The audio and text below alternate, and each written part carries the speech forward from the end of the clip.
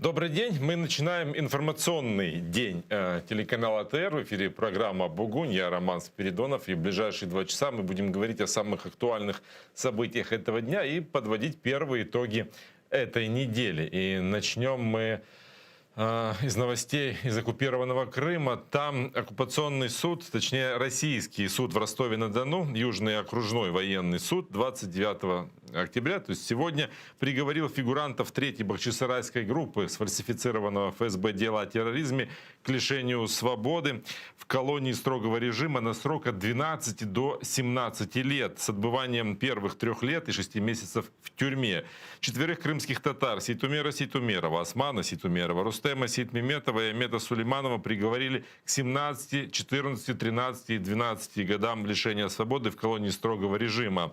Оглашение приговора заняло у судьи 10 минут. Вокруг суда тоже происходили события, и о самом этом так называемом суде, и о том, что происходило в Ростове-на-Дону. Мы поговорим с нашей первой гостьей, она с нами по скайпу, это правозащитница Лутфия Зудиева. Лутфия Ханум, я приветствую вас. Добрый день. 10 минут российскому судье понадобилось, чтобы приговорить 4 крымских татар к таким срокам.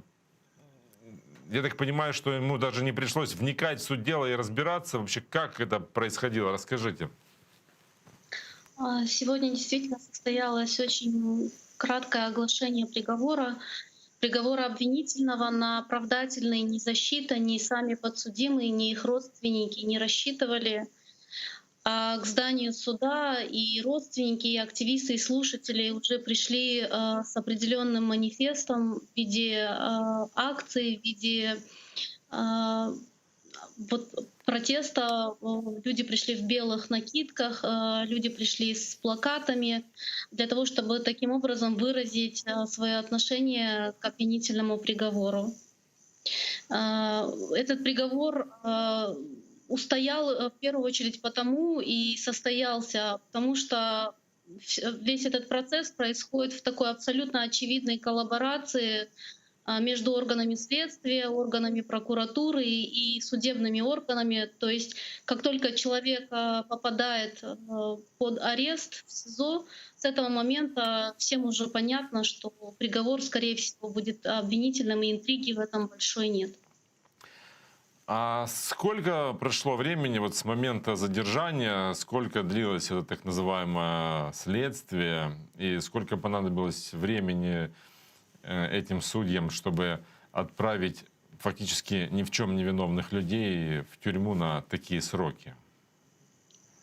Обыски по делу 3-й Бахчисарайской группы проходили в старом городе Бахчисарая в марте 2020 года. Это около 2 лет назад. В ноябре прошлого года их перевезли из СИЗО в Симферополе в СИЗО-1 в Ростове-на-Дону. И сами подсудимые в суде называли это гибридной депортацией, потому что их вывозили против их воли. И около года шло судебное разбирательство, в кавычках я называю это судебным разбирательством, потому что все те аргументы, которые были заявлены защитой, а это более 58 человек, которые пришли защищать этих людей, это более 200 подписей от жителей Бахчисарая, это огромное количество положительных характеристик. И более того, очень четко выстроенная линия защиты. Вот это все не было принято во внимание судом, и вынесены просто огромные сроки за 2 аудиозаписи в старинной мечети города Бахчисарая. Как проходило сегодняшнее заседание? Как выглядели подсудимые, крымчане наши? Заседание проходило в 2 локациях: в Южном окружном военном суде, где дело рассматривалось по существу, и по видеоконференции подключался Крымский гарнизонный военный суд. Из него работала адвокат Лилия Кимиджи, и надеялись пройти крымские слушатели. Но, к сожалению, никого из слушателей в Крыму не допустили. Более того, сегодня происходили какие-то беспрецедентные события. Не просто в здание суда не пускали людей в Крыму. И не просто во двор суда не пускали, а на расстоянии около 100 метров от судебного здания суда а, установили наряд полиции, и они просто не пропускали никого, кроме студентов, которые обучаются в здании по соседству с судом. Адвоката Лилия Гимиджи, которая пыталась пройти на оглашение приговора, она законный защитник одного из обвиняемых, долгое время удерживали сотрудники полиции, несколько человек, потому что они устроили какой-то непонятный виртуальный контрольно-пропускной пункт прямо на дороге и доказывали, что адвокат обязан там предоставить им удостоверение личности, паспорт и так далее. Ну, то есть было сделано все для того, чтобы слушатели просто не попали в зал суда. Тогда слушатели отреагировали следующим образом: и в Крыму, и в Южном окружном военном суде люди одели белые накидки, развернули плакаты, в которых было написано 20 лет за что, 16 лет за что, чтение религиозных книг — это не терроризм, крымские татары не террористы и так далее. То есть вот с такими надписями люди развернули плакаты, одели накидки и стояли ровно до тех пор, пока не начались задержания. В Крыму задержали 30 человек, в Южном окружном военном суде все ограничилось предупреждением наряда полиции, после которого в течение 20 минут и родственники, и слушатели разъехались по домам, потому что им предстоит очень длинный путь домой, и они после оглашения приговора вместе с адвокатами уехали. А вот в Крыму начались жесткие задержания, руководили этими задержаниями сотрудники центра небезызвестного нам. Вот. И всех сейчас доставили в 2 отдела полиции, центральный и киевский, где люди удерживаются, на них, скорее всего, будут опять составлены административные протоколы, опять будут судебные заседания. То есть вот так сегодня день проходит в Крыму. Как восприняли оглашение приговора подсудимые?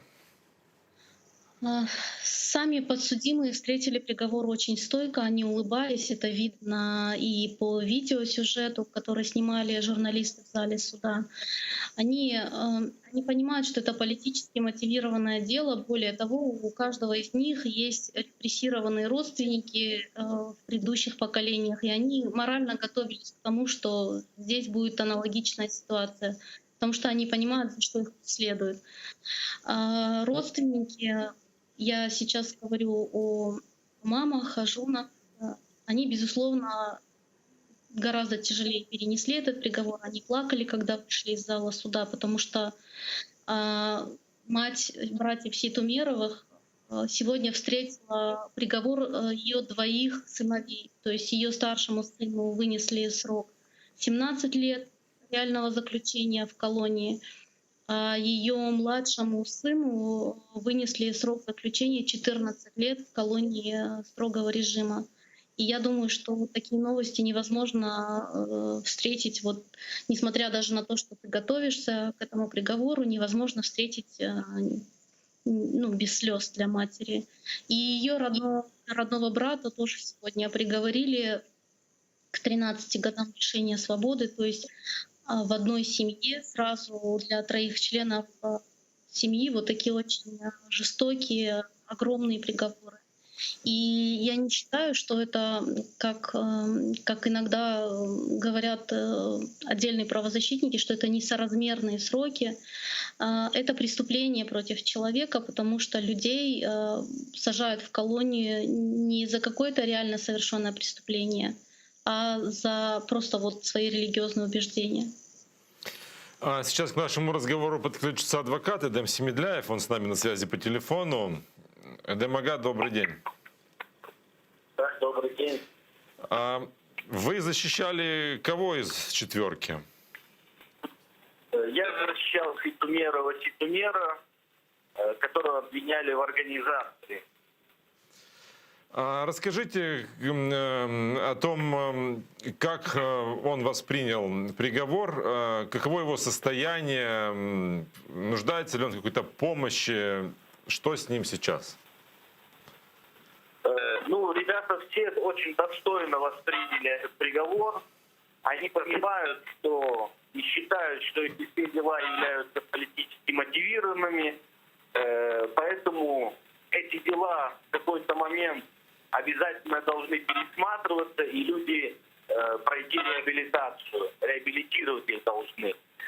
Ребята считают, что не они должны сидеть на скамье подсудимых и обвиняться в насильственном захвате власти, а именно те люди, которые способничали захвату Крыма и предали свою присягу. То есть именно эти люди и должны сидеть в тюрьмах. Так считают наши подзащитные. Ну, вы, конечно же, будете подавать апелляцию, да? Да, конечно, апелляцию будем подавать мы, апелляцию будут подавать сами ребята. Конечно же, ни они, ни защитники не согласны с таким приговором. Давайте поговорим теперь о вашей истории, о попытках вас обвинить в неповиновении полиции. Я зрителям коротко напомню, во время массового задержания на заседании по делу так называемой красногвардейской группы был задержан 21 человек. И когда Эдем Семедляев поехал их защищать в оккупационное отделение полиции, сотрудник Центра противодействия экстремизму Руслан Шамбазов, коллаборант, бывший сотрудник главка МВД Украины в Крыму, потребовал от Эдема Семедляева раздеться, чтобы продемонстрировать, есть ли у него экстремистские татуировки, и пытался запретить записывать разговор на аудио. Из-за этого он обвинил Эдема Семедляева в неповиновении полиции. Эти два протокола были направлены в суд, но суд их отправил на исправление в это оккупационное отделение полиции. Вот, значит ли это, что этой истории конец или будет еще какое-то продолжение? Конечно же, в этой истории может быть продолжение, так как сотрудник может что-то доделать, что-то переделать и заново направить весь материал в суд. Ну, самое страшное в этой истории, конечно же, это то, что сотрудники полиции пытаются давить на защитников, и мы видим, что если они могут потребовать вот такого рода незаконные требования с профессиональных юристов, то как они будут себя вести с простыми людьми и какие требования они будут предъявлять простым людям, которые не владеют юридической грамотностью, можно сказать. Профессиональное сообщество как-то отреагировало на эти действия Шамбазова? Да, слава богу, что коллеги, адвокатская палата Крыма адекватно отреагировала, помогала мне в этом вопросе, за что им, конечно же, огромная благодарность. Потому что каждый адвокат, каждый юрист понимает, что сегодня эти незаконные требования будут предъявлены мне, завтра на моем месте может оказаться любой адвокат. Сегодня были задержаны еще 30 человек, тоже по обвинениям в нарушении санитарных норм и в организации незаконного собрания, если я не ошибаюсь, поправьте меня в формулировке. Эти люди, наверное, тоже нуждаются в помощи. Будете ли вы их защищать сейчас? Ну, к сожалению, сегодня я не могу прибыть в отделение полиции, так как мы возвращаемся с Ростова-на-Дону. Вы в Ростове были. Но мои коллеги подключились к защите. Этих людей действительно задержали по надуманным основаниям. Это люди, которые пришли поддержать своих единоверцев, крымских татар, которые считают, что все эти приговоры незаконные. И только лишь за их позицию их сегодня арестовали и пытаются привлечь к административной ответственности. Благодарю вас, Эдем, за то, что подключились к нашему эфиру. Эдем Семедляев, адвокат. Мы продолжаем разговор с Лутфией Зудиевой. Лутфия Ханум, я хотел бы подробнее поговорить о каждом из задержанных. Что это за люди, в каком они состоянии? Потому что вот приходит информация о том, что, вот, например, Амет Сулейманов, он находился вообще под домашним арестом из-за своего состояния здоровья. Он нуждается в регулярном посещении врача. Ему даже рекомендовали замену сердечного клапана. То есть это достаточно серьезное заболевание с риском для жизни. И тем не менее он, я так понимаю, отправится в тюрьму в российскую. Вот расскажите об этих людях, в каком они сейчас состоянии, как их состояние здоровья. Амета Сулейманова знаю лично, потому что он является гражданским журналистом Крымской солидарности. Длительное время до того, как у него появились проблемы со здоровьем, он занимался освещением обысков и арестов в Бахчисарае. Сейчас у него крайне критическое состояние. В день его ареста и избрания меры пресечения я присутствовала в зале заседания как журналист, и я видела, в каком состоянии он находится. Более того, это состояние было для следователей ФСБ. Он буквально задыхался. Ему даже открывали окно в зале суда, потому что для него пребывание в пространстве с ограниченным количеством свежего воздуха просто опасно. У Амета сердечная недостаточность серьезная. И я пока не понимаю, как этот человек будет находиться в заключении, то есть вообще как судья выносил этот вердикт, зная и видя все медицинские документы, которые защита приобщила к материалам дела. Но до вступления приговора в законную силу, то есть пока не будет рассмотрена апелляция по делу этой группы, Амет Сулейманов будет находиться под домашним арестом, то есть его мера пресечения в зале суда сегодня не изменилась, и его в зале суда не задержали. Но суд вынес ему реальный срок, это 12 лет в колонии строгого режима. И если апелляция не пересмотрит решение первой инстанции, которое было сегодня принято, на мой взгляд, абсолютно незаконное решение, то этому человеку действительно грозят очень большие риски в колонии с точки зрения его здоровья. Но это фактически убийство получается. Да, мы много говорили о пожилых людях, которые находятся сейчас в СИЗО по такой же статье 205.5, тоже по обвинениям в терроризме, не обоснован ничем. И это люди, которым 63 года и 61 год.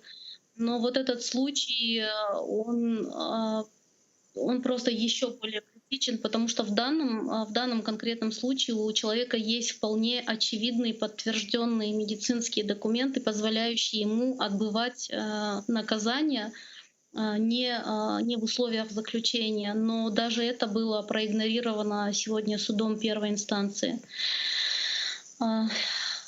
Органы следствия ранее говорили о том, что после оглашения приговора ты все равно отправишься в колонию. То есть вот это его пребывание под домашним арестом, это было просто временная отсрочка какой-то, потому что в России нет практики, когда люди по 205.5 уходят под условные сроки или под домашние аресты. То есть, как правило, нет в принципе такой практики. Не менее серьезном состоянии находится Осман Ситумеров, тоже с большим количеством заболеваний. Его адвокат Эмине Ханум Авамилева неоднократно в суде говорил о том, что ему необходимо сделать медосвидетельствование. В СИЗО она обращалась и здесь, и в Ростове-на-Дону. Но на ее адвокатские запросы просто администрация СИЗО просто проигнорировала, то есть его даже не вывезли на медосвидетельствование, несмотря на то, что адвокат настаивал на проведении такого освидетельствования. Это вот о людях, которые нуждаются сейчас во внимании общественной с точки зрения их медицинских диагнозов. А если вот коротко охарактеризовать, то Ситумеров — это человек с высшим образованием, историк. Его младший братишка тоже человек с высшим образованием, инженер. Осман его зовут. Их дядя работал строителем, но по образованию физик, математик. И Амет Сулейманов работал до ареста менеджером в салоне мобильной связи. То есть это были, в принципе, такие публичные, абсолютно социально устроенные люди. И вот тот факт, что в суд пришло защищать столько людей, и они написали столько характеристик, он еще раз это доказывает. Есть какие-то сейчас подробности вот этого часа по 30 задержанным? Где они находятся, что с ними делают? Да, вот только что адвокаты сообщили, что в одном из отделов, это отдел Киевский, который находится возле здания ФСБ в Симферополе на Дзержинского, по отношению к задержанным стали применять неправомерные требования. Во-первых, они хотят провести дактилоскопию, отобрать у них слюну. Во-вторых, они требуют их пройти освидетельствование на наличие алкоголя, что тоже не проводится просто так вот в случае стандартных задержаний. И адвокат Эмиль Курбетдинов считает, что это грубое нарушение прав этих людей. У них потребовали сложить их мобильные устройства, телефоны, и изъяли белые накидки, в которых они находились во время акции, изъяли их под протокол.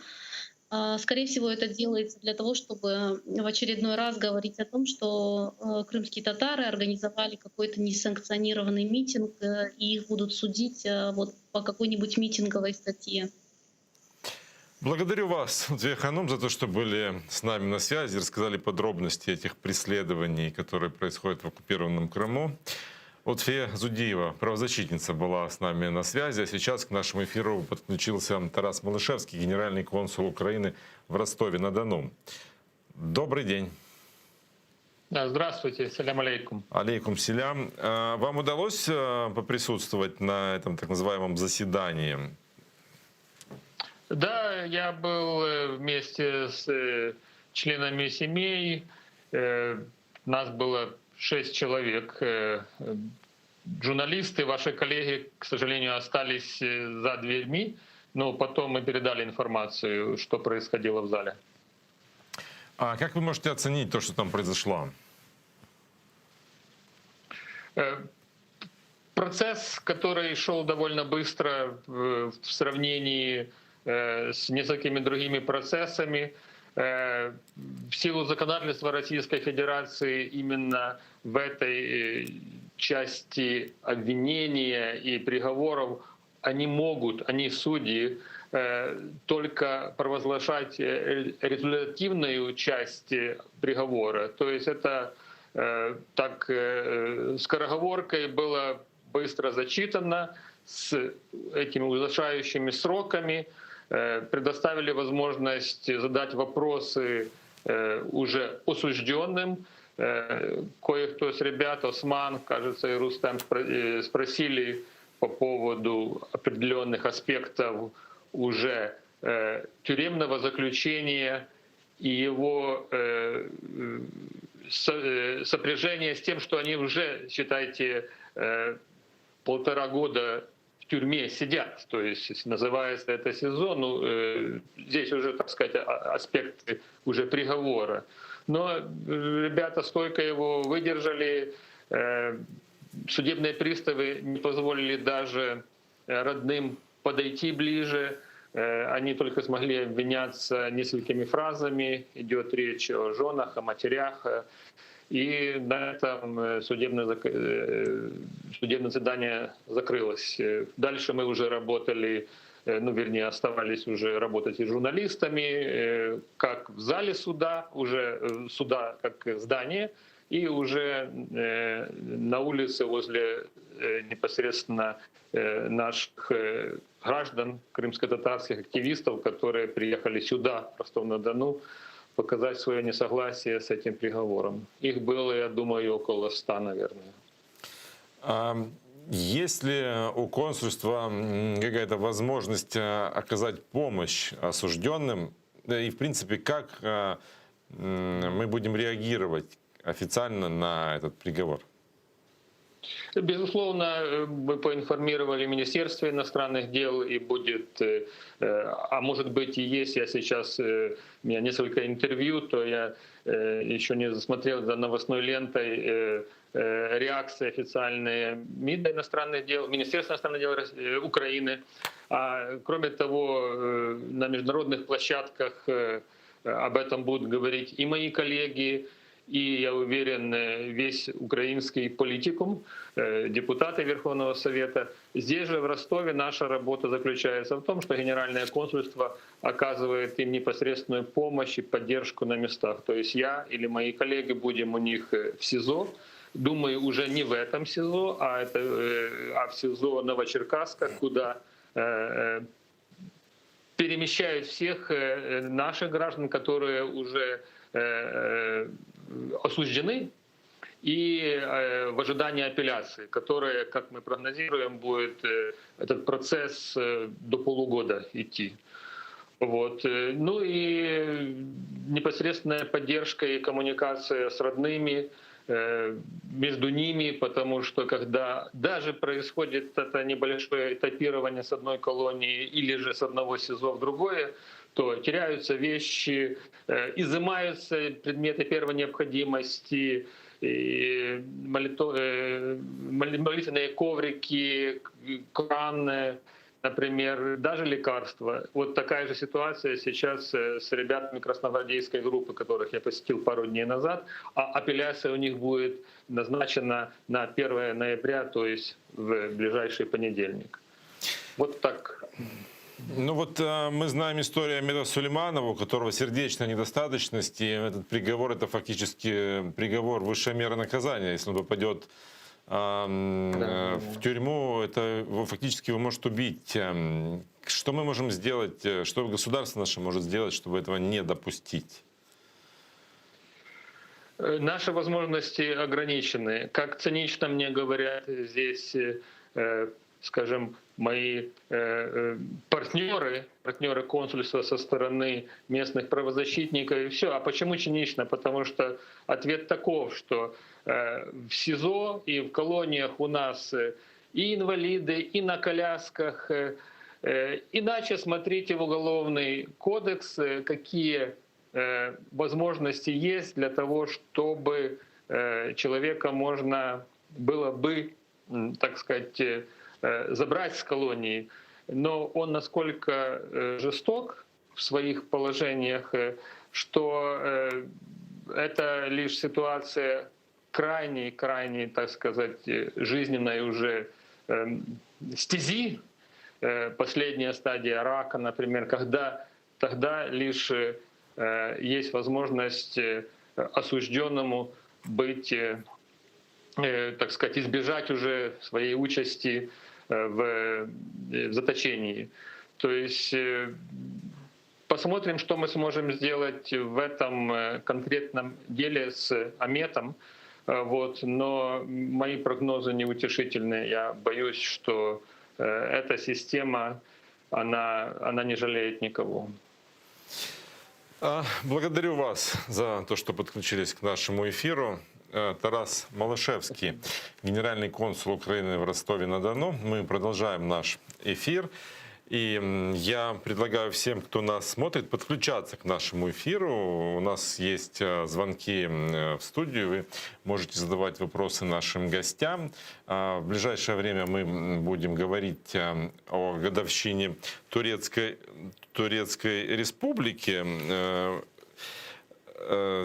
И будем говорить как о наших взаимосвязях с Турцией, о том, как мы можем сотрудничать в плане деоккупации, помощи нашим политузникам. Поэтому подключайтесь к нашему эфиру. Ну и не забудьте подписаться на наш YouTube-канал, потому что это удобно. И всегда можно в любое время посмотреть те программы и те эфиры, которые вы не успели посмотреть живьем, что называется, в прямом эфире. Ну и подпишитесь на наш Patreon, потому что ваша поддержка для нас очень важна. С нами на связи Евгения Габер, кандидат политических наук, и как раз мы будем говорить о национальном празднике Турции, который ежегодно отмечается с 23 года в честь провозглашения Турецкой Республики. Именно 29 октября 1923 года Мустафа Кемаль Ататюрк провозгласил Турцию республикой. В честь этого события и был учрежден этот праздник. И вот, собственно, как это событие повлияло на развитие Турции, как это изменило Турцию? Это мой первый вопрос к моей гости. Добрый день, Евгения. Доброго дня. Вы, наверное, уже услышали мой вопрос, да? Мы можем начать эту беседу. Как изменилась Турция, как повлияло на нее изменение устройства государственного? Так, дякую. Насправді, республіки в Туреччині це багато більш ніж просто фактичне відзначення якогось дня. Це була та сучасна Туреччини. Тому що це абсолютно всі сфери життя, і це той рік, коли політично, соціально, освіти в сфері відбулися тектонічні зміни, почали фактично розвиток республіки. Связь, и вас очень съедаются слова. Может быть, сейчас наши инженеры что-то смогут исправить, перенабрать вас, чтобы мы могли поговорить все-таки, потому что, к сожалению, ничего не слышно. Ну а пока у нас пауза техническая. Есть еще новости из оккупированного Крыма. Этой недели оккупационный суд продлил срок содержания в СИЗО первому заместителю главы Меджлиса Нариману Джилялову. Ему продлили арест до 23 января. И я напомню, что его оккупанты обвиняют по абсолютно надуманному обвинению чуть ли не в организации взрыва газовой трубы в селе Перевальное, что под Симферополем. Вместе с ним еще по этому так называемому делу проходят братья Ахтемовы. Все эксперты в Меджлисе в том числе говорят, что это такая месть России за саммит Крымской платформы. Ну и вот его задержание, а теперь уже и продление ареста прокомментировали и в Министерстве иностранных дел. Эмине Джипар, первая заместительница министра, осудила это решение. Давайте послушаем, что она сказала.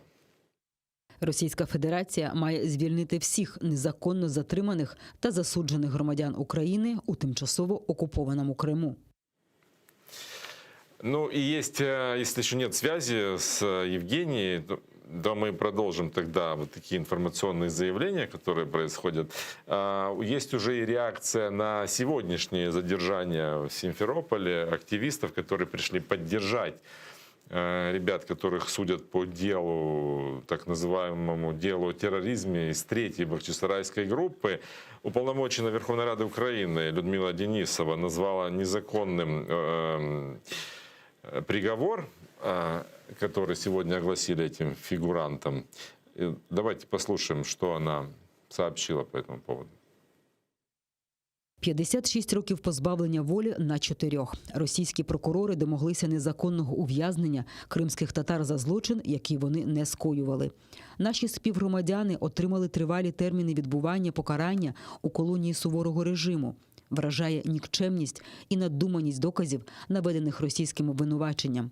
Усі вони зводилися до показань 2 таємних свідків ФСБ, які постійно плуталися у своїх свідченнях. Цинізм та брехня з боку Росії призвели до того, що кримські родини залишилися без годувальників, а одна з них одразу без 3. Осман Сейтумеров і Сейтумер Сейтумеров – рідні брати. Рустем Сейтмеметов – їхній дядько по материнській лінії. И сегодня же Украина в ООН заявила о том, что после оккупации Крыма Россия проводит активную политику межнациональной дискриминации на полуострове, где не останавливаются ни обыски, ни массовые задержания крымских татар. Давайте послушаем, что об этом сказал наш представитель. Сказала. Після окупації Криму Росія розпочала широкомасштабну кампанію культурного знищення проти кримськотатарської та української громад, зайнялася колективним покаранням цілих етносів у Криму. Люди в Криму продовжують незаконно затримуватися і зникати. Припиняються культурно важливі збори, обмежена освіта кримськотатарською та українською мовами, залякують ЗМІ з цих несприятливих громад. Це є масовим порушенням Міжнародної конвенції про ліквідацію всіх форм расової дискримінації. Вот такое вот заявление, которое прозвучало с трибуны ООН, это площадка, на которой постоянно звучат заявления, осуждающие оккупацию Крыма. И вот ежегодно Организация Объединенных Наций голосует и принимает резолюции по ситуации в оккупированном Крыму, осуждающие резолюции. Каждый раз меняется их содержание, уточняются те преступления, которые происходят на территории оккупированного Крыма, которые совершает Россия на украинской земле. И вот есть информация о том, что в этом году новая резолюция Генеральной Ассамблеи ООН будет содержать информацию о Крымской платформе. Это платформа, которая прошла в августе, которая собрала 46 стран, которые в очередной раз поддержали свою позицию о непризнании оккупации Крыма, о признании целостности территории независимости Украины. Вот такие новости у нас сегодня есть. Евгения Габар с нами на связи, мне подсказывают, и мы продолжим наш разговор. К сожалению, очень было плохо вас слышно в начале, поэтому сначала и начнем. Собственно, как форма государственности повлияла на развитие Турции? Почему для турок это теперь главный праздник, и почему они чтят Ататурка? Ну, фактично, 29 жовтня 23-го року було засновано Турецьку Республіку, і зі зміною форми правління, звичайно, що відбулися кардинальні зміни в усіх сферах життя. В першу чергу це стосується і політичного устрою, але це також торкнулося і дуже багатьох інших суспільних сфер. Ну, якщо просто перерахувати деякі зміни, буквально, які відбулися з того часу, це відмова від халіфату і це створення світської республіки. Це також така тектонічна зміна, важлива, яка визначила розвиток Туреччини саме як світської республіки демократичної, яка в подальшому стала і членом НАТО, і, власне, частиною такого західного цивілізаційного виміру. Другий момент – це, звичайно, також і ті зміни, які відбулися на рівні простого життя. Столиця була перенесена до Анкари, в тому числі і для того, щоб не було будь-яких асоціацій більше зі Стамбулом, султанатом, халіфатом, тобто скасування всіх тих речей, які існували протягом багатьох століть. Ну і, звичайно, це всі ті реформи, які провів Мустафа Кемаль Ататюрк, за що його і чтять, за військові перемоги, звичайно, за те, що він зміг після розпаду Османської імперії і Першої світової війни створити сильну Турецьку республіку. Це введення латиниці. Треба нагадати, що це відбулося також тільки наприкінці 20-х років, перехід, власне, на латинське письмо. Це і відмова від фесок, відмова від певних елементів в одязі. І це, в принципі, зміна стилю життя. Це те, що називається вестернізація і модернізація Туреччини. Це повна зміна основних устоїв і засад життя, які, в принципі, і вивели Туреччину на той рівень розвитку, на якому вона знаходиться зараз. Давайте поговорим о наших взаимоотношениях с Турцией и вообще о роли Турции вот в нашем регионе. Мы видим достаточно, можно сказать, частые встречи, визиты нашего президента, наших президентов с Реджепом Таyyipом Эрдоганом. В то же время мы видим и сотрудничество Турции с Россией. Вот как вы можете оценить позицию Турции в этом контексте? Позиція Туреччини дуже чітка. Це послідовна підтримка і територіальної цілісності, і суверенітету України. Це невизнання незаконної анексії і окупації Криму. І це, що дуже важливо, також і підтримка в практичних кроках, в політичних рішеннях, в наданні допомоги, в тому числі військово-технічної Україні, а не тільки підтримка на рівні політичних заяв, хоча це також є важливим. А мені здається, що найкращим прикладом того, на якому рівні зараз знаходяться наші відносини, є якраз нещодавні події з використанням турецьких безпілотників на сході України, після чого Росія вже оголосила про заборону імпорту турецьких мандаринів і цитрусових на територію Росії. Це, в принципі, така дуже послідовна позиція Російської Федерації – умовно карати всіх, хто наважується співпрацювати з Україною. Але тим не менше це не змінює головного. Зараз ми бачимо в Туреччині союзника, стратегічного партнера. І, безумовно, цю допомогу відчуваємо і на рівні двосторонніх відносин, на рівні багатосторонніх майданчиків. Ви говорили про Кримську платформу, зокрема Туреччина долучилася до роботи Кримської платформи, активно нас підтримує в ООН, в інших міжнародних організаціях. Тому це якраз такий приклад стратегічного партнерства в дії, яке тільки міцніше з кожним днем. Тому, крім того, що подякувати і привітати Туреччину з національним статом, сьогодні більше нічого не залишається. Вот интересный вопрос. Россия реагирует на действия Турции достаточно, ну, на мой взгляд, странно. Турция сбивает российский самолет, Россия запрещает турецкие помидоры. Или там закрывает авиасообщения, чтобы не летали туристы. То есть на достаточно такие серьезные шаги Турции в поддержку даже Украины, когда перед последней встречи Эрдогана с Путиным, Эрдоган заявил с трибуны Генеральной Ассамблеи ООН о том, что никогда не признает Крым российским, и поехал навстречу к Путину. Путин его встречал чуть ли не с объятиями. Вот почему Россия может шантажировать Европу, устраивать кибератаки, вмешиваться в политику, во внутреннюю политику США, воевать с нами, а вот против Турции она применяет, ну, такие символические жесты протеста, скажем так? Тут, з одного боку, треба розуміти, в принципі, логіку і стратегічну культуру Російської Федерації. Дуже часто це якісь такі символічні абсолютно кроки, але, в принципі, стратегічну зброю Росія вбачає, очевидно, не тільки в енергоресурсах і в поставках газу, але, в принципі, і в помідорах, і в мандаринах, і в туристах, в усьому, в чому можна це використати, це буде використано. І навіть якщо це якісь абсолютно символічні кроки, звичайно, що певний якийсь, хоча і незначний, але тим не менш ущерб можна нанести турецькій економіці чи українській економіці завдяки таким крокам в тому числі. Водночас не треба забувати, що Туреччина є членом НАТО, і це ключовий фактор. Причому Туреччина є не просто членом НАТО, а другою найбільшою армією в альянсі після Сполучених Штатів, і розвинений оборонно-промисловий комплекс, який зараз на 70-75% повністю забезпечує потреби турецьких збройних сил.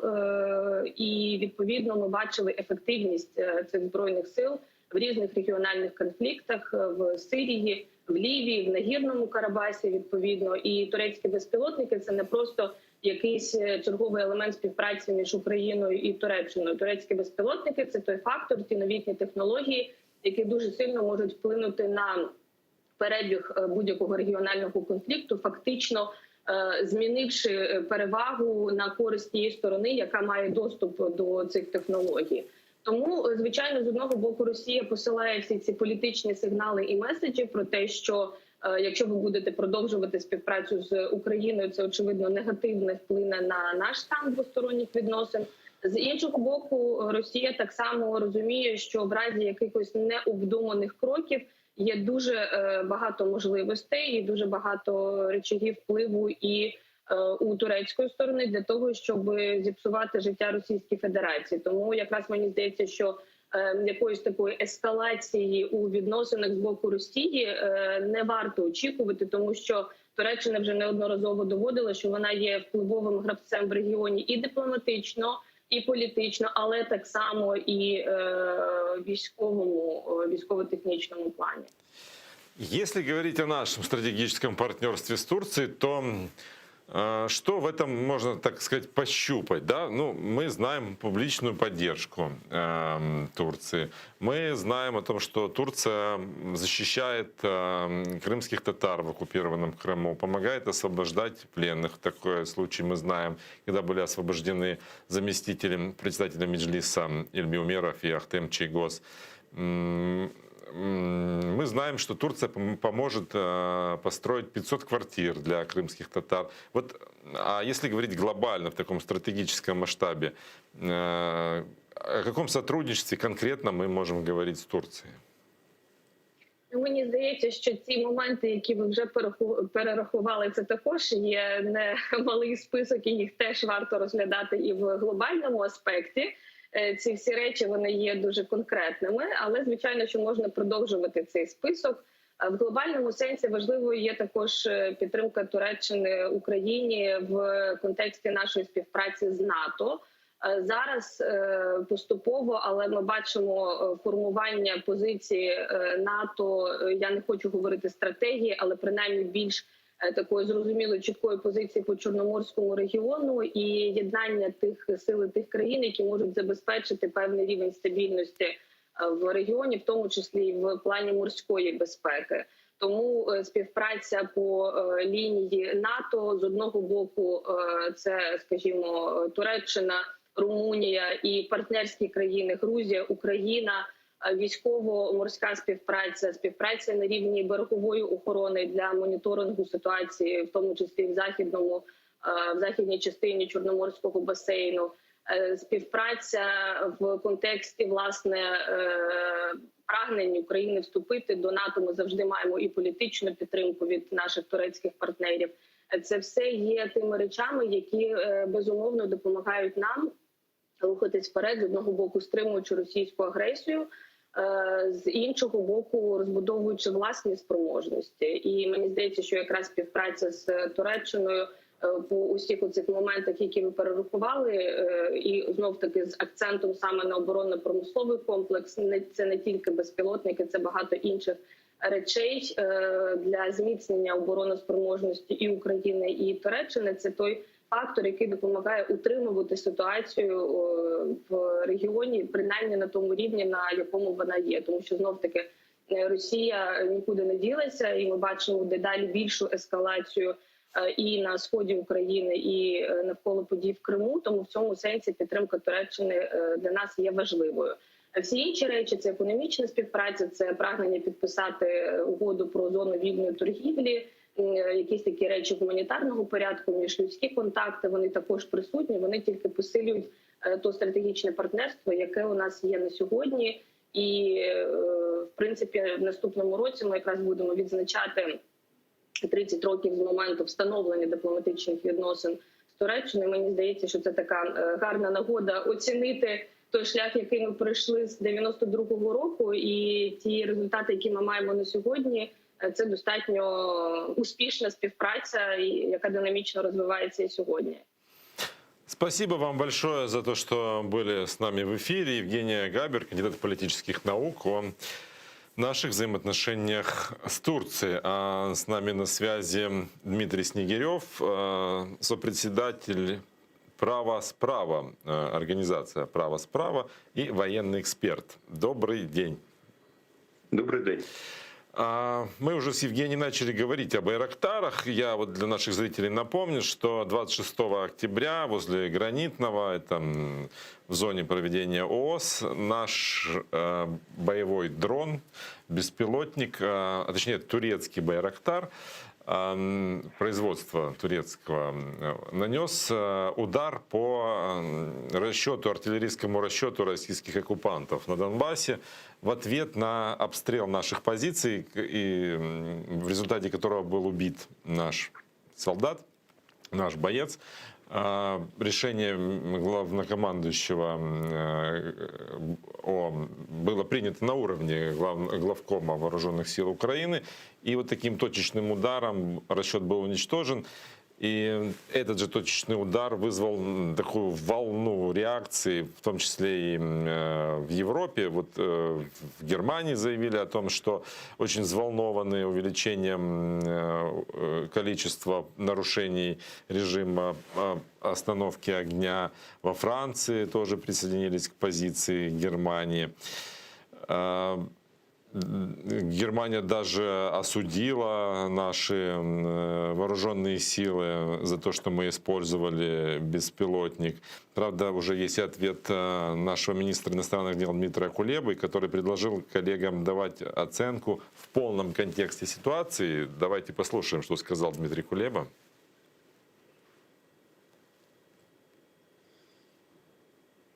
По-перше, Україна нічого не порушувала. Друге, ми дотримали необхідних процедур комунікації з ОБСЄ для того, щоб застосувати право на самозахист.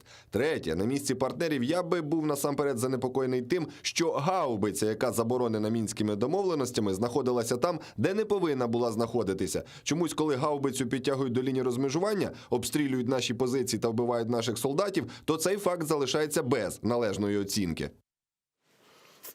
Дмитрий, почему, казалось бы, всего лишь один удар из беспилотника наделал столько шума? Ведь еще есть реакция и Турции, где СМИ пишут о том, что Путин в шоке, и в России тоже очень бурно реагируют. Почему так? Ну, власне, йдеться про зміну тактики і стратегії збройного протистояння з боку ЗСУ. Власне, наразі ЗСУ з відстані 15 кілометрів, тобто не порушуючи лінії розмежування, можуть досить ювелірно знищувати місця накопичення важкої бронетехніки і живої сили супротивника. А нашим західним партнерам я хотів би нагадати чи дати пораду уважно читати ті документи, які вони підписували, і, власне, після цього вже висувати претензію до України. Справа в тім, що в комплексі заходів щодо припинення вогню від 2020 року чітко записано, що заборона на використання безпілотних літальних апаратів іноземних. В той час як Байрактар є українським безпілотником іноземного виробництва. Це різні речі. Іноземні безпілотники, інших країн, я перепрошую, іноземні безпілотники – це російський Орлан-10, який періодично порушує повітряний простір України поблизу зони розмежування, але разом з тим жодної реакції з боку Франції і Німеччини на цей кричущий факт власне невиконання Російської Федерації взятих на себе зобов'язань немає. Друге, Кулеба слушно зауважив на рахунок гаубиці Д-30. Я поясню, про що йде мова. Власне, в мінській домовленості чітко вказано, що подібна ствольна артилерія калібром більше 100 мм має бути відведена від лінії розмежування на відстань 25 кілометрів. Гаубиця Д-30 – це 122 мм. Тобто, що вона робила в зоні розмежування, причому йдеться про батарею цих гаубиць, питання відкрите. Якщо ми подивимося відео, ми чітко бачимо, що вони стоять на, власне, вогневих позиціях навіть без ознак маскування. Тобто вони настільки знахобніли, що не очікували вогню у відповідь, натомість наражаючи мешканців, власне, українського села на небезпеку. Це ще третє порушення, власне, стороною Російської Федерації взятих на себе зобов'язань. Йдеться про те, що вогневому ураженні були піддані не тільки позиції ЗСУ, але й в першу чергу житлові квартали. А це вже порушення правил ведення війни. І це навіть не хвилює наших західних партнерів. Ну і наостанок, власне, те, що відбулося, це відплатний вогонь з боку ЗСУ. Тобто факт порушення був спочатку з боку бойовиків, який призвів до руйнації житлових будинків, загибелі українських військових. І лише потім було прийнято рішення про застосування безпілотника, я ще раз підкреслюю, без перетину лінії розмежування. Коли Бутусов, виходячи авторитетно, починає версти ахінею про те, що він скорше за все перетнув лінію розмежування, він працює, власне, на ворожу сторону, даючи можливість подвійного трактування, що все ж таки з боку України є певні порушення. Ще більше мені не зрозуміло так звані військові експерти, які говорять про те, що відпрацювали муляжем бомби, знижуючи, власне, ну, скажімо, той пропагандистський і матеріальний збитки, які були завдані окупаційним військам. Менше з тим, я ще раз, пане Романе, хотів би підкреслити, це дійсно історична позиція.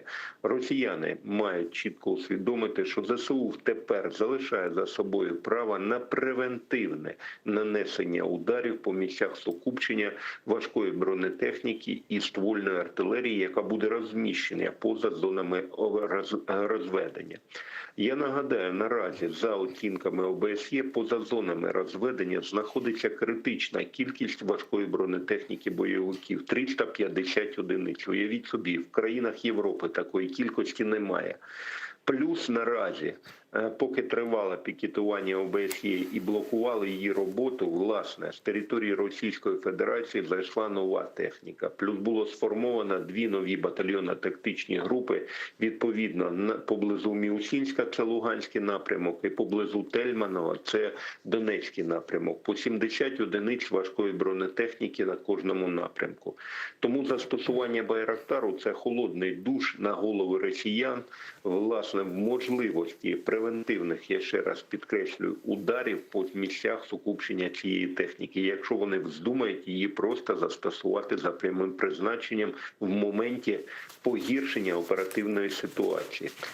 До речі, варто зазначити, що, пане Романе, свого часу ми в вашій студії піднімали питання щодо можливості превентивних ударів за допомогою Байрактар. Тоді подібні виступи сприймалися критично, бо мені закидали навіть, що я ледь не порушую, там, скажімо, вимоги, взяті на себе Україною в моменті, власне, припинення вогневого протистояння. Але наразі, як ми бачимо, нарешті ситуація зрушила з місця, і ми отримали величезний, скажімо, і моральний потенціал, головне політичний в моменті підвищення морального духу наших вояків, відповідно пониження боєздатності вояків самопроголошених республік. І ще один момент, на який би варто звернути іноземним дипломатам, це, власне, те, що незважаючи на використання Байрактару, практично з тих самих позицій було нанесено знов-таки вогневе ураження по житлових кварталах українського села. Йдеться про Гранітне. Тобто бойовики свідомо йдуть на провокацію, прекрасно розуміючи, що українська сторона змушена відкривати вогонь і, відповідно, реагувати адекватними засобами. І, закінчуючи, я хотів би зауважити, що, власне, не варто німцям і французам вчити нас, як нам треба воювати і захищати рідну землю. Якщо ці країни пристали на газовий шантаж Російської Федерації і фактично зрадили взяті на себе зобов'язання, то це проблеми виключно Франції і Німеччини. Я нагадаю, свого часу саме позиція Франції зробила рукопотисканою Росію після вторгнення Збройних сил з цієї країни в Грузію. 2008 рік. Саме позиція Франції. Наразі ми бачимо те саме. Франція здає стратегічні інтереси України в обмін на певні економічні преференції. Тому у нас не має бути рожевих окулярів. Заяви мають бути наджорсткі по відношенню до так званих партнерів. І, відповідно, паралельно ми маємо розвивати військово-технічну співпрацю, в першу чергу з Великою Британією і Сполученими Штатами. Не випадково Велика Британія вже заявила про можливість постачання ракет для потреб українського військово-морського флоту і, відповідно, ЗСУ. Оце адекватна відповідь дійсно стратегічних партнерів. А не рано ли говорить о изменении стратегии ведь что за этим эффектом психологическим стоит? Ведь у нас их байрактаров-то всего, если не ошибаюсь, пока 6 штук. 12. Уже 12? Ну, даже 12. 12. Є байрактари для потреб військово-морського флоту. Достатня кількість в Азербайджані було приблизно те саме. Власне, за цим ефектом стоїть, я ще раз підкреслюю, певні бойові характеристики байрактару. Йдеться про те, що коли ми давали на загал інформацію про можливість, тільки можливість, не навіть сам факт використання байрактарів, була миттєва реакція з боку Російської Федерації. Тоді було зафіксовано передислокацію на окуповані території новітніх розробок російського ВПК, зокрема РЕП, це житель Красуха, ртуті, які призначені для боротьби з безпілотниками. І відповідно були завезені новітні зразки зенитно-ракетних комплексів. Це лучник Є та Тор, які знов-таки призначені для боротьби саме з безпілотними літальними апаратами. Тобто росіян лякала навіть сама можливість застосування. А тут йдеться про бойове використання вже наявної техніки. І головне, пане Романе, користуючись ефіром, можна подякувати турецьким партнерам за байрактари, але є один момент. Справа в тім, що байрактар створений для метео, скажімо, умов Туреччини, коли постійна сонячна погода. Ну, Азербайджан, відповідно, там Сирія, Лівія. Натомість в Україні лише 60 днів ясної сонячної погоди, коли, власне, оптика Байрактар може працювати без перешкод. Йдеться про те, що інші дні – це велика туманність, особлива лінія розмежування. Тобто питання використання Байрактарів досить проблемне. І в цьому аспекті треба піднімати питання щодо розвитку власного ВПК, зокрема фінансування проєкту українського ударного розвідувального безпілотника «Сокіл-300», який за своїми характеристиками набагато краще турецького аналогу. Йдеться про те, що Байрактар може брати бойової нагрузки 60 кг, український аналог – 300. Байрактар може працювати лише з висоти потолка 3000 метрів, в той час як, власне, український його аналог «Сокіл-300» може запускати ракети з відстані, тобто потолка 30-50 метрів, з відстані до 15 кілометрів, що його робить практично неуязвимим для російських ППО. У ППО російських, на жаль, є позитивний досвід боротьби, власне, з байрактарами в тій самій Сирії і в Лівії. І тут ще один момент – вартість українського «Сокілу». Він приблизно, за оцінками спеціалістів, буде вартувати українському бюджету 45 мільйонів, в той час як вартість Байрактару приблизно до 200. Тобто є з чим порівнювати. Благодарю вас за ваше экспертное мнение, за то, что подключились к нашему эфиру. Дмитрий Снегирев, сопредседатель организации «Право справа» и военный эксперт, был с нами на связи. А этот час уже подошел к концу. Я напоминаю, что вы всегда можете подписаться на наш YouTube-канал для того, чтобы в удобное для вас время посмотреть те программы, те эфиры, которые вы не смогли посмотреть живьем, что называется. И можете поддержать нас, подписавшись на Patreon. А ваша поддержка нам очень нужна. Я не прощаюсь. После небольшого перерыва, буквально через 5 минут, мы снова встретимся в этой студии и будем говорить о событиях, которые произошли на этой неделе в оккупированном Крыму и на материке. Спасибо, что с нами.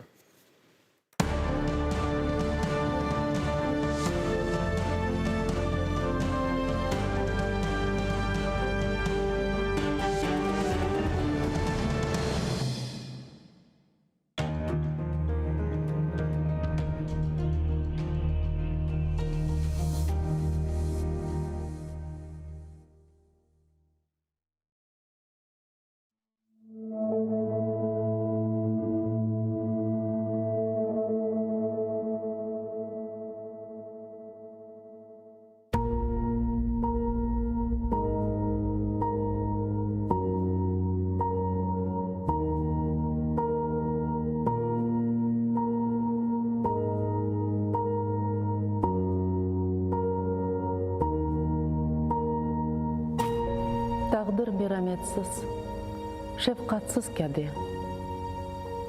insanni çok şeyden ayıra bile. Ama uğrar eken yürek teninde, algan nefeste anla dost bille. Seni unutmagan vatanın olsun. Taqdir koldan ayırır, dayanırsın. Baxtlı yoldan ayırır, dayanırsın. Dayanırsın, dayanırsın, dayanırsın. En ağır ehvalda umutmen tile. Seni unutmagan vatanın olsun.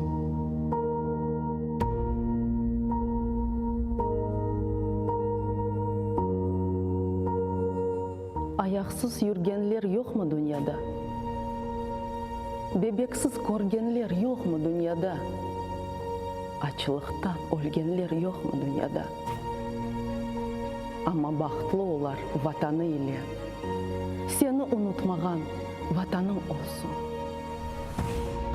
Kozumnun bebeği nursuzlanacak. Omur ne? Altın mı? Kırsızlanacak. Ebedi ne şöhret ne şan kalacak. Unutma kendini bilgenden bile. Seni unutmagan vatanın olsun.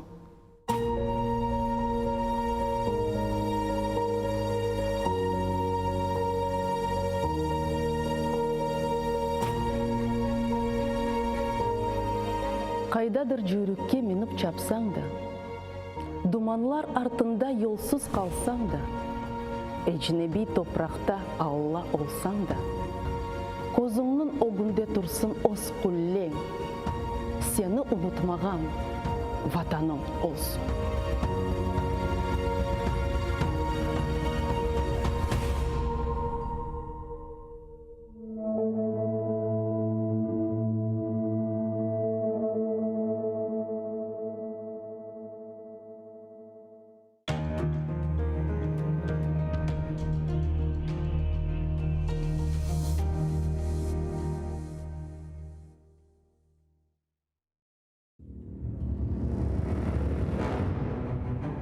Хаджи Герай Кырым ханлығыны тізгенде 29 yaşında еді. Тахминен 350 yıl devamında Kırım ханлығы devlet olarak hüküm sürdü. İsmail Gasprinski Tercüman gazetini 28 yaşında neşir etip başladı. Номан Челебиджихан Kırım Tatar Milli Kurultayını 33 yaşında tızdı.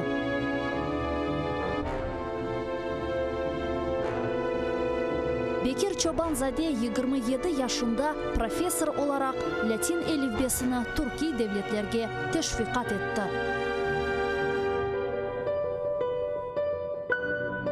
Şair Amdi Geraybay 29 yaşında milletçilikte kabatlanıp Moskvada Butyrka hapishanesinde vahşice öldürüldü. Ahmetхан Sultan birinci kere karamanlıkını 23 yaşında kazandı. 25 yaşında ise 2 defa karaman oldu. Musa Mahmud 1978 senesi hakimiyetke karşı isyan etip ozunu yaktı. Milli meşal oldu. Ayşe Setmuratova 27 yaşında adalet kureşine kırıştı ve bütün ömrünü Kırım Tatar milli hareketine bağışladı. Genç ve yaşlar, fedakarlık ve kahramanlık için kureş meydanı açıktır.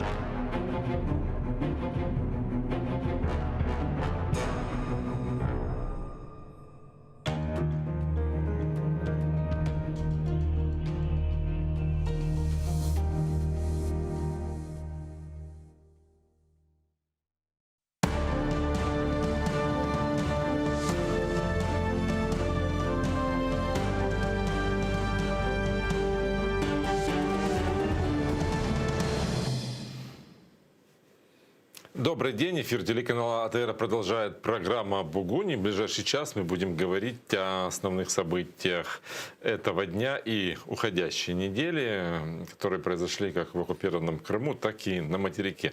Прежде чем начать разговор, я по традиции напомню, что вы всегда можете подписаться на наш YouTube-канал.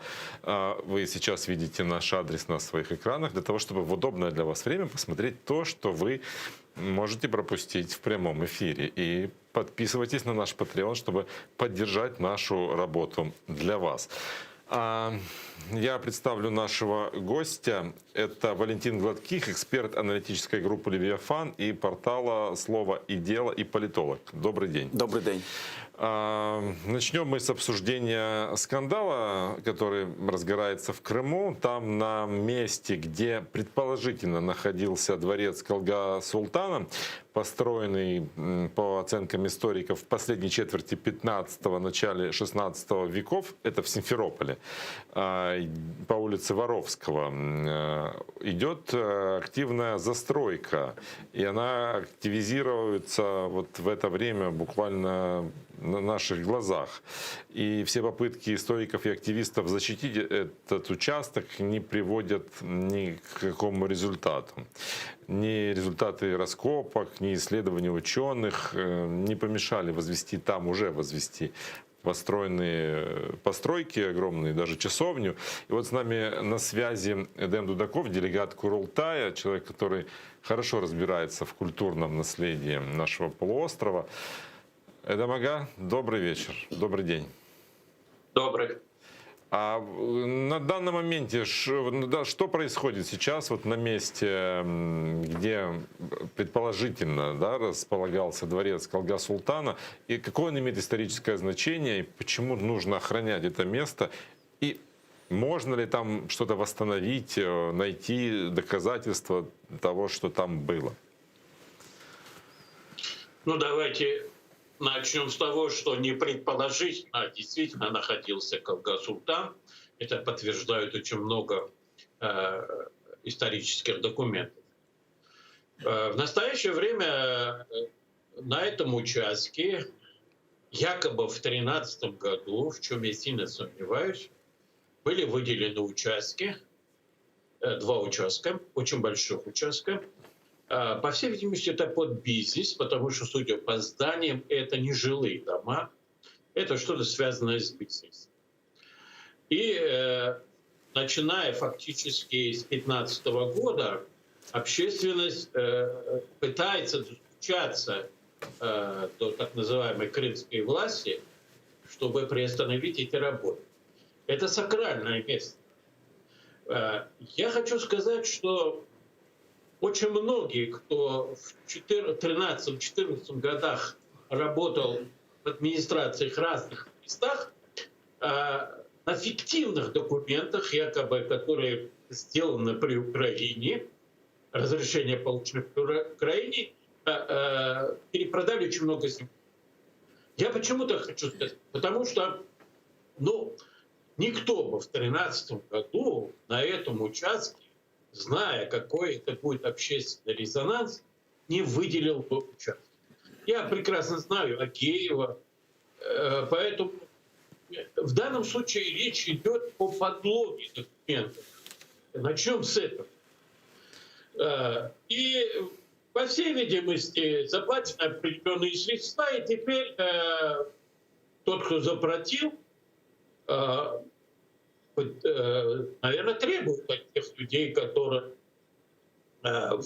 сделали ему эти документы, чтобы они выполнили свои услуги. Возможно, даже и шантажируют.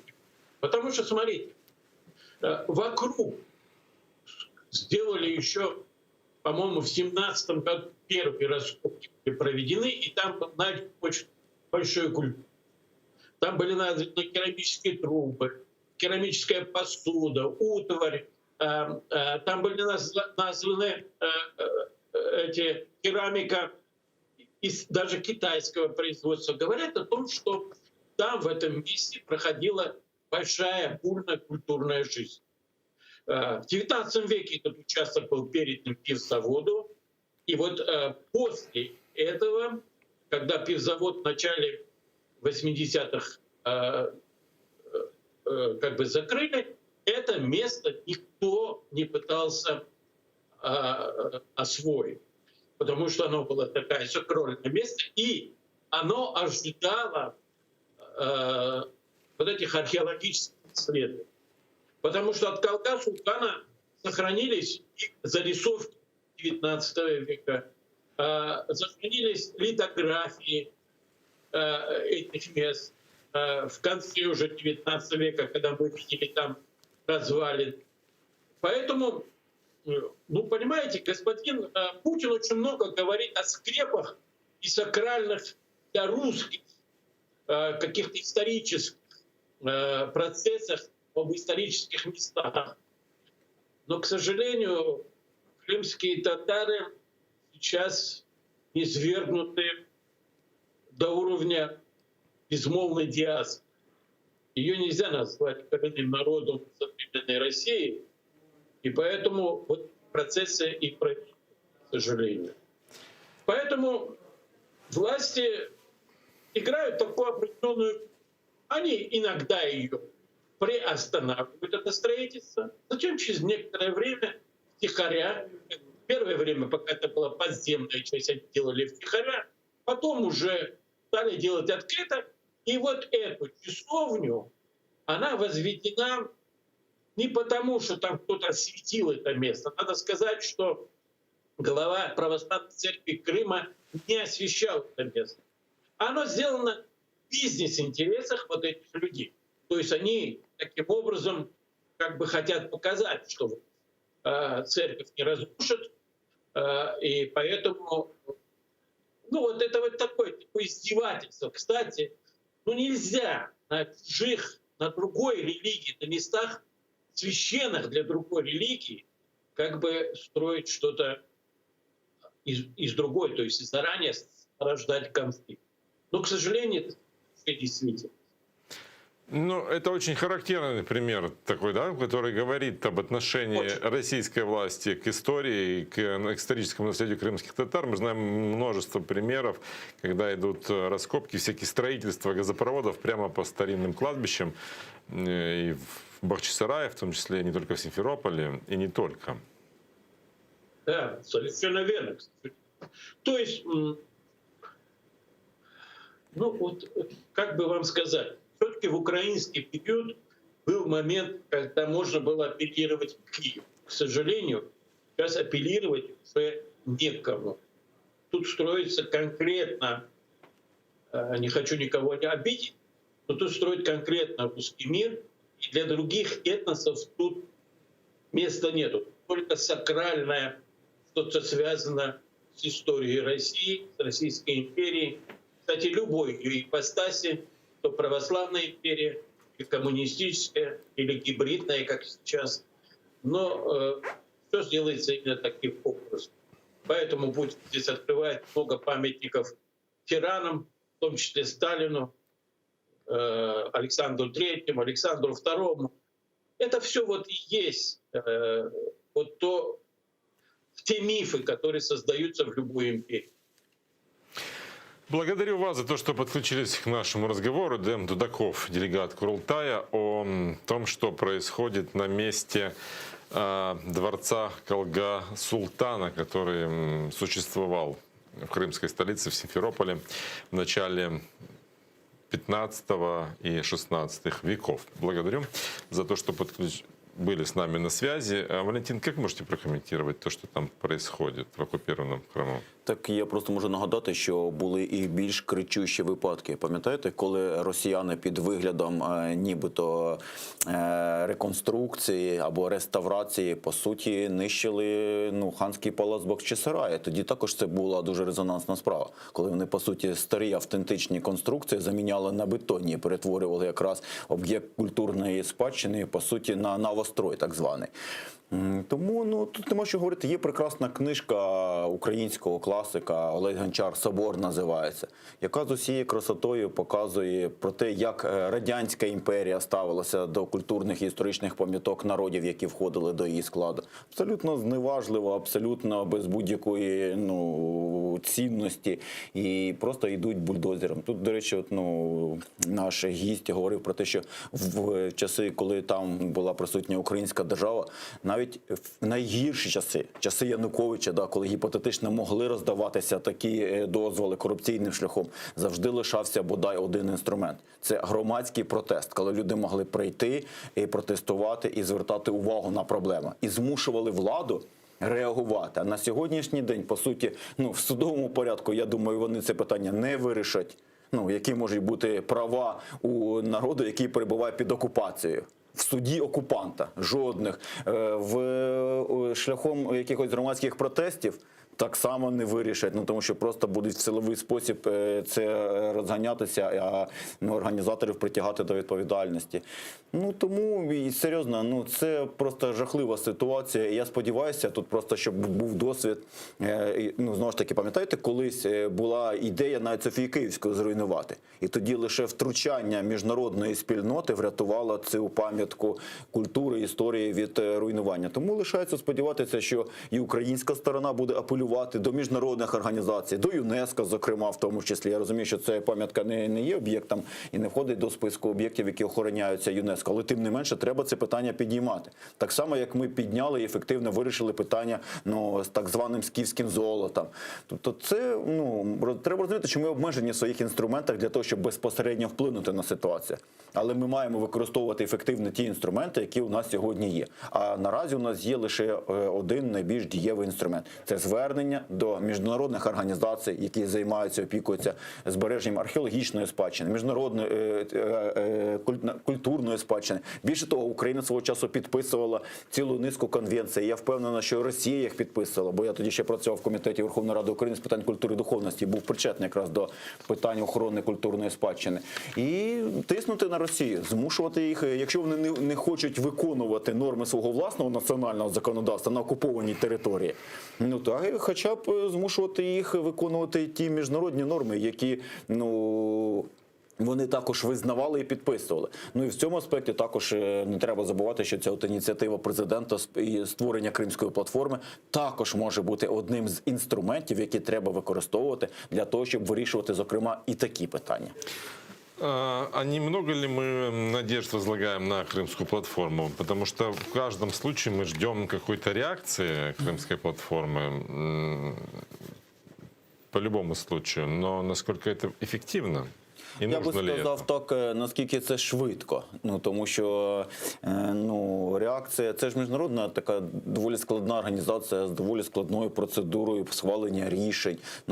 Це не все так просто відбувається. І моє ставлення до Кримської платформи є дуже простим. Краще з Кримської платформи, ніж без Кримської платформи. Тобто те, що вона є, це вже є кроком вперед, а тепер наступне завдання – як зробити так, щоб Кримська платформа не просто була, а ще й була ефективною. А після того, як вона стане ще й ефективною, як зробити так, щоб вона стала максимально ефективною? Але якщо б ви мене спитали, чи думаю я, що Кримська платформа може бути єдиним інструментом, за допомогою якого Україна зможе відновити свою територіальну цілісність і державний суверенітет, зокрема в Автономній Республіці Крим, то ні, не зможе бути. Треба використовувати безліч. Ні, я мав на увазі не безпосередньо вас, але просто дуже часто люди ставлять питання так, що а чи це може там повернути державний суверенітет і територіальну цілісність. І якщо це нібито відповідь ні, то нащо ми цим займаємося? Це неправильна постановка питання, тому що є ліки, мовно кажучи, які не можуть вилікувати, грубо кажучи, одну хворобу, але цілком ефективно лікують інші хвороби. Тому нам треба чітко зараз зрозуміти, яке коло питань ми можемо ефективно вирішити, використовуючи Кримську платформу, і яке коло питань ми не можемо вирішити, використовуючи Кримську платформу. А далі просто вже працювати системно. Але в даному аспекті, просто повертаючись до нашої теми, мова ще йде про те, чи може Кримська платформа бути використаною для того, щоб вирішити це питання. Я вважаю, що треба намагатися це зробити. Чому? Тому що інших інструментів у нас просто або обмаль, або взагалі нема. Тому доводиться вдовільнятися тим, що є. Вот на что должна быть реакция Крымской платформы однозначно, на мой взгляд, так это на сегодняшнее решение российского суда, Южного окружного военного суда в Ростове-на-Дону, который вынес приговор фигурантам 3-й Бахчисарайской группы по сфабрикованному делу о терроризме. Он приговорил 4 крымских татар Ситумера Ситумерова, Османа Ситумерова, Рустема Ситмеметова и Эмета Сулейманова к 17, 14, 13 и 12 годам лишения свободы в колонии строгого режима. И самое циничное во всем этом, то, что оглашение этого приговора заняло всего 10 минут. Есть реакция нашего омбудсмена на этот приговор. Людмила Денисова уже обратилась и назвала этот приговор незаконным. Давайте послушаем. 56 років позбавлення волі на 4. Російські прокурори домоглися незаконного ув'язнення кримських татар за злочин, який вони не скоювали. Наші співгромадяни отримали тривалі терміни відбування покарання у колонії суворого режиму. Вражає нікчемність і надуманість доказів, наведених російським обвинуваченням. Усі вони зводилися до показань 2 таємних свідків ФСБ, які постійно плуталися у своїх свідченнях. Цинізм та брехня з боку Росії призвели до того, що кримські родини залишилися без годувальників, а одна з них одразу без 3. Осман Сейтумеров і Сейтумер Сейтумеров – рідні брати. Рустем Сейтмеметов – їхній дядько по материнській лінії. Вот тут может быть реакция Крымской платформы. Как вы считаете, кроме обращений к международному сообществу, какие еще могут быть наши действия для того, чтобы хотя бы приостановить этот маховик? Как заставить вернуть наших пленных России? Ну, тут, знову ж таки, якщо ми говоримо про осіб, які незаконно утримуються, то, на превеликий жаль, виходить так, що ті особи, які незаконно утримуються внаслідок подій на Донбасі, вони мають інший статус і перебувають в іншій категорії, ніж ті люди, які затримуються на території Автономної Республіки Крим, але взагалі на території Російської Федерації. Ну, тому тут навряд чи ми зможемо навіть апелювати до норм цих мінських домовленостей про обмін полоненими за формулою всіх на всіх. Тому треба, мабуть, знову ж таки, хочемо, не хочемо, доводиться повертатися до того, що нам доведеться все одно апелювати до міжнародних організацій, до наших західних партнерів з метою, щоб вони збільшували свій тиск на Російську Федерацію. Причому я розмежовую наших західних партнерів і міжнародні організації, тому що це різні інститути.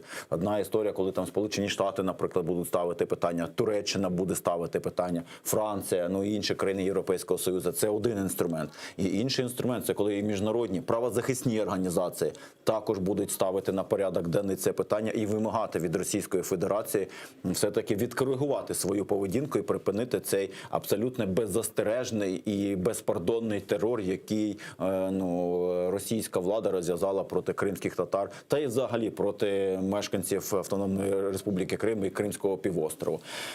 Але якось безпосередньо вплинути на цей процес, я не є прихильником, знаєте, як у нас деякі іноді лунають такі палкі промови, що давайте ми будемо діяти симетрично і так само тут, я не знаю, когось заарештовувати. Формувати обмінний фонд. Розумієте, якщо Російська Федерація поводить себе як держава-терорист на міжнародній арені, це не означає, що і ми маємо поводити себе в такий самий спосіб. Ми хочемо стати правовою, демократичною державою. Відповідно, і маємо поводити себе як цивілізована держава.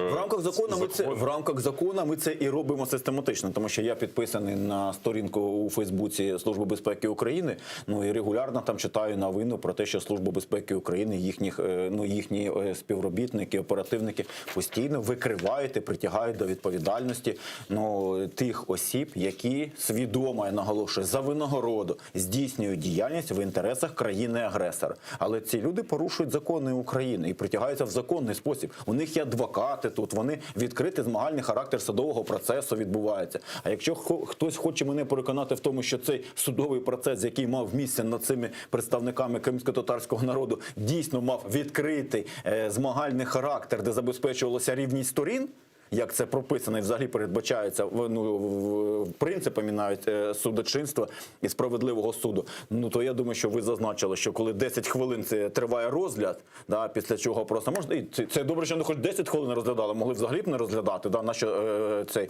час витрачати на це. Тому апелювати до російського судочинства і давати оцінку, наскільки правомірними є ці рішення, це просто абсурд. Це все одно, що давати оцінку, наскільки законно спалювали нацисти євреїв я не знаю, десь в цих таборах смерті. Можливо, це було законно навіть з точки зору нацистської Німеччини.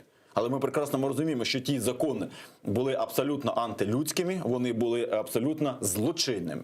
Ну так, в принципі, давайте росіяни тоді хай внесуть зразу в Кримінальний кодекс Російської Федерації статтю про те, що бути кримським татарином – це злочин. І потім на законних підставах просто всіх кримських татар будуть притягати до відповідальності і карати. Ну, на законних підставах же ж. Закон внесли зміни. Але мені здається, що жодна людина в світі адекватна такий закон ніколи не визнає як нормальний. Тому, знову ж таки, інструмент, на жаль, у нас на сьогоднішній день є лише один. Це використання міжнародних організацій і наших партнерів для того, щоб вони тисли на Російську Федерацію, на російське військово-політичне керівництво, для того, щоб вони відкоригували свою поведінку. Многие отмечают, что Путин воспринимает только силу. Проявление слабости и попытки компромисса он считает как раз проявлением слабости и действует соответственно. То есть, кроме каких-то обращений и апеллирований к международному сообществу, нам надо как-то самим, наверное, показать свою силу, что называется, зубы.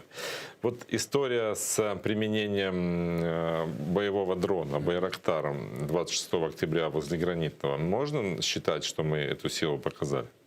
Ну, по-перше, треба сказати, що ми діяли відповідно в межах наявних у нас можливостей, ну, захищаючи свою територіальну цілісність і державний суверенітет. І навіть з соблюденням тих самих мінських соглашень. І навіть в межах мінських домовленостей. Тому що одним із пунктів мінських домовленостей і одним із пунктів підписаного того ком'юніке, яке підписали на цьому Паризькому саміті, є повне, безумовне припинення вогню. Більше того, чітко визначено було ще раніше мінськими домовленості види зброї, які категорично заборонено використовувати. В даному аспекті ми мали справу з тим, що з території окупованих районів Донецької та Луганської областей з незаконної зброї здійснювався прицільний обстріл українських позицій, що є брутальним порушенням мінських домовленостей. Ну і українські збройні сили відреагували цілком адекватно. Вони знищили вогневий пункт, який використовував зброю, по-перше, заборонений мінськими домовленостями, а по-друге, взагалі, в принципі, порушував режим тиші. Все, я думаю, що всі на це подивилися, всі зробили свої висновки. Ну, дрон прилетів, бойову задачу виконав і повернувся, все прекрасно. Ну, некоторые эксперты, военные в том числе, считают, что это изменение нашей стратегии и демонстрация того, что мы можем вести войну по-другому. Согласны ли вы с такой оценкой? Ну, теоретично так, але треба розуміти, що навряд чи ми зможемо там змінити цей військовий паритет. Ну, тому що я практично впевнений в тому, що ці так звані ЛДНРи отримують необхідну допомогу з боку Російської Федерації в тих обсягах, які є необхідними для того, щоб забезпечити військовий паритет. Тобто, якщо там з'являються наші ці бойові дрони, то я практично впевнений, що з часом там з'являться відповідна апаратура, яка буде принаймні спрямована на те, щоб протидіяти таким дронам, або відповідно і їхні дрони будуть використовуватися проти наших збройних сил України. Тому я все-таки вважаю, що всі ці розмови про те, що росіяни, до речі, їх почали зараз розганяти, про те, що нібито Україна зараз робить ставку на силове повернення цих територій. Україна від самого початку задекларувала своє бажання вирішити цей конфлікт мирним шляхом політико-правових, дипломатичних переговорів. І я думаю, що від цієї позиції ми і не відійдемо. Ну, тому, ми використовуємо всю цю зброю лише з однією метою.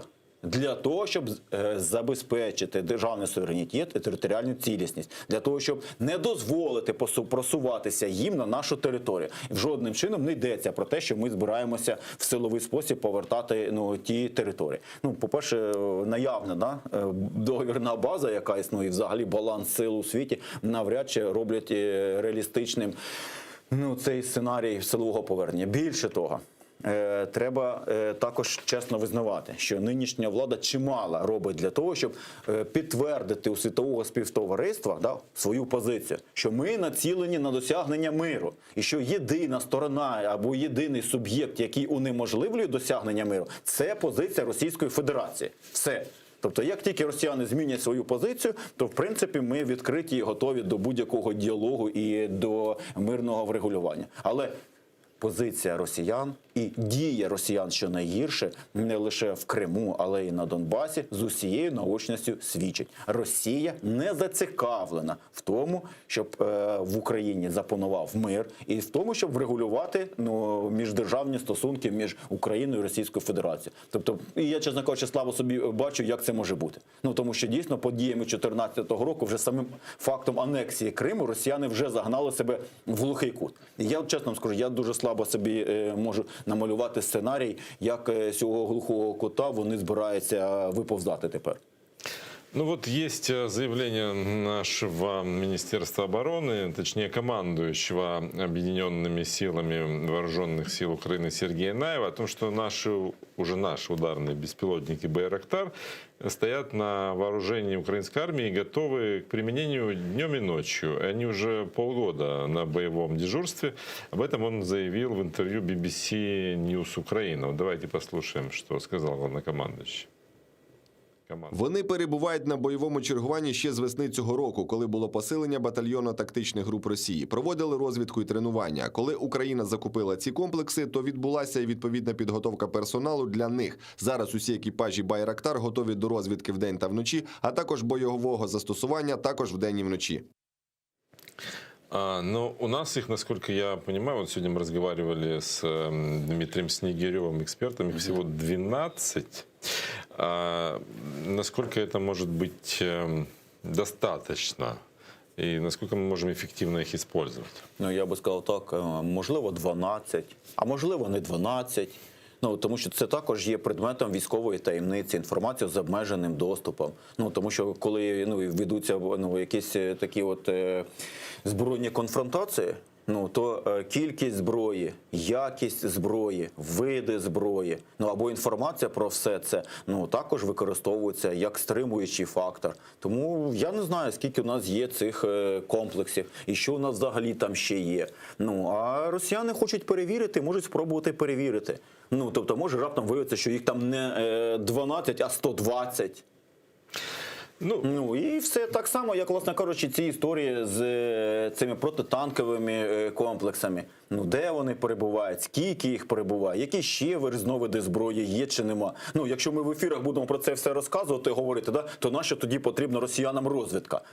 Нащо їм тоді дійсно військова розвідка, нащо їм інші види так званого розвідувального співтовариства, якщо це все є у відкритому доступі, і всі у нас в Україні знають, скільки якої зброї у нас, де вона розташована. Я не належу до таких людей, я цього не знаю. І головне, що показано, що вона є. Добре. І що вона є ефективною. А далі, можете ризикнути, спробувати. На связи Валерий Чалы, чрезвычайный полномочный посол Украины в США с 15 по 19 год. Добрый вечер. Вы меня слышите? Так, я вас чую. Мы с нашим гостем обсуждаем ситуацию с «Байрактаром», который произвел впервые в нашей истории войны с Россией боевой удар по расчету российских оккупационных артиллеристов. Но вот интересна такая реакция наших партнеров европейских. В Германии обеспокоены увеличением количества нарушений режима прекращения огня. Франция к этой позиции присоединилась. А Германия даже выступила с осуждением в нашу сторону, что мы применили «Байрактар». Почему, как вы думаете, такая реакция? По-перше, питання контролю використання типів озброєнь на лінії розмежування, воно завжди було предметом великої уваги наших партнерів.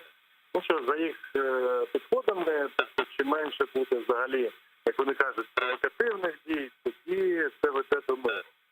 Але, по-перше, Україна ніколи так не робила, ніколи нічого не порушувала. Що безпілотники російські літають, російські найманці збивають безпілотники ОБС. І, в принципі, завжди були такі висловлювання засуджуючі. Але в даному випадку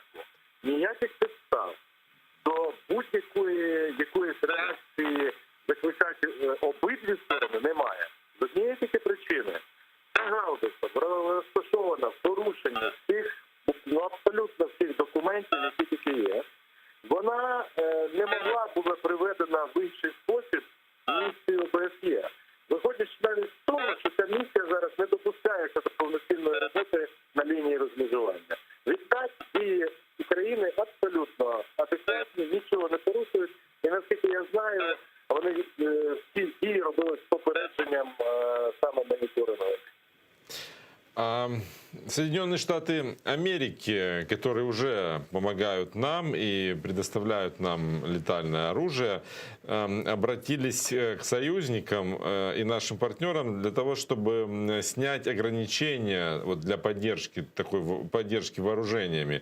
Об этом заявила помощник министра обороны США Лора Купер, и она призвала, собственно, помочь нам, наших европейских партнеров, летальным вооружением. Вот давайте послушаем, что она сказала.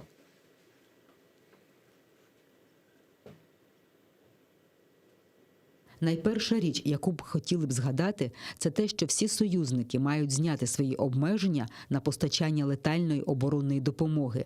І я вважаю, що Україна повинна мати можливість купувати засоби, які потрібні їй для власного захисту. Как вы думаете, призыв Флоры Купер будет услышан? Ну, по-перше, стосовно обмежень. Україна дотримується всіх правил. І у нас є двостороння комісія по експортному контролю.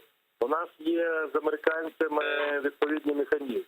Тобто мова йде про те, що Пентагон, в принципі, має погоджувати на політичному рівні, якщо це летальне озброєння, новітні технології, то, в принципі, Лора Купер, яка давно працює в Пентагоні, вона прекрасно знає і потреби, які є в Україні, і ефективність дій. Тому я вважаю, що взагалі, з точки зору міжнародного права, Україна має право купувати будь-які озброєння. І сподіваюся, що більшість країн, США це вже зрозуміли, зрозуміють, чим сильніша Україна, тим буде міцніше мир, він буде встановлений. Якщо Україна буде слабка, я маю на увазі Київ, і ця Росія відчує цю слабкість, то буде війна. Якщо Україна зовсім ослабне, буде локальний повномасштабний конфлікт. Тому це розуміння приходить. І я сподіваюся, що взагалі не виникне питання, які типи озброєнь може купувати Україна. Саме купувати. Те, що стосується передачі Україні озброєнь за рахунок коштів платників податків США, це інша історія. Тобто це дійсно вони можуть визначати, що вони можуть передати на безкоштовні основі. Благодарю вас за ваш комментарий, за то, что подключились к нашему эфиру. Валерий Чалы, чрезвычайный полномочный посол Украины в США с 15 по 19 год был с нами на связи. Вы прокомментируете заявление Купер? Есть ли признаки того, что в Европе готовы нас поддержать и понимают, что чем сильнее Украина, тем безопаснее им? Ну, боюся, що ні. Ну, тому що, знаєте, пам'ятаєте, ця риторика, яка також лунала з 2014 року про те, що існує потужна антипутінська коаліція. Але, на превеликий жаль, ця потужна антипутінська коаліція переважно складалася або докладала дипломатичних зусиль і економічних зусиль. І вони також були дуже важливими. Тобто я не хочу сказати, що це було неважливо. Це також було важливо. Але водночас ця потужна антипутінська коаліція чомусь категорично проти виступала мілітаризації або надання саме військової допомоги українській державі. Передусім, тут основною лейтмотив цієї історії відігравала Німеччина, яка категорично виступала проти мілітаризації України. І вважала, що це може спровокувати поширення конфлікту. В принципі, я розумію позицію також європейців. Вони не хочуть, щоб тут спалахнув повномасштабний військовий конфлікт. І вони намагаються його локалізувати і утримати. Але вони просто не розуміють іншої історії. Ну, що росіяни зупиняються там, де їх зупиняють. Ну і відсутність якраз здатності зупинити їх – це не той чинник, який може мінімізувати ризики конфлікту. Це навпаки той чинник, який збільшує ризики спокуси росіян просуватися далі. Тому я, чесно кажучи, не думаю, що європейці дуже швидко переглянуть свої позиції, ну тому що все-таки це Європейський Союз, це сукупність держав, які мають дуже складну процедуру схвалення і погодження рішень. Ну і поки вони це все погодять, поки вони домовляться, поки вони обміняються думками, не будемо забувати, що на деяких політиків європейських росіяни мають достатньо потужний вплив. Ну, деяких, я не маю на увазі обов'язково тих, хто перебуває при владі. На опозиційних так само за кордоном. Тому я думаю, що все-таки в цьому аспекті Сполучені Штати Америки виглядають значно більш перспективними партнерами для вирішення питання цього матеріально-технічного забезпечення введення бойових дій в плані надання зброї. І я думаю, що це і далі буде. Цей процес вже пішов, і його зупинити неможливо. Інша справа, що навіть маючи всю цю зброю, арсенал цієї зброї, навряд чи ми зможемо використати її в наступальних операціях, якщо так можна сказати. Але мені здається, що навіть сам факт наявності цієї зброї в розпорядженні Збройних сил України буде серйозним стримуючим фактором і відіграє свою роль для того, щоб зупинити російську цю збройну агресію, і далі просто ввести цей тривалий процес мирного врегулювання. Тобто я думаю, що наступного разу гаубиця не скоро буде стріляти. Нет, на самом деле уже прошла информация о том, что был массированный обстрел с российских гаубиц, и в интернете есть фото этого обстрела, и в Министерстве обороны вроде бы даже подтвердили, что российские оккупанты активизировали обстрелы. Ну вот я хочу... Я думаю, що вони також просто, це має певне символічне і пропагандистське значення. Тобто вони це роблять просто для того, щоб продемонструвати, що вони нібито не бояться. Не бояться? Окей, я думаю, що ще одна гаубиця ляже разом з тими, хто її обслуговував. Потім ще одна. І тоді подивимося, будуть вони боятися чи не будуть вони боятися. А в даному випадку це просто психологічний прийом. Тобто, розумієте, коли ви йдете на бойову позицію, починаєте стріляти і вас знищують. То це дуже погано впливає на ваших колег. І дуже мало у них бажання повторити ваш досвід. Тому для того, щоб підвищити якось їхній бойовий дух, треба зробити те, що вони зробили, показати, що нібито вони не бояться і можуть стріляти. Але коли, постріляли і постріляли, але коли знищать ще одну гаубицю, потім ще одну гаубицю, тоді я думаю, що ця виховна робота буде вважатися такою, яка проведена дуже успішно.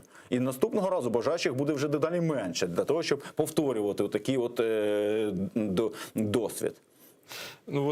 Британия готова нам продавать ракеты, об этом пишет The Times. Это как раз идут заключительные стадии переговоров о продаже этих ракет для катеров и самолетов. Это ракеты класса «Земля-Земля» и «Воздух-Земля». Они будут для украинского флота и авиации. Но ведь это не совсем оборонное, скажем так, вооружение. Я не готовий давати оцінку бойовим якостям цього озброєння і наскільки воно може використовуватися в наступальних операціях і наскільки воно може використовуватися в оборонних операціях. Я думаю, що це питання для людей, які є кращими фахівцями в сфері військової техніки і взагалі оборон. Я не готовий сказати, але той факт, що вони готові давати таку зброю, це є велике символічне значення. Тут есть пояснение, что Украина рассматривает покупку этих ракет, которые использовались Британией во время операции против исламского государства. И эти ракеты дают возможность поражать небольшие цели, которые быстро двигаются. То есть, возможно, даже и оборонная. Звичайно, тобто, якщо вони не двигаються і стоять там, де вони стоять, і не порушують режиму тиші, то... Не надо збивати. Британия, наверное, это еще один партнер, кроме США, на которого мы можем полагаться в таком тесном военном сотрудничестве. І треба сказати, що насправді пригадується той візит Зеленського, пам'ятаєте, до Великої Британії, це, здається, річної давнини. І тоді також дуже багато хто скептично ставився до його результатів.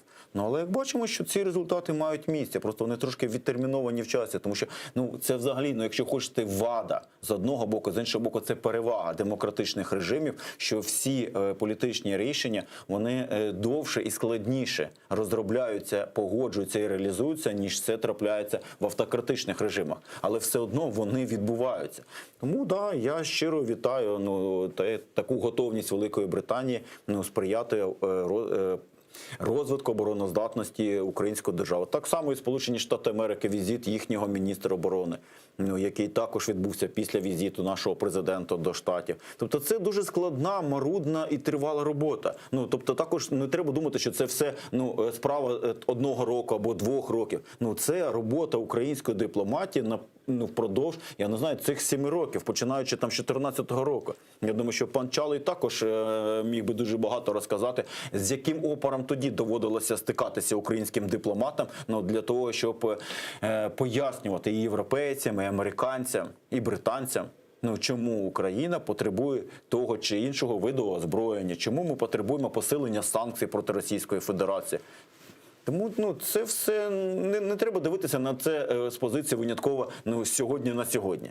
На жаль, це буде, знаєте, те, що можна зробити вже сьогодні, а те, що неможливо, забере трохи більше часу. От, власне кажучи, те, що сьогодні відбувається в нашому протистоянні з Російською Федерацією, це багатьом видавалося неможливим.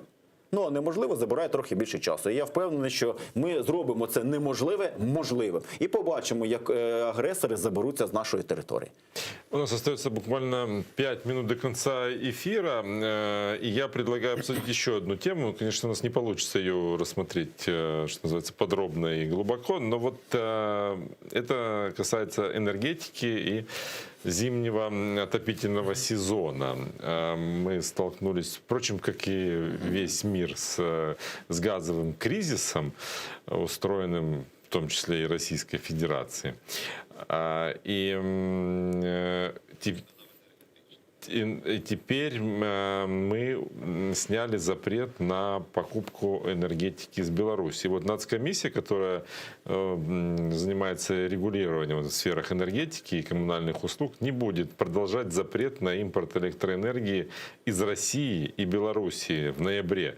Об этом уже сообщил Интерфакс со ссылкой на источники в правительстве. Вот давайте послушаем, что сообщил нам Интерфакс.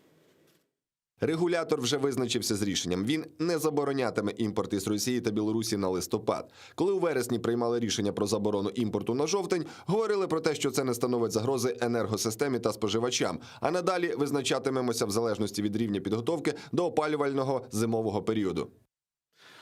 Ну вот это как палка о двух концах, да? Мы можем говорить, что вот мы в такой ситуации, что мы это вынуждены сделать. С другой стороны, это же сейчас зрада на вентилятор полетела.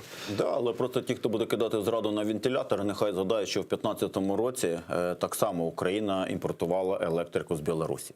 І тоді так само пояснювалося тим, що в українській енергетичній сфері склалася екстремальна ситуація. Тому мені здається, що якщо ситуація екстраординарна і екстремальна, то вона вимагає екстраординарних і екстремальних рішень, навіть якщо вони можуть потягнути за собою певні негативні медійні наслідки. Але коли будуть виявили відключення світла в будівлях, то я думаю, що це потягне ще гірші медійні наслідки. Тому тут, обираючи між поганим і ще гіршим, доводиться все-таки більш раціонально рухатися і імпортувати електрику, в тому числі з Білорусі. Литовці, зрештою, імпортують. І нічого корона з них не падає. Тому що є класна приказка «З паршива овці, хоч шерсті клок». Ну і відповідно я є прихильником того, що все те, що вигідно для української держави, повинна бути використана. І це треба робити. Без оцих от красивих і широких жестів. Це що стосується цього конкретного питання. А що стосується ширшого контексту, взагалі напередодні опалювального сезону, то я погоджуюся, зокрема, із тією позицією, яку пані Тимошенко висловлювала на минулому тижні на Погоджувальній раді. Що, мабуть, дійсно доцільно провести якесь екстрене засідання, зокрема РНБО, щоб воно розглянуло ситуацію в енергетиці і зняло ту напругу і істеричність, яка сьогодні нагнітається в українському суспільстві, що все опалювальний сезон, ми всі помремо, ми всі замерзнемо і тому подібні речі. Причому я впевнений, що ця атмосфера страху нагнітається, зокрема, і нашими опонентами, і ворогами, і за перебріка. Тому в даному аспекті, от я скільки це пам'ятаю, стільки історія про те, що опалювальний сезон на межі зриву, що все дуже погано, завжди так було.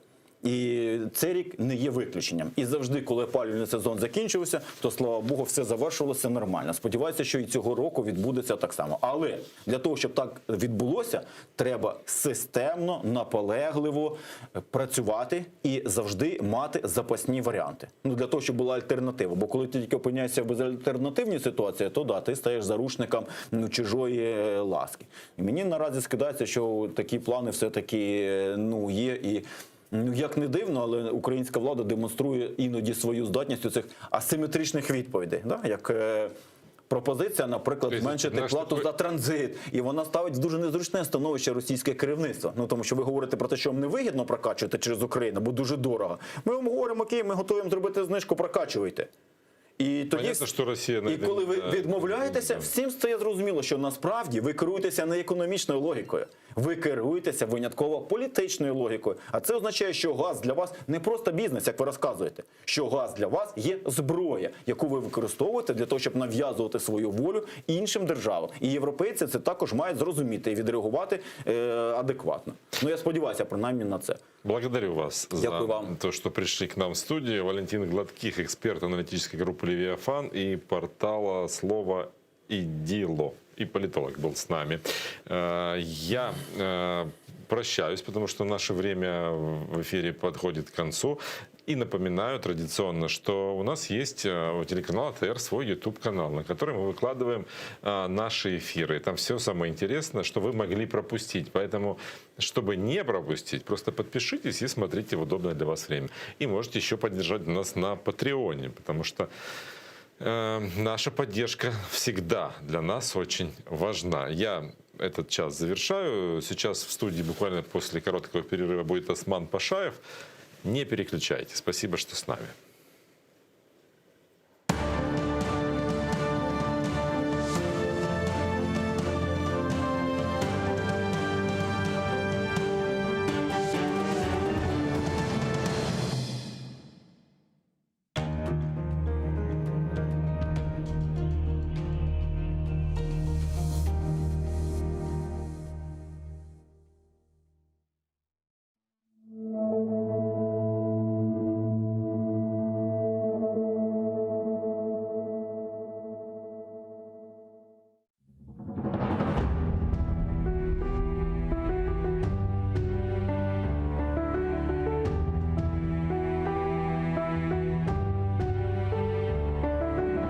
Dayan Qırımım.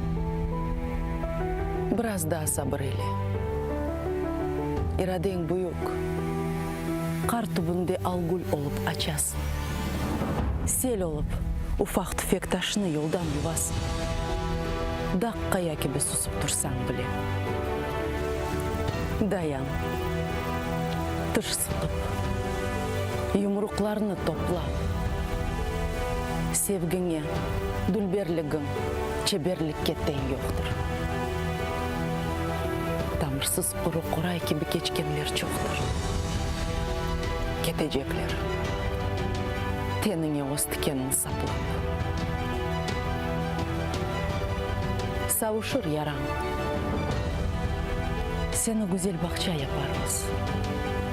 Biz uchun bugun qara biyaz. Do'st dushmanim biyan oldu. O qara qalblar uchun de belki saylı kunlar qoldi. Evladim, qartal qalqin, qanot yayarmiz.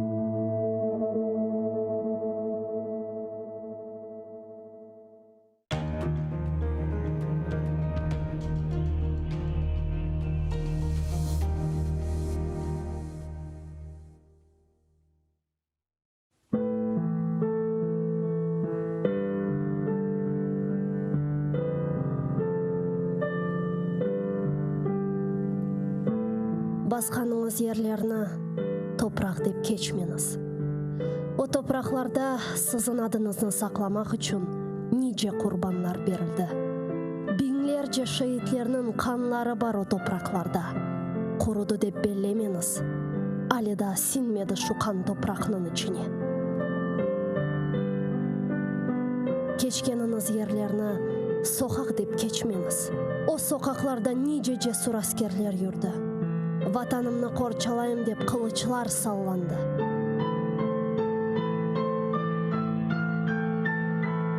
Жүргеніңіз аралықларда иханетлер де олды үлбет. Сапланды ханчерлер сыртларға. Көтергеніңіз байрақны тамғалы басма деп кечмеңіз. О байрақның үстінде шерефіңіз, намысыңыз, итибарыңыз бар. Көтеріңіз ең yüksеклерге, ең төпелерге, көк yüzüyle paylaşsın ренкіні. Керек олса оның үшін нишан олыңыз. Бір кеткен жан недір ки? Бин жан кетсе феда олсын ona. Қиямет өлім ма? Бұ му фелекет? Асыл фелекет байрағымыздың ерде саврылмасыdır. Утаныңыз эфенділер, егіңіз башларыңызны. Түтрейдір шымдалымызға бақып еждатларымыздың кеміклері. Кірді евімізге дұшман қуа алмайық. Сесіміз чықмаз олды қорқуға далдық. Утаныңыз эфенділер. Ғайып болған рухыңыздан утаныңыз. Байрақны көтеріп оламаған еллеріңізден утаныңыз. Мен утанам.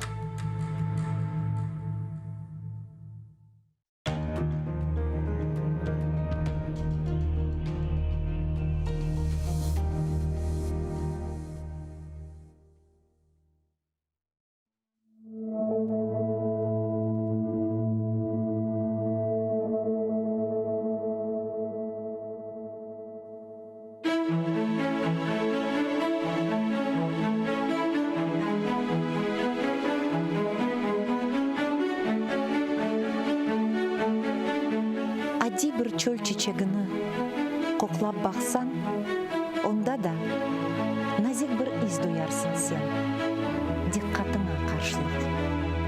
Жүрегіңні аңлап олсан, ең яман деп белеген кішінде де, илле бардыр, аз олса да, яқшылық.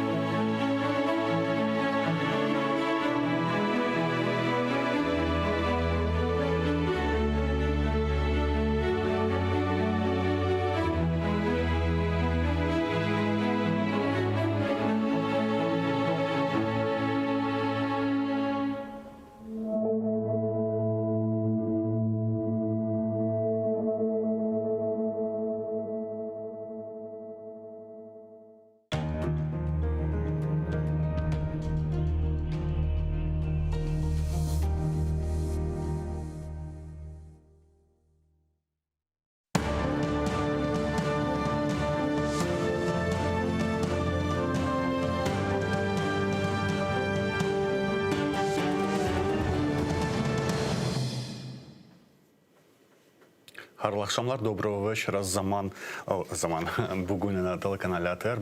Протягом 4 годин буду з вами я, Осман Пашаєв. Не можемо не повідомляти новини насамперед про Крим. У Сімферополі вранці сьогодні затримали щонайменше 28 людей. Це активісти, які влаштували акцію підтримки обвинувачених у тероризмі 4 кримських татар з 3-ї Бахчисарайської групи по справі Хізбут Тахрір. Серед затриманих є 2 журналістів, повідомили на сторінці Кримської солідарності. Сьогодні Південний окружний суд Ростова-на-Дону оголошує вирок в цій справі. Мітинг зібрався біля суду в Криму, біля Кримського гарнізонного військового суду. Я нагадаю, один з затриманих, його судили заочно, привозили в військовий гарнізонний суд окупаційний в Сімферополі. Сам суд відбувся. 4 затриманим по справі Хізбут Тахрір дали від 12 до 17 років ув'язнення.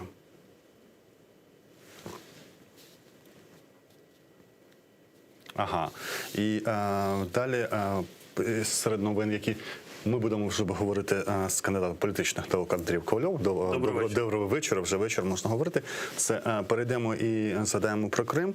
Це оголошення Росії припинення поставок з 1 листопада вугілля. Так. Це частина цього енергетичного шантажу, який з газом робить Росія, чи щось інше. І взагалі для мене, наприклад, відкриття, що там всі ТЕЦ у нас фактично на Сході, вони досі працювали з російським вугіллям. Ну, якщо дозволите, почнемо з кримської теми. Досить коротко скажу.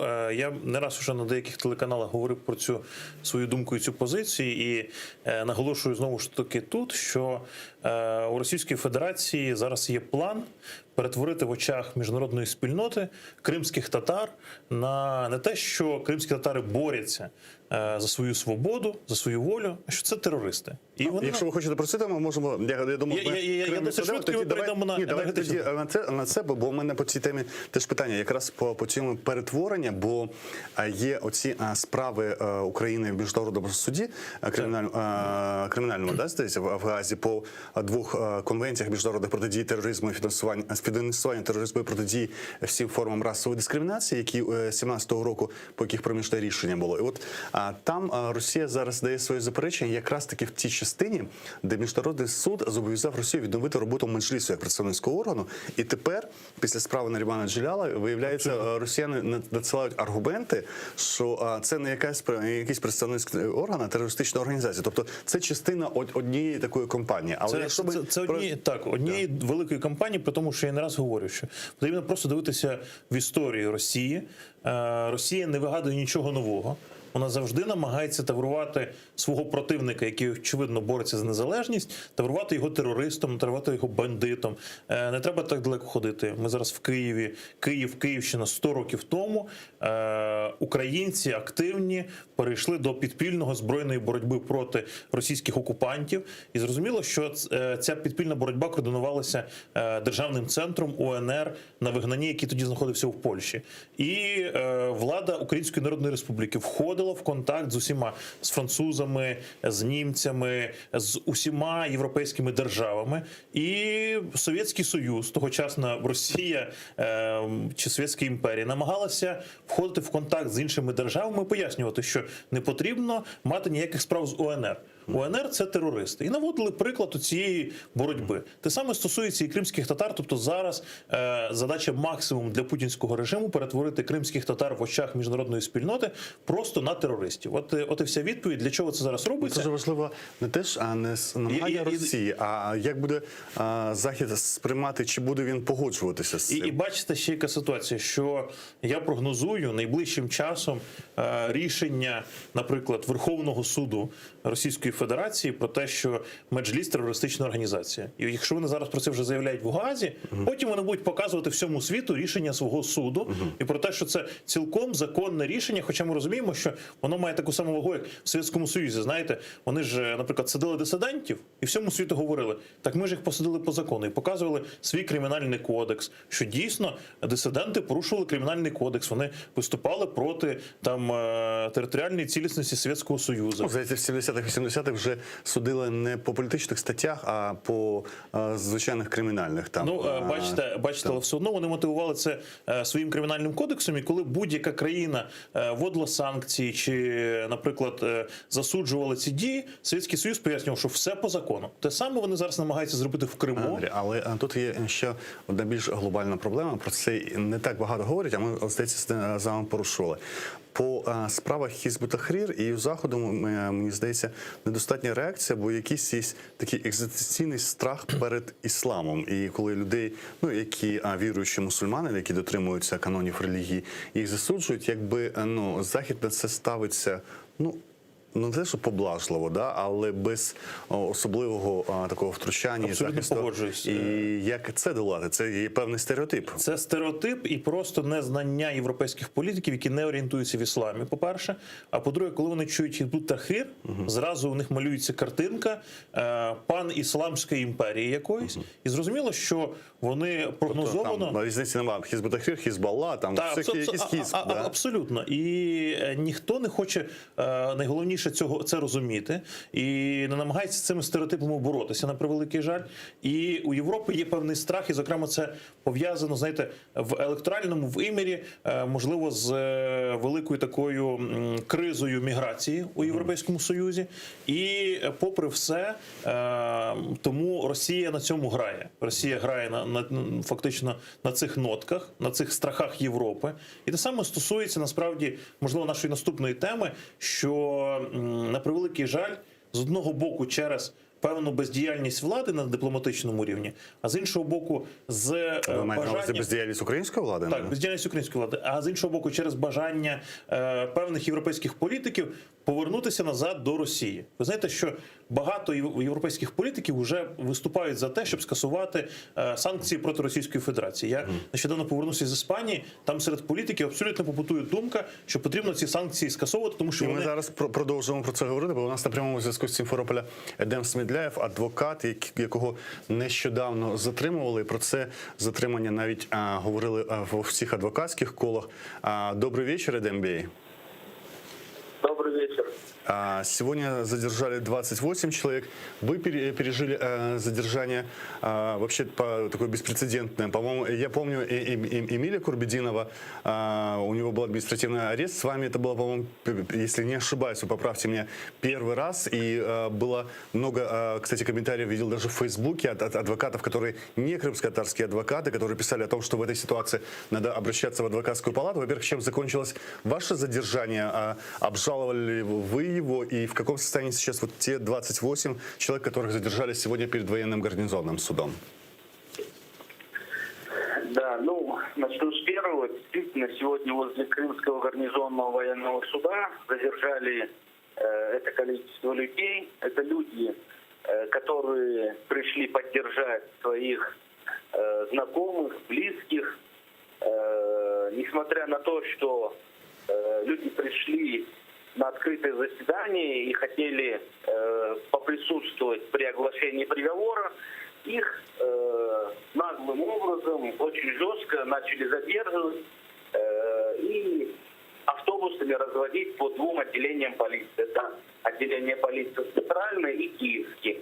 На данный момент они еще содержатся там, в отношении них составляют административные протоколы. То, что касается моего задержания, действительно, это многих коллег обеспокоило, возмутило, потому что каждый адвокат понимает, что если такие действия сотрудники полиции позволяют себе в отношении адвокатов, то в отношении простого человека это будет 100 раз наглее, 100 раз опаснее. Эдем Бей, если, опять-таки, я не ошибаюсь, до сентября, вот когда было исчезновение братьев Ахтемовых и Наримана Джиляла, потом они обнаружились в Симферополе перед оккупационным зданием ФСБ на Ивана Франка. Вот там были задержания около 60 человек, а теперь уже задерживают в судах. Ведь раньше мы наблюдали всегда, в суды люди спокойно приходили. Мы видели в том протяжении этих 7 лет записи вот адвокатов, которые включались в прямые эфиры, и рядом всегда стояли люди. Что сейчас происходит? Почему людей... Что вообще вменяют людям, приходящим под здание суда или на оглашение приговора, если эти суды, насколько я правильно понимаю, не являются закрытыми, являются открытыми для всех граждан?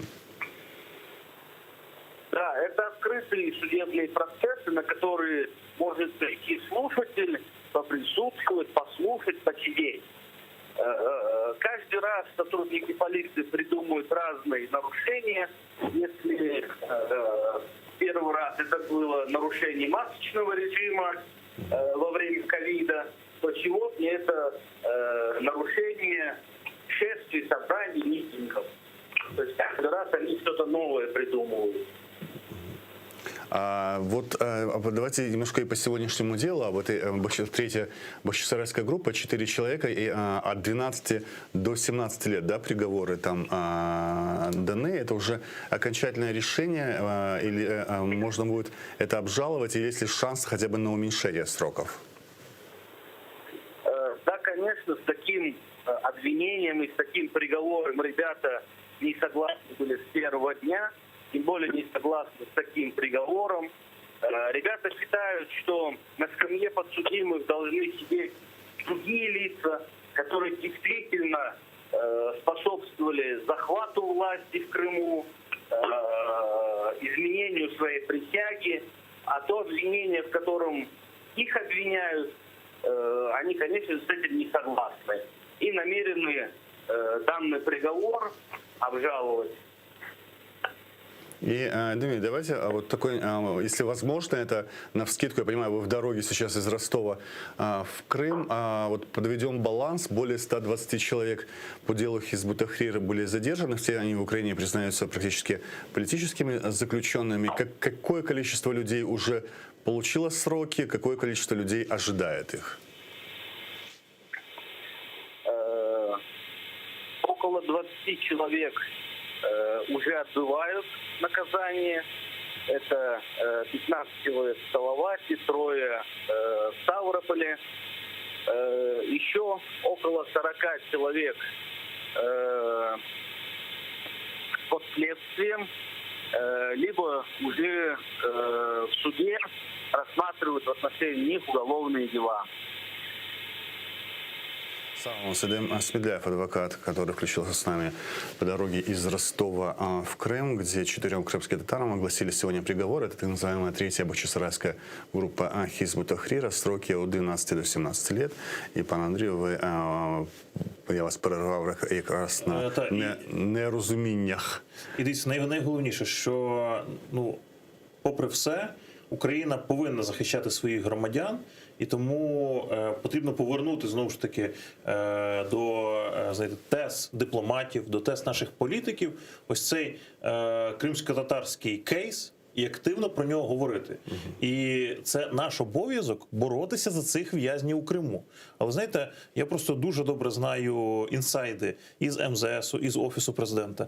Мені дуже часто здається, що, знаєте, лише обмежились чудовими заявами на кримській платформі, але подальшої боротьби, зокрема і за цих в'язнів Кремля, Україна, на превеликий жаль, зараз не веде. І ми об'єктивно кримський кейс програємо. І швидше, знаєте, коли перемоги з'являються на цьому шляху, вони з'являються не завдяки, а всупереч.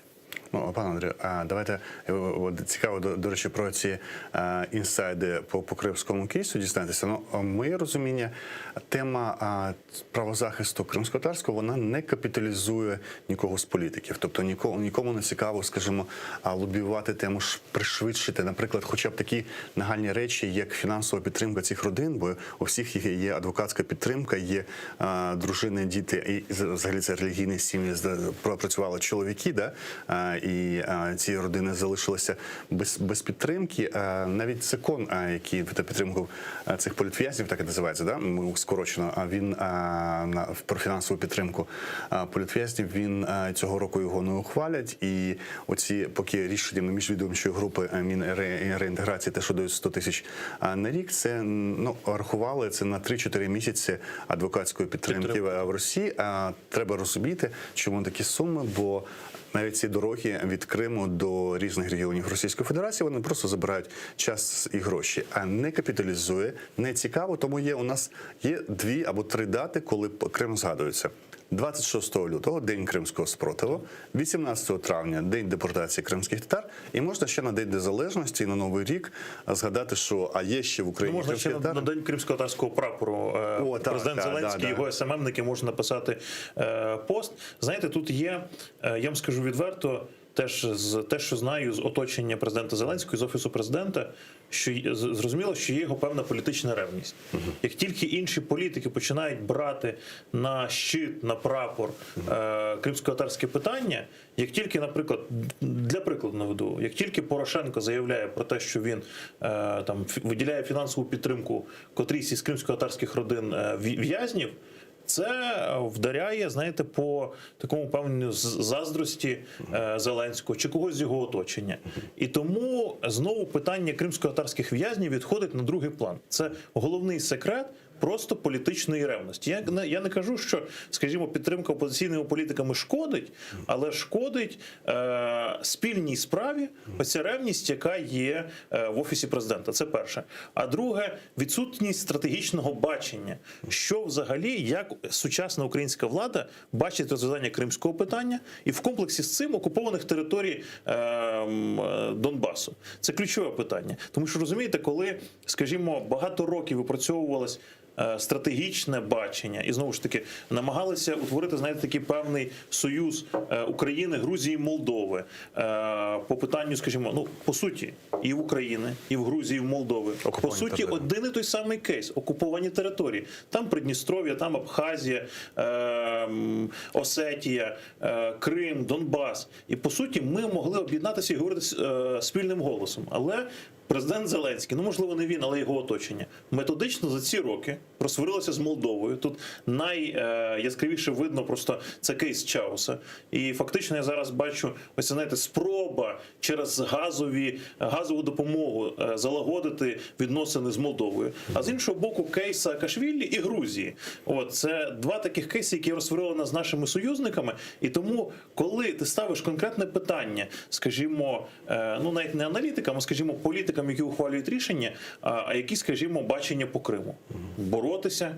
Ну, а що стоїть за цим питанням боротися? І, в принципі, на превеликий жаль, стратегічного бачення тут немає. Ми з вами в попередній студії, коли зустрічалися, говорили про те, що є стратегічне, скажімо, бачення – це підтримка поневолених народів Російської Федерації. Як тільки Україна зверне свою увагу на поневолені народи Російської Федерації, насамперед на народи Ідель-Уралу, на народи Кавказу, це створить для Російської Федерації реальну напругу і реальну проблему всередині Російської Федерації. Але ніхто наразі з українських політиків взагалі не цікавиться темою поневолених народів. Я вам скажу, днями в Ніжині відбулася перша взагалі в історії України угрофінська конференція, на якій взагалі піднімалася тема того, що українці можуть простягнути свою руку допомоги угрофінським народам. І об'єктивно, як тільки Російська Федерація побачить активність української влади в питаннях підтримки поневолених народів Російської Федерації, ну, однозначно це викличе... Це були представники угрофінських народів, які з Росії?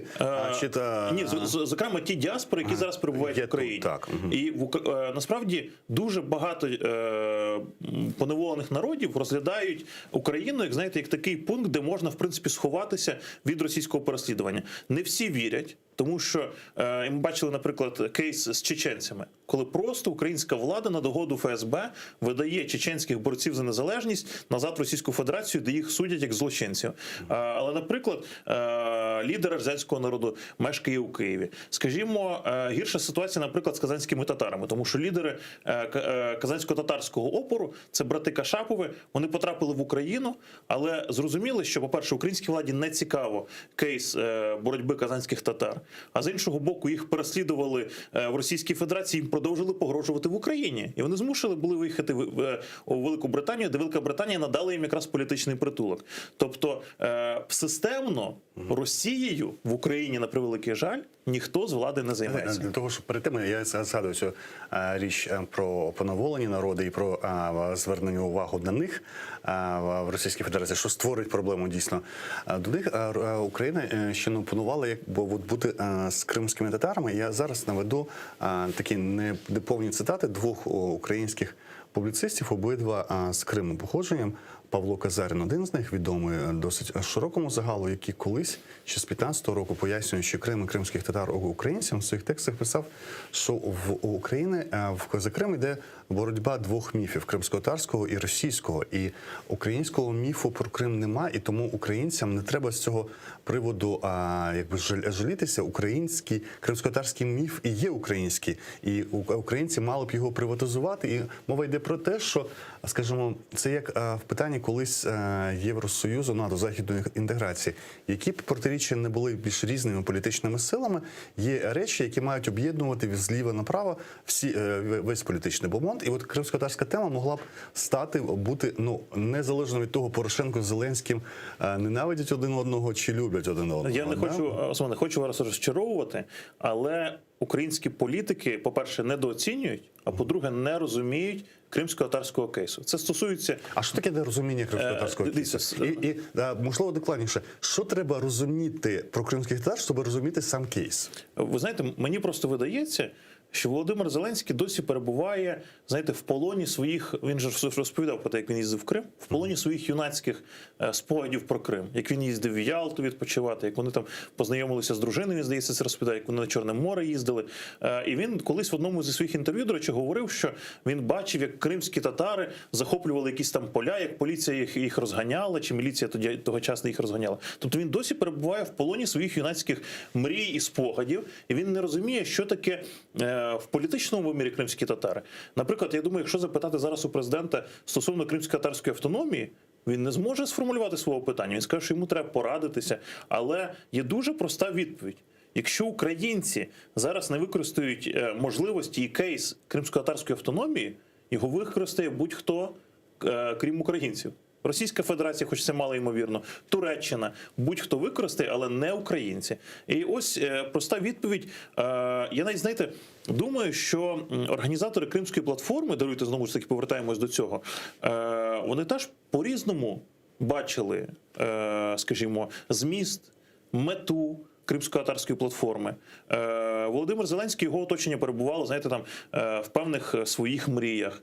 Скажімо, активні кримсько-татарські політики, чи, наприклад, заступник міністра закордонних справ, вони бачили тут свою мету і свій якийсь певний план. Навіть не було випрацьовано якогось певного плану. В тому-то і відповідь зараз, чому ми не чуємо, скажімо, якщо... Голосу Кримської платформи? Чи голосу Кримської платформи, наприклад, з одного боку. З іншого боку, голосу президента Зеленського. У нього, очевидно, інші пріоритети. Це так само, як коли, знаєте, свого часу я запитав в одного з працівників Офісу президента, а які ж, в принципі, в Офісі президента пріоритети? І він каже, ти знаєш, на нарадах вже не лунають питання стосовно там подій на Донбасі, об'єднаних сил. Чи там, скажімо, не лунають питання ковіду. І він сказав тоді дуже слова, які мене вразили. Він каже, президент від цих тем втомився. Він хоче говорити про якісь успішні кейси. Коли він розуміє, що це не успішні кейси, він про них не говорить. А він хоче мати якісь успішні кейси, щоб про них говорити. Сьогодні, от їдучи до вас, я прочитав, що президент Зеленський виступив з ініціативою, наказав міністру освіти Шкарлету передбачити кошти на будівництво 36 дослідницьких суден. Так, я це теж бачив.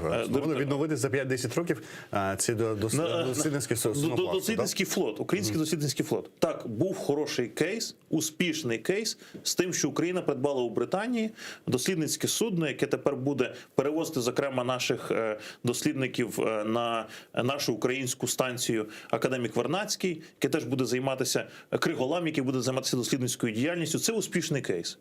І у мене складається враження, що ті люди, які раніше працювали в команді Зеленського і писали сценарії для, знаєте, світових бестселерів, серіал «Папік» чи, скажімо, серіал «Слуга народу», тепер працюють спічрайтерами і політичними радниками Зеленського. От вони прокидаються зранку, беруть каву і кажуть, а сьогодні давайте запропонуємо, щоб президент заявив про науковий флот. Даруйте, у нас в 1000 разів недофінансована українська наука. Я фактично, як теж працівник наукових структур, розумію і бачу, що зараз українських науковців відправляють у відпустку за власний рахунок, тому що наприкінці року тотальне недофінансування. Людям навіть не можуть виплатити зарплатню. І зараз говорити про те, що наш державний пріоритет – це відновлення науково-дослідницького флоту, можливо, це теж потрібно. Але це не своєчасний пріоритет.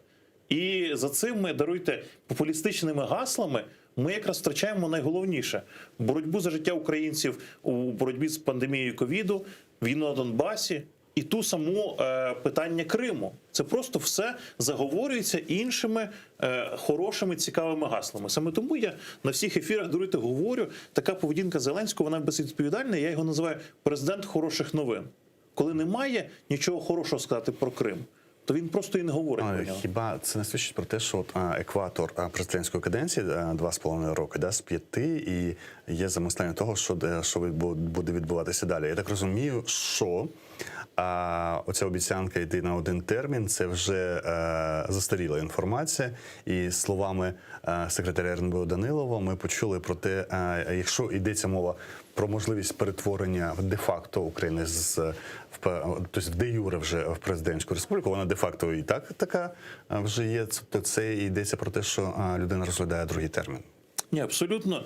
Володимир Зеленський розглядає другий термін. Я це знаю теж з інсайдів з Офісу Президента, що там всіляко продумують варіанти другого терміну. Навіть продумували про те, щоб абсолютно серйозно лунало на деяких нарадах, щоб Володимир Зеленський склав свої повноваження. І поки у нього є там, скажімо, певний пік рейтингу, він міг би поновитися і піти в такий спосіб на другий термін. І такі варіанти розглядаються. Тобто, ти от прямо зараз? Прямо зараз. На якій підставі йти у відставку, як пояснювати людям, навіщо йти у відставку і обиратися ще Дивіться, раз? президент Зеленський може зараз скласти свої повноваження, і його політтехнологи, там вже, знаєте, в оточенні є кілька, так мовити, фракцій, кілька груп, які приносять йому різні варіанти сценарію. І, до речі, ви знаєте, тут дуже часто в цій грі перемагає той, хто перший добіжить до вуха президента. Ось. А скільки таких груп? Ну, як мінімум 3 я нараховую таких груп, які в оточенні президента приносять такі от різні варіанти, яких він шанує, до яких він дослуховується. А в них є якісь відомі неформальні очільники з цих груп? Ну, знаєте, окремо група Єрмака, окремо група Кирила Тимошенка. Але і окремо, і дуже часто ця група, наприклад, Кирила Тимошенка, вона об'єднується з групою першого радника президента пана Шефіра, наприклад. Є ще окремо стоїть пан Данілов, який теж через кейс РНБО став дуже шанований для Володимира Зеленського. Він до нього дослуховується. І ось навколо Данілова теж виникає окрема група, і Данілов теж приходить зі своєю візією. І знову ж таки, от ця заява... А як вимірює ефективність пропозиції кожної групи? Можливо, додаванням до рейтингу чогось або опитуваннями? Ну, кажуть, минулий президент, він жив постійно аналізом опитувань того і реакцію людей на ті інші речі. Хоча це повірте, як і за часів Порошенка, Офіс Президента, там, знаєте, буквально по кілька разів на день проводив, там, скажімо, електоральні заміри, різні опитування. От, наприклад, здавалось би, триває декомунізація, а президент Порошенко на 22 червня, на так званий оцей день нападу Німеччини на Совєтський Союз, несе квіти до пам'ятника. Тобто 22 червня в багатьох країнах постсовєтського простору від цього дня просто відмовились. Його викреслили з календарів. Особливо країни Балтії, які дуже близькі до нас за духом, а в Україні воно досі продовжується. Тому що 22 червня – це частина міфу про 9 травня. І, в принципі, воно мало, згідно з соціологічних досліджень, ще має досить велику електоральну підтримку. Тому, скажімо, реагуючи на це, президент Порошенко чинив так само. І повірте, це до розпочатку так званої Великої Вітчизняної війни. Так званої Великої Вітчизняної війни. Коли ми говоримо про Другу світову і про 1 вересня, а тут продовжували, скажімо, шанування 22 червня. Дивіться, я тут не порівнюю Порошенка і Зеленського. Я просто кажу, що Зеленський живе цією самою парадигмою, але повірте, для Зеленського рейтинг набагато святіший, ніж був для Порошенка. І Порошенко, і, скажімо, те, що відбувалося за його часів, наприклад, Гройсман, дуже часто вони йшли на кроки, які підривали їхній рейтинг об'єктивно, але вони розуміли, що це є вимога часу. І вони, в принципі, були владою, скажімо, постреволюційної, після Революції Гідності. І вони змушені були йти на ці кроки, тому що інакше б люди їх не зрозуміли. Дуже непопулярні кроки. Зеленський ж керується іншою. Хіба непопулярні кроки не закінчилися на Яценюку? Ні, повірте, насправді деякі реформи, які, зокрема, впроваджував уряд Гройсмана, були дуже непопулярні. Здавалося б, на перший погляд, там могло б всім сподобатися пенсійна реформа, але це був непопулярний крок. Це збільшення віку трошки там відбулося. Так. Ну, тобто, було ряд рішень, ряд реформ, а Володимир Зеленський далі перебуває, знаєте, в такій мрії, що він всім подобається, і треба всім подобатись. Саме тому Зеленський і його оточення набагато більше переживає переживають рейтингом, і навіть те, що нам показує соціологія остання, просідання рейтингу Зеленського, просідання Слуги народу, навіть КМІС показав, що, мабуть, вперше за весь цей час Європейська солідарність трохи обігнала Слугу народу. Кунда сказав, що не довіряє цим дослідженням, що поле було лише 1000 людей, цього недостатньо. Телефонне опитування. Телефонне опитування, так. А в чому претензії? До речі, я за історію української політики лише колись чув, це мемом було тоді висловлювання пана Литвина про соціологів, а більше того, з початку 2000-х особливо політики не закидали відомим шанованим соціологічним службам таких речей, але пан Дунда навів приклад, що вже КМІС нібито вибачався за або змінював лютневе опитування, де теж показав падіння Слуги народу. Наскільки можна дійсно довіряти цим опитуванням, де обидвох партій по 15% у Європейської солідарності і Слуги народу? Я навіть бачив темники Офісу президента групи Подоляка, які вони розсилають своїм спікерам, своїм депутатам, про те, що КМІСу нібито не можна довіряти, бо колись КМІС у своїх опитуваннях ставив питання, як українці ставляться до якось там до ДНР, і причому в прямому в тексті запитаннях писали ДНР саме, не так звана там терористична організація, а просто ДНР, як вони ставились до об'єднання з ДНР, надання автономії ДНР, на що керівництво КМІСу все пояснило. Тобто у них є різні замовники, які замовляють різні соціологічні дослідження, і вони їх проводять. Але попри все, я розумію, що в КМІСі працюють не якісь там, знаєте, політтехнологи, рекламщики, а там працюють соціологи, які дійсно публікують дослідження. Я дивлюсь не тільки, скажімо, ті відкриті, які публікуються досить часто в українських ЗМІ. Тобто ви відкидаєте закиди Слуги народу, що КМІС може робити політично мотивовані... А й дивлюся закриту соціологію. І КМІСу, і групи «Рейтинг», і, скажімо, Центру Разумкова. Суть в тому, що у нас в Україні є там, може, 3-4 таких соціологічних групи, і вони є членами міжнародних соціологічних асоціацій, Європейської соціологічної асоціації.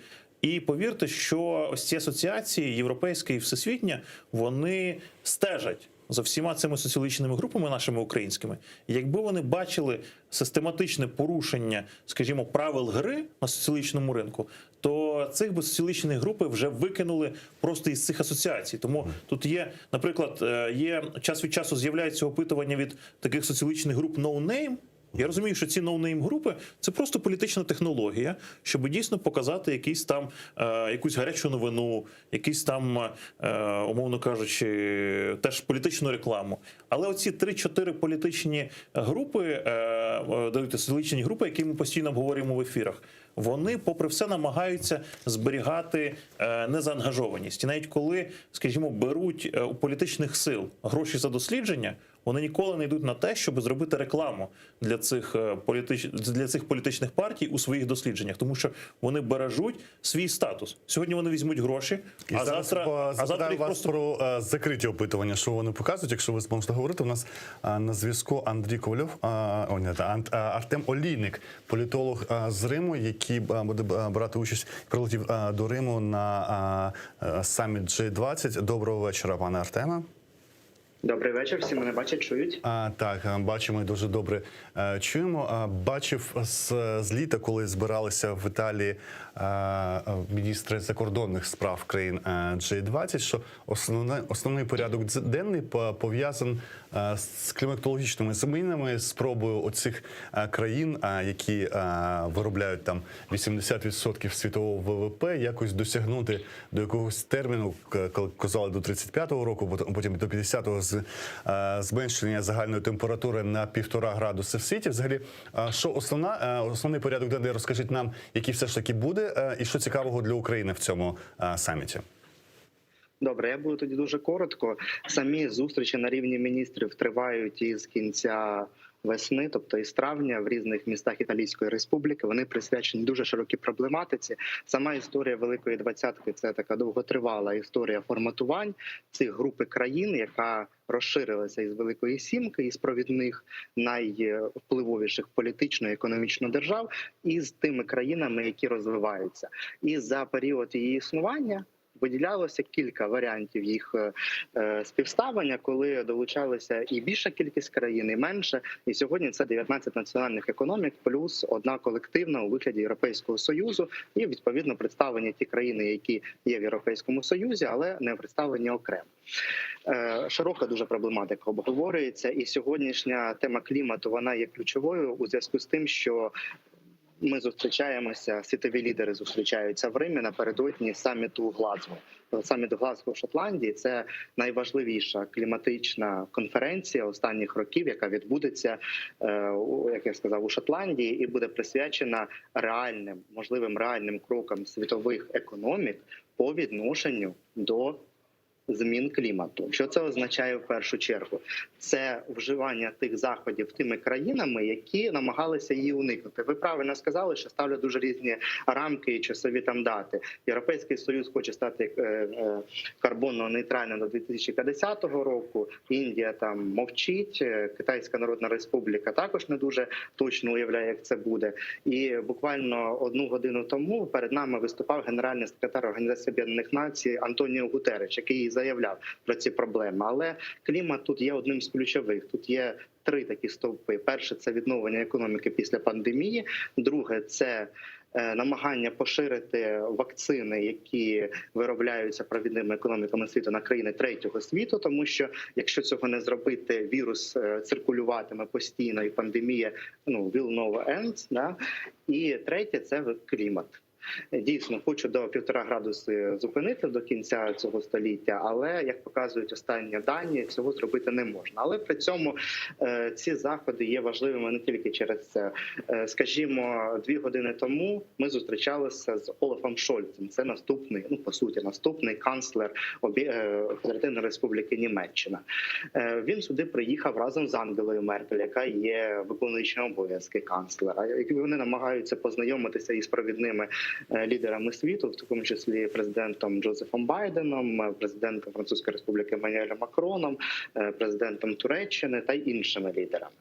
Тому тут обговорюватиметься значно ширша проблематика, ніж от така специфікація на кліматі. Артеме, от з минулих самітів G20 говорили ще про суми, чому може бути Україні цікаво, про $100 мільярдів допомоги країнам третього світу для зменшення цієї карбонозалежності, для участі третього світу в тому в проєкті зміни клімату або зниження температури на 1,5 градусу. Чи Україна розглядається серед того переліку цих країн, які можуть отримати допомогу в рамках цього бюджету в 100 мільярдів? Як то кажуть німецькою мовою, «selbstverständlich», тобто само собою зрозуміло, як і інші країни. Але тут варто виділити певні ключові моменти. Якщо ви знаєте, то там статистика рахують по відношенню викидів Україною вуглекислого газу, це 90 рік. Тобто 90 рік – це час такий вже кризовий за часу Радянського Союзу, коли промисловість не працювала на тих потужностях, як вона працювала, скажімо, за 5, 7 чи 10 років до того. Тому, коли почалася карантинні обмеження, Україна стала однією з тих країн, яка вирвалася вперед за тим, як вона виконує певні свої зобов'язання і намагається дотримуватися екологічної політики. Це один такий бік питання. Інший – це наскільки ми самі готові проводити реформи енергетичного ринку і заводити той капітал, який, можливо, не буде окупатися в середньостроковій перспективі і трішки дестабілізує соціальний порядок в Україні. Я маю на увазі, зараз точиться дуже широка дискусія в Європейському Союзі про те, які джерела енергії вважати екологічними. Скажімо, Французька Республіка виступає за будівництво атомних електростанцій, а Німеччина каже, що це не екологічно. Україна дуже від цього залежить. Якщо ми ухвалимо рішення, скажімо, про закриття якихось там енергоблоків і поряд з тим будівництво масово електростанції, які енергію, яку ми здобуватимемо альтернативним шляхом, тобто це якісь там вітряки, це там гідроелектростанції, це сонячна енергетика, тоді ціни в платіжках українців дуже сильно зростуть. І це питання дуже болюче не тільки для України, але й для інших. Тому, власне, і Світовий банк, і Міжнародний валютний фонд, і інші фінансові інституції намагатимуться компенсувати хоч в якійсь мірі оцей перехід. Тому що, з одного боку він необхідний, але з іншого в короткостроковій перспективі це викличе соціальні вибухи в ряді країн. І останнє питання, чи розглядається, і чи насправді нагальне це питання оцього енергетичного шантажу або не Російської Федерації з газом, де що відбувається з цінами на газ взагалі, чи є реакція G20 на цю ситуацію з газом в світі? Ну, як ви самі, мабуть, знаєте з новин, лідер, президент Російської Федерації, називайте як хочете, він не приїде і не збирається приїжджати на цей саміт, він виступить онлайн. І ще така людина, яка не приїде на саміт, це генеральний секретар, по суті, лідер Китайської Народної Республіки. Їхню реакцію можна самі здогадатися, про що вона свідчить. Щодо відповіді країн, то треба знову зважати на об'єктивні фактори. Зараз, в тому числі і провідні економіки, такі як Німеччина, переживає велику кризу у сфері поставок сировини, яка викликана тими самими ковідними обмеженнями. Їй потрібні значні енергетичні ресурси. Взяти їх з повітря вона не зможе, тому вона буде миритися з тим порядком речей, які складаються. Поряд з тим виникає занепокоєння через політичні акти Російської Федерації, тому що страждає не тільки Україна, страждає ось Молдова, страждає, по суті, декілька залежних країн Східної Європи. І це обговорюється в кулуарах. І я не думаю, я не дам прогноз, що це буде в декларації якійсь висвітлено. Це був Артем Олійник. Дуже дякую вам. Пряме включення з Риму. Ми так плавно переходимо, з того почали. Дуже шаную Артема Олійника. Молодий, він ще вчиться в університеті, але вже такий хороший політичний аналітик. І бачите, його навіть запрошують на такі поважні міжнародні саміти. От оце засудження України за застосування байрактарів на Сході, спочатку з боку Німеччини, а потім вже до них приєдналася Франція. А одні політологи вчора в цій студії пояснювали, це спроба змінити політичне тло, змінити оце уявлення про Росію як агресора, з якого треба, можливо, знімати санкції, і треба перетворювати в такого ЦАПа відбувало Україну, яка теж нібито не користується, якби не те, що не користується, не виконує мінські домовленості. Точно кажучи, а насправді за цим всім стоїть намагання залагодити проблеми з Росією. От Німеччина, пан Артем пояснив, не можемо на з повітря взяти енергоресурси, а вони потрібні. Це спроба, як називається, умаслити Російську Федерацію зараз, чи ми це собі накручуємо і вигадуємо? Починаючи взагалі з самої ситуації з Байрактаром, яка сталася на Донбасі, коли український Байрактар атакував російську гаубицю, я думаю, що в принципі ця вся ситуація потрібно розуміти чітко. Вона сталася не завдяки, а всупереч. Просто зараз до керівництва українського генштабу прийшли військові яструби, які ставлять президента Зеленського в таку ситуацію, що він змушений був погодити застосування Байрактару.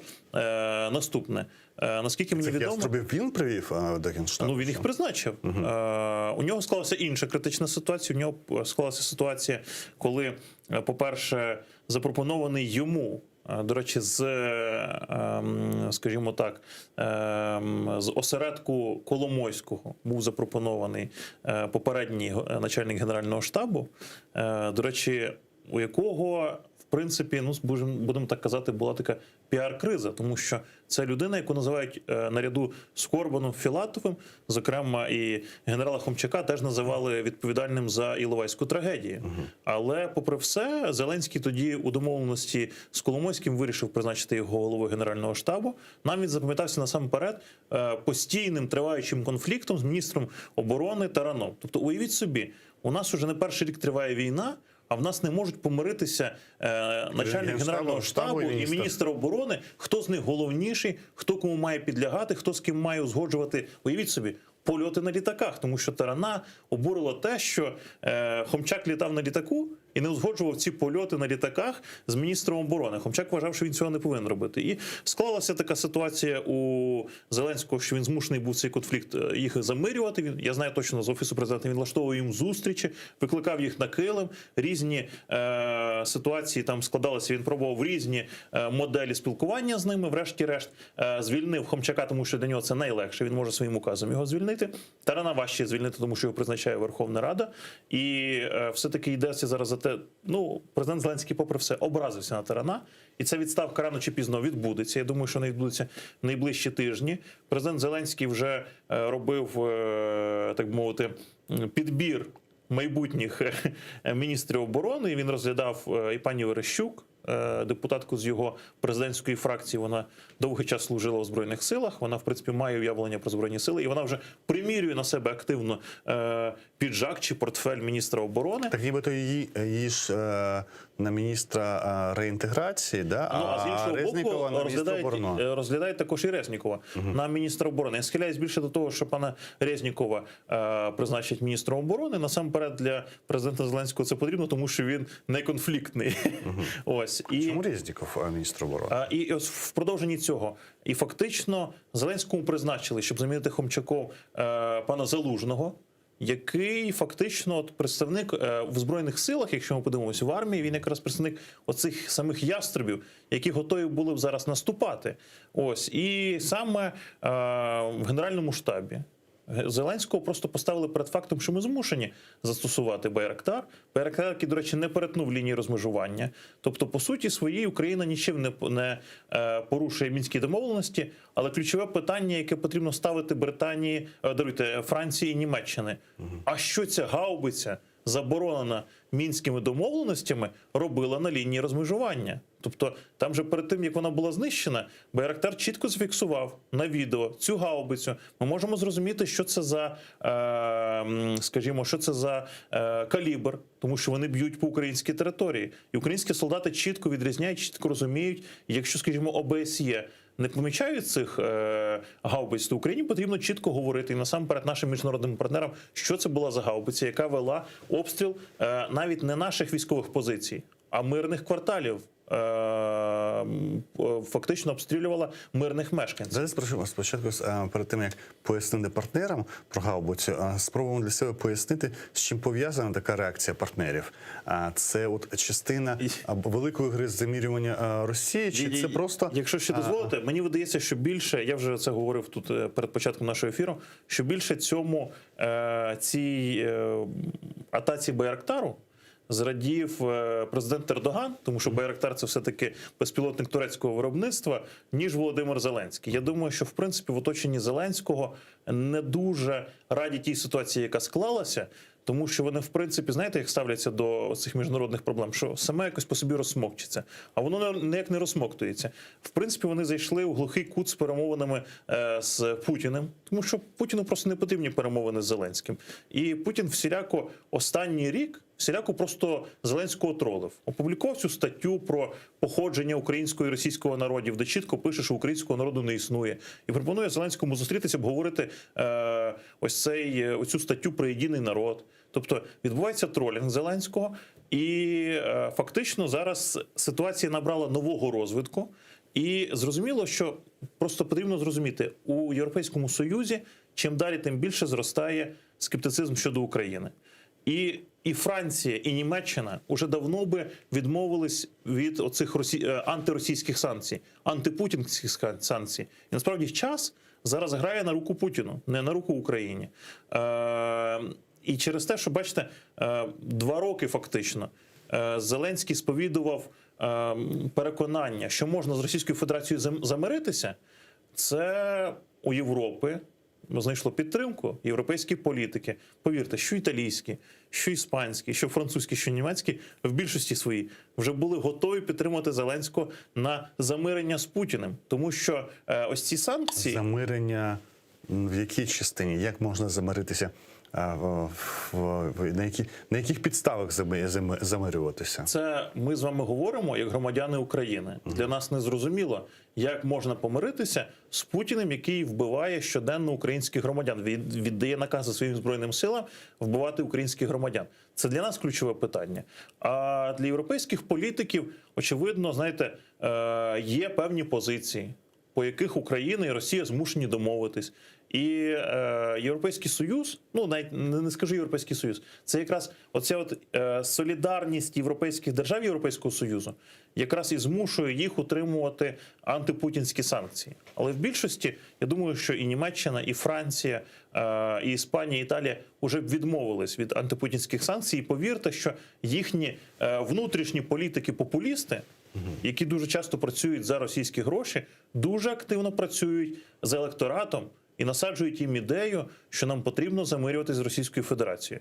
І деякі політики французькі, німецькі, які приїжджають в Україну, вони, повірте, переконують представників нашої влади, що Російська Федерація – це такий політичний фактор, з яким Україна змушена буде рахуватися. І активно... Це попри те, що європейці мають власні проблеми, окрім України з Росією. Це і втручання в вибори в різних країнах, ми це бачили, і розповсюдження фейкових новин. І ми бачили на початку, навіть коли Макрон не пускав до себе Рашу туди телеканали, вони розуміли впливовість і ці масштаби фейк-ньюс, які розповсюджують Російська Федерація. І всі ці Солсбері, і отруєння, і Навальний. Тобто вони ж є купа речей. Ви бачите, якраз в цій історії ми так і не згадали з вами Британію. У Британії зовсім інша ситуація, зовсім інша поведінка.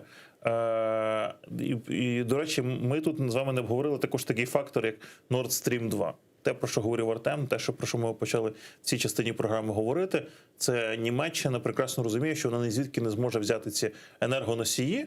І Росія, розуміючи це, розуміючи страх Європи, вона грає на цих страхах Європи, ми вже про це говорили, починає шантажувати, знову починає проти нас газову війну, знову починає проти нас вугільну війну. Але, до речі, знаєте, щоб якось симетрично відповідати з боку України, ми чуємо сьогоднішню заяву пана Геруса, який є головою комітету з питань енергетики Верховної Ради України, який вже анонсує, що з 1 листопада цього року ми будемо купувати електроенергію з Білорусі, імпортувати. Тобто ми бачимо, що Зеленський і його оточення, вони не дбають про українські політичні інтереси. Вони більше зацікавлені, як дати можливість заробити олігархам. Дуже мало часу, 2 хвилини до ефіру. То я з цього починав, про цей енергетичний шантаж. З одного боку, є критика того, щоб купувати в Білорусі, в Росії. З іншого боку, якщо, скажімо, здається, 15% цієї електрики нам не вистачає без постачання, скажімо, з Росії або з Білорусі, звідки її брати? Або вугілля, да, якщо в балансі? Дивіться, я спілкуюся з нашими атомниками. Я був на наших атомних станціях, і атомники мені відверто говорять, що з Києва всі атомні станції буквально щоденно отримують задачі зменшувати видобуток атомної електроенергії. У нас є шанс наростити виробництво атомної електроенергії, але потрібно розуміти, що з цього не будуть отримувати олігархи, які фактично є партнерами Володимира Зеленського. Насамперед Коломойський і насамперед Ахметов. Тому що зменшується виробництво атомної електроенергії, щоб дати можливість заробити ТЕЦ, які належать Ахметову. А з іншого боку, уявіть собі, що Україна не буде напряму купувати електроенергію у Білорусі. Її буде купувати для нас приватна компанія, прокладка, яка належить одна Коломойському, а інша Ахметову. Тобто це просто спроба дати можливість заробити його політико-економічним партнерам, які забезпечують Володимиру Зеленському лояльне ставлення їхніх, наприклад, телеканалів, що виливається в рейтинг Володимира Зеленського. Тому він, знаєте, от в цій показовій боротьбі з олігархами сам себе загнав у цей глухий кут. Він змушений з цими олігархами домовлятися. І тому за оці домовленості, за оці прорахунки влади, на превеликий жаль, сплатять зі своєї власної кишені через тарифи, через державний бюджет самі ж українські громадяни. Тобто деолігархізація насправді це теж красива історія, яка нічим не закінчиться. Бачите, це взагалі окрема, я думаю, окрема тема. Я щиро говорю, що я не вірю у щирість Володимира Зеленського у боротьбі з олігархами. У нас є антиолігархічне законодавство, воно називається антитрастове, воно було ухвалено багато років тому. Просто потрібно, щоб працював антимонопольний комітет. На чолі антимонопольного комітету Зеленський поставив свою дуже хорошу подругу, і антимонопольний комітет не працює. Натомість президент Зеленський пропонує якісь, знаєте, чарівні закони, які називає антиолігархічними. А насправді ці закони не антиолігархічні. Це закон про особливий статус олігарха в Україні. Вперше за історію України, політичну історію України, у нас з'явиться в політичному дискурсі поняття олігарха. Вперше Володимир Зеленський пропонує визначити, хто такий олігарх, і надати йому особливий статус в Україні. Уявіть собі, що згідно цього закону олігарх зможе знімати будь-якого чиновника, який йому не подобається. Я дуже просто, дуже коротко можу вам пояснити. Наприклад, любитель політичного пранку пан Коломойський зателефонує зі свого телефону будь-якому чиновнику, який йому не подобається, і, наприклад, запропонує йому піти випити кави. Чи курс англійської мови. мови. По законопроекту це може стати причиною. Це може стати причиною відставки цього чиновника, якщо він не задекларує це протягом 2 тижнів. Він подумає, що це розіграш, не задекларує. А Коломойський через 2 тижні оприлюднить ці телефонні розмови, і чиновника треба буде зняти. Ось це Володимир Зеленський називає боротьбою з олігархами. Насправді це окозамилювання. Володимир Зеленський – президент хороших новин. Він говорить хороші ініціативи, але нічого за цими ініціативами не стоїть. Андрій Ковальов, політолог, протягом години говорили, намагалися говорити про енергетичний шантаж, зачепили тему Криму і останніх ув'язнень в Криму і вироків, які дали в Ростові ще 4 кримським татарам. За 5 хвилин повертаємося до цієї студії. Знову залишайтеся, це Бугунь на АТР. Дякую. Дякую.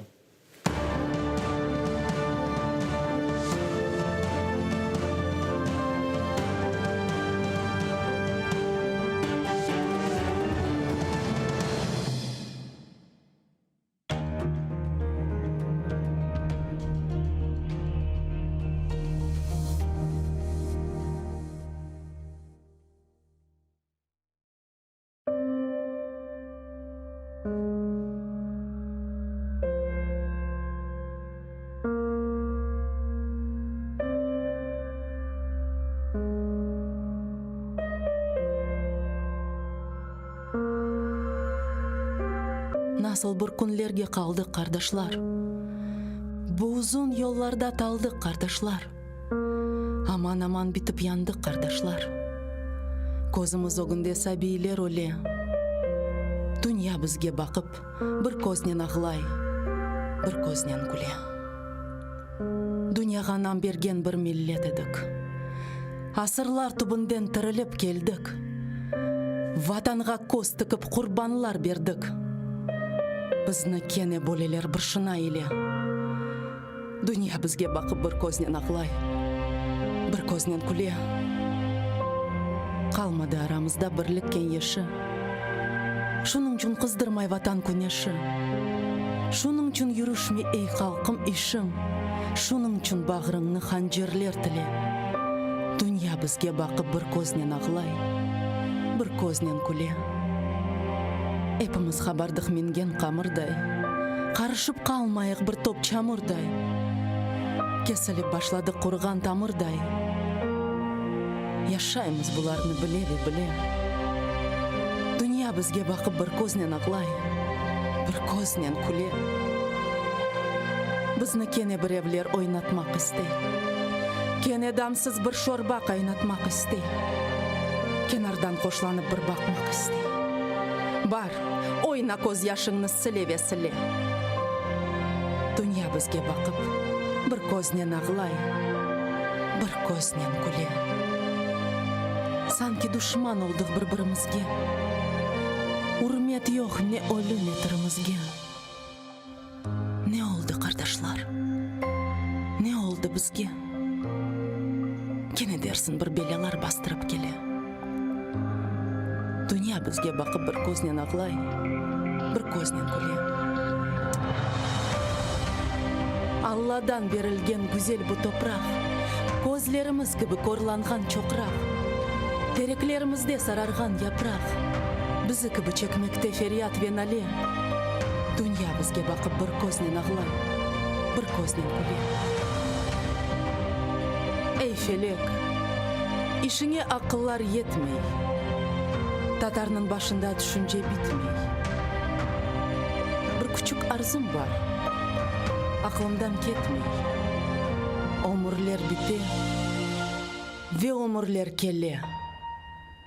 Демесінлер, дүния бізге бақып, бір көзнен ағылай, бір көзнен күле.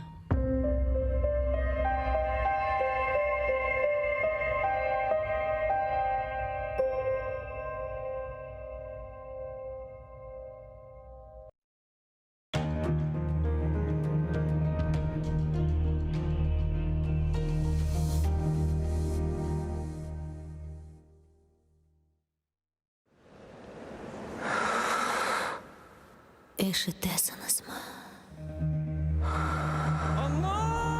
Мен ақты ұмыттыңыз ма?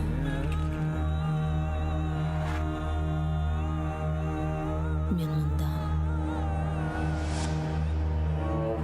Бұл менің топырағым. Менің қырымым.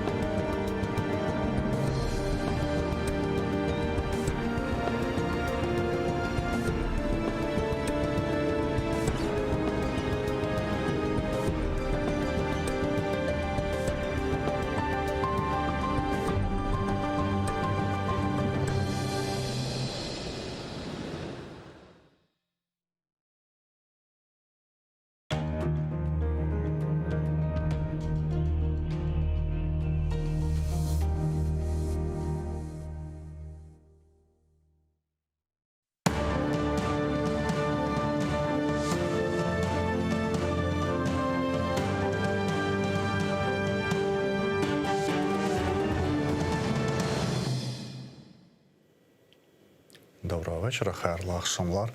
Атерн янында бүгін информацион лейхасы. Бу яйын українча форажамыз. Українською будемо говорити в цій частині нашого ефіру. У нас гостя народна депутатка Марина Бардіна, фракція «Слуга народу», заступниця голови Комітету Верховної Ради з питань зовнішньої політики та міжпарламентського співробітництва. Доброго вечора. Тому я думаю, це до вас питання останніх днів.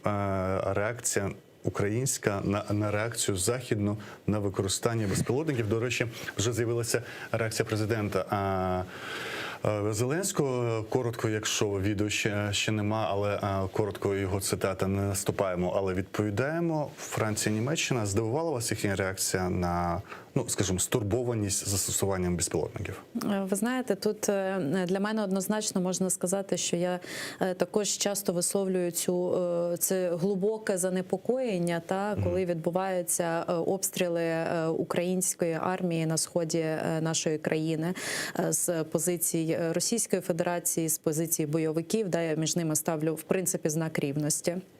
Тому ми також висловлюємо глибоке занепокоєння, що наші міжнародні партнери можуть, мені здається, активніше тиснути на Російську Федерацію, ставити умови задля досягнення миру на сході України. Тому, знову ж таки, ми не нападали, ми не ініціювали, ми не провокували, обстрілювалися наші позиції.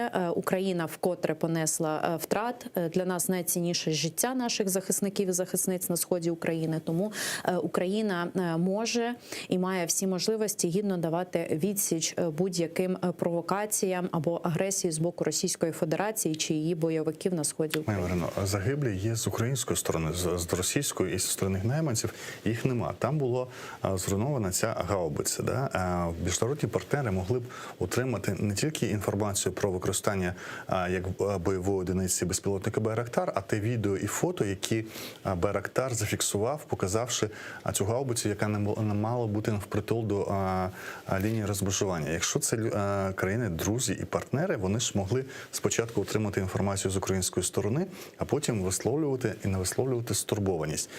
З цим пов'язана стурбованість є дві думки. Перша, аби де було війни, називається, щоб було тихо, спокійно і заморозити ситуацію. І заморожений конфлікт найбільше влаштовує міжнародних партнерів, особливо коли хтось іде в фарватер, як Німеччина, а Франція. Для них історія успіху, коли конфлікту, війни нема. Другий варіант – це ситуація з шантажем енергоносіями Російської Федерації Європи. Північний потік-2, потреба в балансі енергетичному Німеччини, атомних електростанцій вже нема, а газ дуже потрібен, і треба якось налагоджувати стосунки з Росією, можливо, навіть до того, щоб змінити тло і знімати санкції, де тут конспірологія, де тут адекватна реальність. Дійсно, ви як міжнародник, що можете з цього приводу сказати?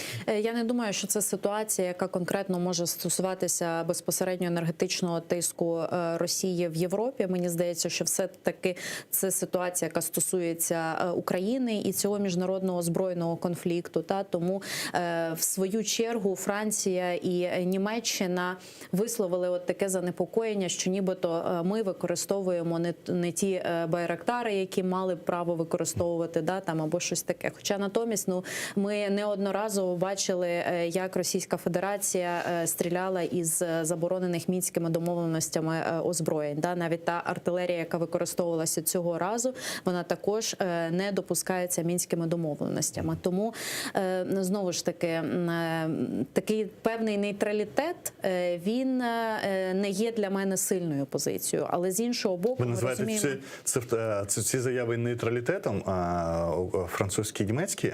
Я називаю нейтралітетом відношення до Росії, виходячи з того, що, мені здається, є усі інструменти і можливості сильніше тиснути на Росію, зважаючи і на газову війну сьогодні в тому числі. Тому що те, що відбувається в Європі, те, як Газпром сьогодні відстоює свої можливості на європейському ринку і по Північному потоку-2 в тому числі, це певний такий вже абсурд. Тому мені здається, що наші партнери, Сполучені Штати Америки – це одна історія в усій цій координації. Британія – інша історія. Британія – інша історія. Але ми розуміємо, що станом на сьогодні офіційними посередниками є Німеччина і Франція. І мені здається, що вони мають більш активно все-таки приймати участь і в сьогоднішніх домовленостях про нормандський формат, і взагалі в питаннях безпеки України. Тому що коли з Росії постійно порушуються мінські домовленості, використовується зброя, заборонена домовленостями, і такі окремі заяви не виходять по цьому, але виходять заяви окремі, коли там Україна дає відсіч. Це як мінімум дивно, а як максимум такого, мені здається, не повинно бути. Тим паче, ми вже всі з вами чули позицію і міністра закордонних справ України, який дав відповідь своїм іноземним колегам на це, що Україна не порушувала нічого, і навіть в комунікації з ОБСЄ ми там застосовували ці байрактари. До речі, у нас є цитата Дмитра Кулеби, відповідь його німцям і французам на їхню стурбованість щодо використання Україною байрактарів.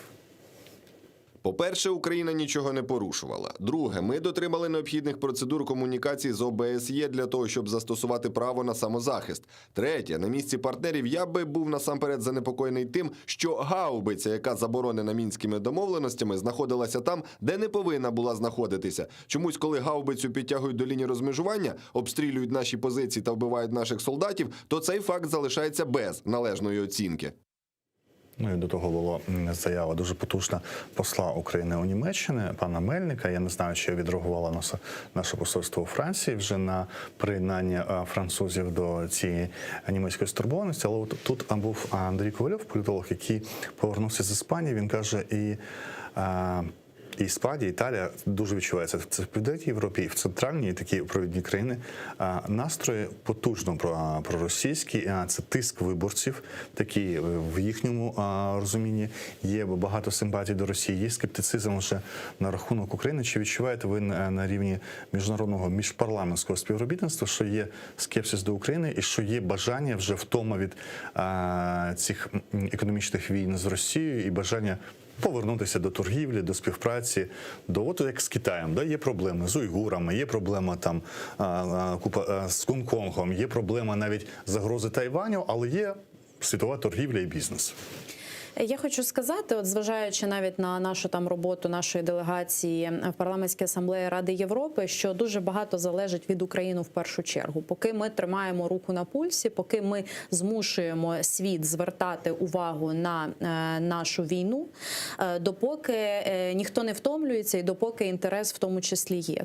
Тому от цього року навіть Кримська платформа, яка була проведена, і низка там подій у світі після неї, зокрема повернення там визнання за Україною скіфського золота, рішення суду в Нідерландах. Тому ряд із цих подій каже про те, що поки ми гучно говоримо про міжнародний збройний конфлікт, про російську агресію, поки ми на всіх фронтах наших дипломатичних контролюємо це питання, воно не вщухає, і втоми тут не може бути, тому що ми ж не єдині. Є Грузія, є Молдова, які зіштовхуються з подібним досвідом, і ми навпаки сьогодні об'єднуємося в тому, щоб продовжувати привертати увагу світу до своїх проблем, до воєн, розв'язаних Російською Федерацією на наших територіях.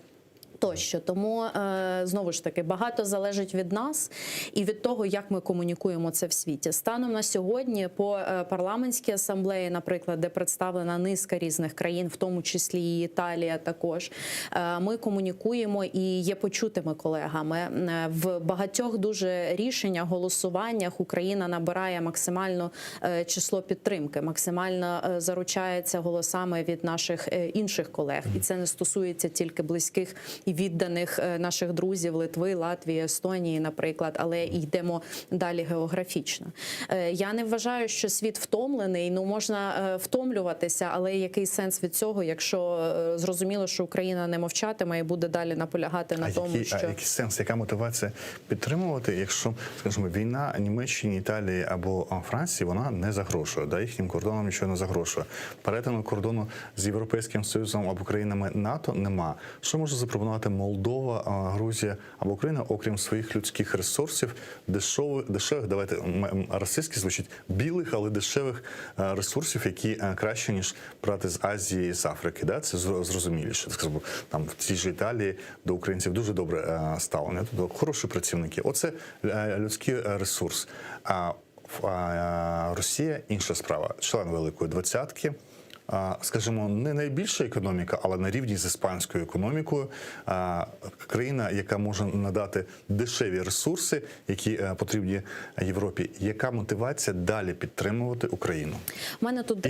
І тут навіть не яка в них мотивація, а яка аргументація ваша, коли вам треба в Європі переконувати депутата, уявимо, з Нідерландів або Бельгії? У мене декілька тез, тому що насправді найкраще взагалі з колегами працює аргументація, коли просто викладуєш на стіл доказову базу. От будь-що може розказувати Російська Федерація в парламентській асамблеї Ради Європи. Будь-що можуть розказувати про російські депутати. Але коли ти викладаєш фактаж нашої там розвідки Служби безпеки України, яка є публічною, звичайно, одразу питання багато знімається. Більше того, я скажу, був такий прецедент, коли поширювали пропагандистські різні там роздаткові матеріали в асамблеї Ради Європи. І до нас прийшов колега з Нідерландів і каже: Is it about Ukraine? Це реально про Україну? І ми дивимося просто, що там, на кшталт там ключової, дуже такої поширеної російської пропаганди якісь. Не буду зараз навіть відтворювати в ефірі, то що там було в тих роздаткових матеріалах, але це нісенітниця повна. І ми починаємо розповідати, показувати, що ні, це працює інакше.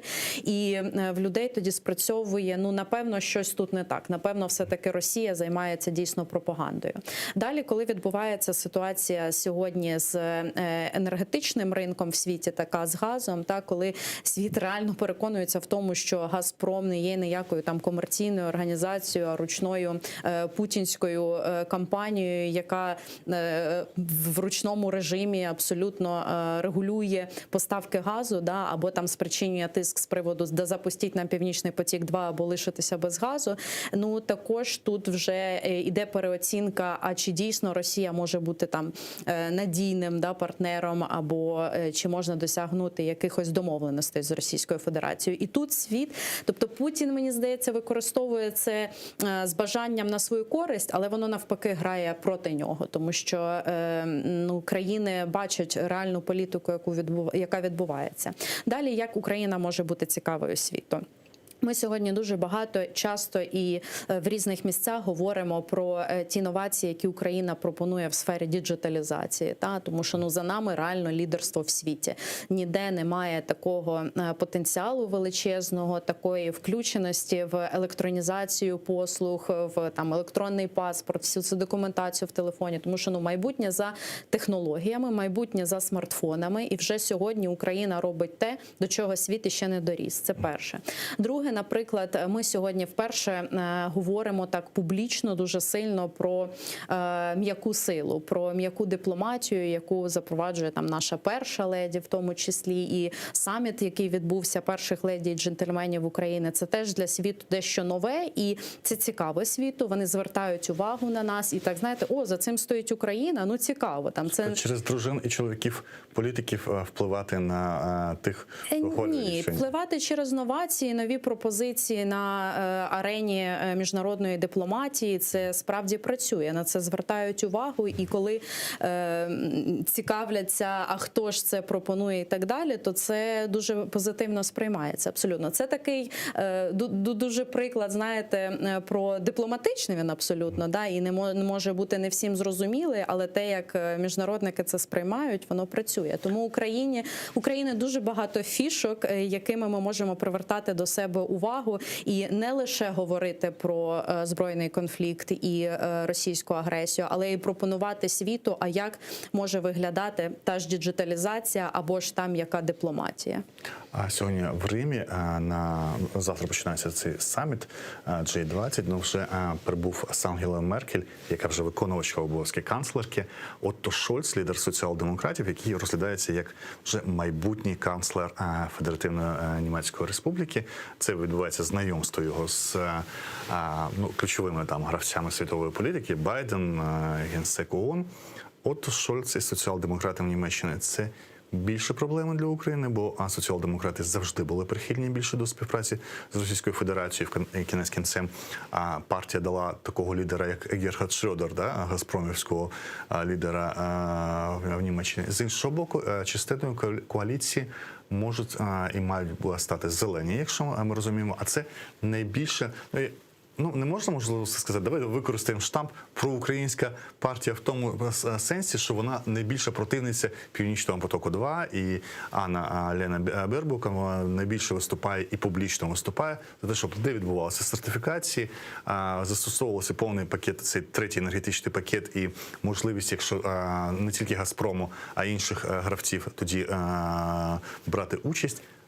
Ця нова коаліція німецька – це загроза, виклик, чи можна спрацювати з нею? Чи можливість, так? Да. Насправді треба дочекатися результатів, як виглядатиме вже остаточно коаліція, тому що говорити сьогодні ми можемо, звичайно, прогнозувати і дивитися, що пишуть в німецьких медіа. Але фактично ви ж, мабуть, на рівні міжпарламентському, а ті ж зелені, ті ж соціал-демократи, ви були знайомі з ними.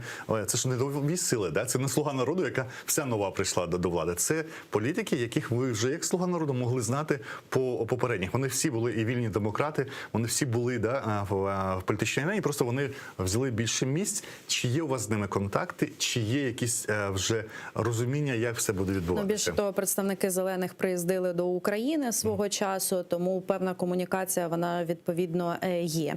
І ми, як парламентарі, маємо, звичайно, більше можливостей комунікувати. Тим паче, сьогодні для України питання кліматичних змін, екологічних екологічних питань, питань енергетичної безпеки, які певним чином також стосуються клімату, вони всі для нас є актуальними. Тому мені здається, що таких от точок дотику і моментів для співпраці в нас багато. І вже сьогодні наш екологічний комітет працює по деяким напрямкам, перебираючи там досвід або пропонуючи щось своє. Тому ми маємо дочекатися, звичайно, вже фінальних рішень. Спостерігаємо за цією ситуацією. Я бачу багато можливостей, де ми можемо працювати. Головне, що яким би не був уряд України, лишаються однакові вимоги до всіх. Та? Знову ж таки, про Північний потік-2 ситуація нікуди не зникає, вона буде актуальна, питання російської агресії і так далі. Тобто ми будемо виходити до будь-яких колег зі своїми ініціативами, своїми твердженнями і будемо їх мотивувати максимально бути прихильними до українського інтересу. Ваш колега Андрій Герус, який очолює енергетичний комітет парламенту, сьогодні в своєму телеграм-каналі повідомив про, він фактично назвав припинення поставок Російської Федерації вугілля до України шантажем на кшталт 2014 року. І отут, от як розглядати цю ситуацію? Чи торгівля з Росією є зрадою? Чи припинення торгівлі з Росією є зрадою? Як ставитися до цього? З одного боку, ми залежимо від російського вугілля в частині енергетичного балансу. З іншого боку, за ці 2 роки в енергоатомі відбувалися такі речі, коли просто потужності атомних електростанцій зменшувалися на ринку в угоду, кажуть, там, зеленій енергетики, яка досить дорога. От це складне питання на міжнародному рівні. І навіть з Риму сьогодні було коли включення, на міжнародному рівні є розуміння, що в середньостроковій перспективі зелена або відновлювальна енергетика, вона дуже дорога, не окупається, та ж Франція прибічниця збереження атомних електростанцій, чого позбулася сама Німеччина і тепер залежить в газі від Російської Федерації більшою мірою. Давайте поступово розділимо на частини. Торгівля, по-перше, Білорусь електроенергія, Росія вугілля. Яке ваше ставлення до цього? Ви знаєте, от про G20 саміт ви говорите. Одна ж із тем саміту – це кліматичні зміни. Так, це головна тема. Будуть говорити, продовжувати говорити про те, як... На 1,5 градуси зменшити температуру повітря до 50-го часу. Дивіться, ми можемо це так загально спрощувати, але по факту це величезна проблема. В тому, стані, якому сьогодні є світ, як впливають всі ці речі на екологію. І ми з вами, як люди, в першу чергу, станемо заручниками жахливої екології в світі. Тому, знову ж таки, не можна казати, що якщо там альтернативні джерела енергії, вони дорогі, невигідні і так далі, їх не будуть розвивати і впроваджувати. Ні, їх будуть розвивати, впроваджувати, і за ними майбутнє. Тому що ви бачите, що сьогодні відбувається в світі. З газом, з вугіллям Росія починає шантажувати європейців вже навіть, не кажучи там про сусідів на кшталт Україна чи Молдова. Тому мені здається, що навпаки на цьому саміті лідери досягнуть згоди по розвитку енергетичних джерел і енергії, і по тому, що треба їх максимально популяризувати і використовувати. Як би там дорого, некомфортно це не було, але адаптуватися до певних нових викликів і умов. Що стосується наших закупівель, звичайно, що хочеться жити в ідеальному світі і сказати, що ми там не маємо права це робити. Але певні є умови, як розвивалися країни протягом там десятків років, є певні взаємовідносини, в тому числі економічні, є певні там залежності і так далі. Хоча на сьогодні Україні достатньо вугілля, щоб забезпечити роботу електроенергії цей сезон 100%. І Герус про це сам говорив. Що російського вугілля не потрібно для цього? На цей сезон ми забезпечені. Тим паче Україна, скільки свого вугілля має. В наступному місяці видобуток ще збільшиться, зважаючи на ті обмеження, про які заявила Росія сьогодні. Побачимо, як це буде працювати з 1 листопада.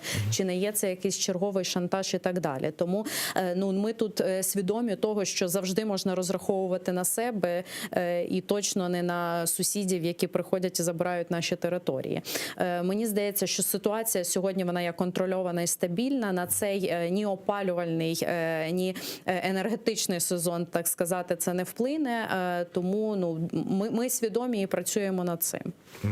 По газу. А як ви сказали, що та ж відбувається не тільки в Україні, і не стільки вже України, скільки вже Європи, і світу з газових питань. Є якісь розуміння, чи можна відповідати на ці виклики, чи можна не піддаватися цьому шантажу, і яким чином це можна робити? Можна не піддаватися, можна відповідати на ці виклики, і я думаю, що це буде перерозподіл цього споживання у світі. Тобто сьогодні вже Молдова в тих умовах, коли вона не може там закупати такі обсяги газу в Росії, як це, наприклад, було тоді, раніше, але з іншого боку вона розуміє, що громадянам треба опалення і треба весь сезон пройти без ризиків холоду для громадян. Тому, звичайно, сьогодні Молдова шукає інших союзників у світі, перепідписує договори і знаходить додаткові там джерела надходження того ж газу.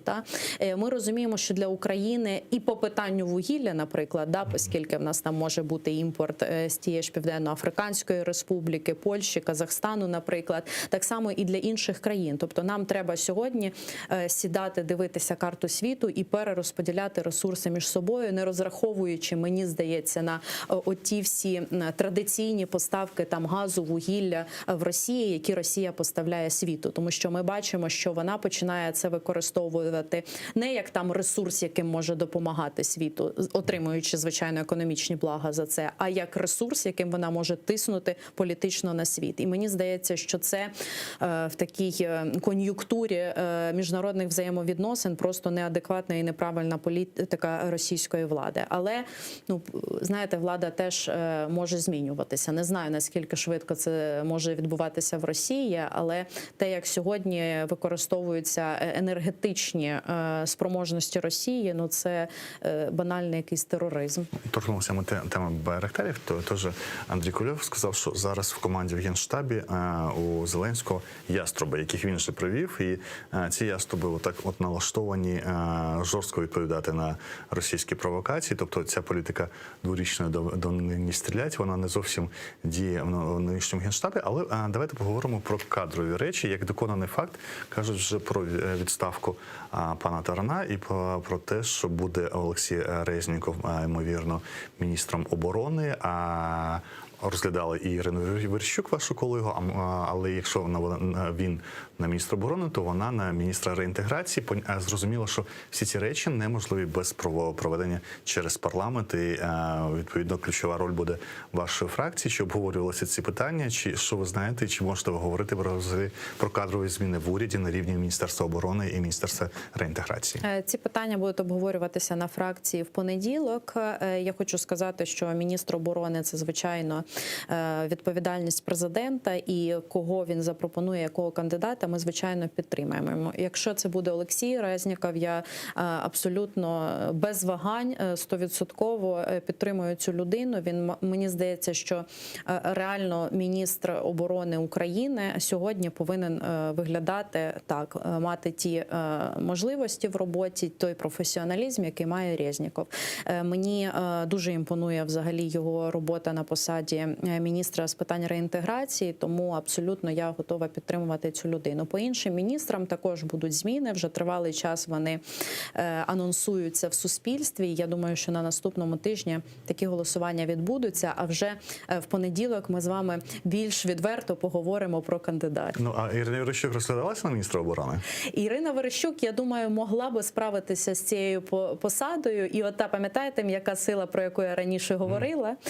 Наприклад, сьогоднішня президентка Єврокомісії Урсула фон дер Ляєн була міністром оборони Німеччини. Україна ще не мала прикладів міністра оборони жінок. Ми трішки тут пасемо задніх, але треба надолужувати. Тому якщо пані Ірина замінить Резнікова на посаді міністра реінтеграції, мені здається, це теж такий дуже правильний крок буде, зважаючи на те, що нам треба досягати миру на Донбасі, повертати наші території. І тут жінка може бути досить дипломатично правильно це відпрацьовувати. Тобто не наважилося все ж таки її на міністра оборони розглядати поки що? Я думаю, що розглядали абсолютно різних кандидатів, і це там не залежить, звичайно, від статі. Це ми зараз з вами так проговорюємо додатково. Можна сказати, що все ж таки два фіналіста на це два міністерства, да? Резніков і Верещук, інших не розглядаються зараз.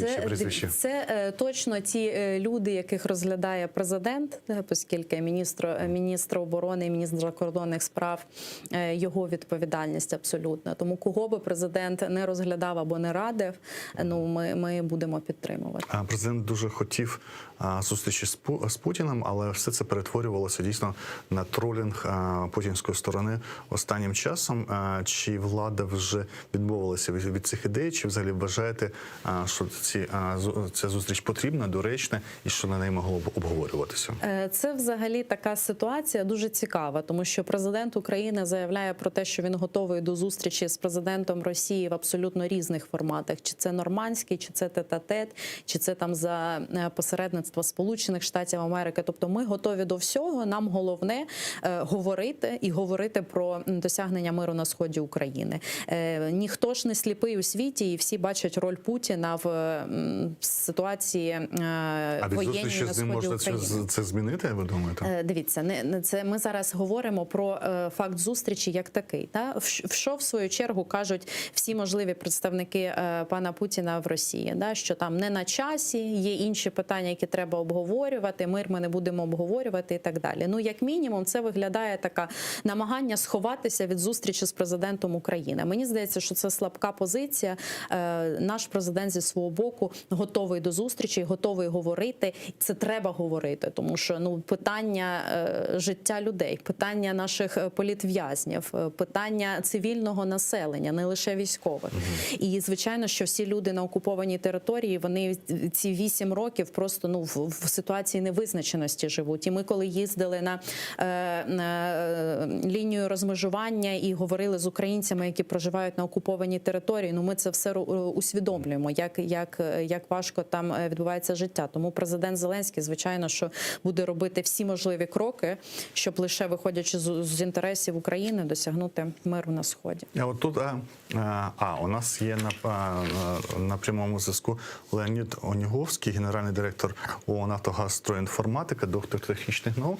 Якраз по питанню говорили ми про енергетичний шантаж Росією не тільки України, а всього світу з приводу газу, і обговорювали новину припинення поставок російського вугілля до України. Чи чуєте мене, пане Леоніде? Бо я не бачу. Добрий день. Добрий вечір. Таке просте питання. Чи можна взагалі обійтися без російських енергоносіїв? Чи можна обійтися без російського газу? Чи можна без вугілля? І чи можна не піддаватися енергетичним шантажам? Ви знаєте, це трошки риторичне питання, тому що сказати, що ось сьогодні ми вирішили, що ми можемо обійтися від цього, це буде занадто сміливо. Чому? Тому що цим треба було займатися достатньо довгий період часу. Наприклад, якщо ми кажемо про газ, то в 18-17 роках реально була можливість залучити іноземні компанії, оператори європейських газотранспортних систем для участі в консорціумі по управлінню нашої газотранспортної системи.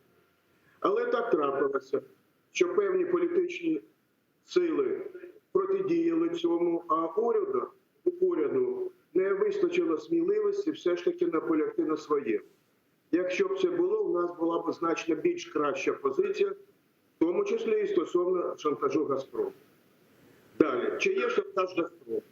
Безумовно, він є, але давайте все ж таки розкладемо все по полиці. Газова так звана цінова криза в Європі, і не тільки, до речі, в Європі, вона виникла не з вини «Газпрому». Про це мені здається, вчора сказав і представник Сполучених Штатів Америки пан Амос Хофштейн. Але Росія дуже оперативно цим скористалася. І зараз дійсно шантажує не тільки Європейський Союз, а й Молдаву і Україну, зважаючи на те, що ресурсів газу поки що в Європі недостатньо. Хоча я повинен сказати, що кілька днів тому виконуючий обов'язки міністра енергетики Німеччини пан Альтмаєр сказав, що вони не бачать великої небезпеки в постачанні газу взимку. І що Німеччина пройде спокійно цей опалювальний період. Стосовно вугілля. Ви знаєте, це також питання трошки незвичне. А що, ми влітку не знали, що потрібно мати вугілля? От нещодавно міністр Галущенко сказав, що це не Міненерго. За це відповідають генеруючі компанії. Ну, чесно кажучи, для мене ці слова були значною мірою незвичними. Чому? Ще, якщо я не помиляюся, в серпні пан міністр підписав графік накопичення вугілля на наших станціях. Так що цей підпис? Він щось означає, чи він нічого не означає? Міністр і міністерство повинні нести повну відповідальність за безпосереднє постачання і знаходження вугілля на наших складах.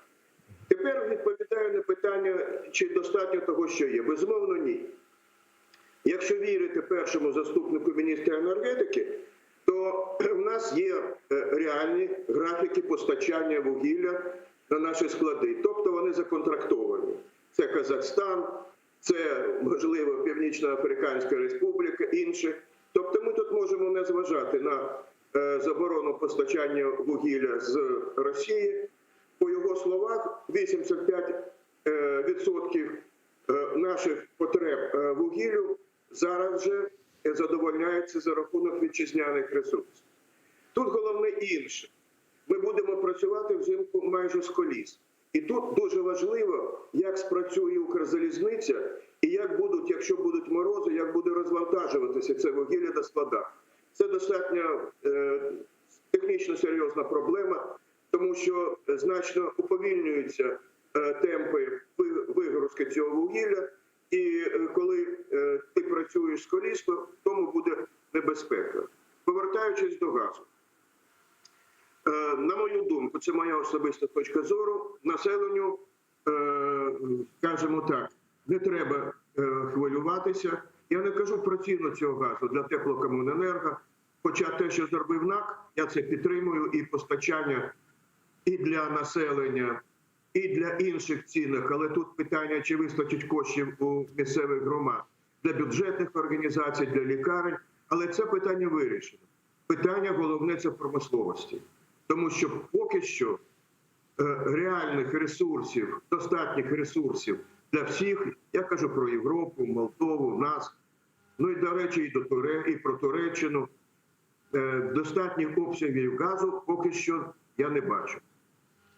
Пане Леоніде, чи можна для нефахового населення, як і для мене, пояснити, а що відбулося з цією ціною? Тому що, якщо я не помиляюся, перед початком пандемії, або на пандемію, вона була в районі взагалі десь $50, і тут 1300-1500, я не знаю, скільки зараз вже коштує. Таке враження, що вже нема межі цим цінам. А що відбулося? Це ж в 30-50 разів, чи 300 разів, скільки там зростання. Навіть я вже рази не можу порахувати одразу тут. Що відбулося з ціною? Це таке збільшення попиту, це така мала пропозиція, це такий вибух економічний десь відбувся, що стільки газу стало потребляти. Чому в сотні разів таке зростання?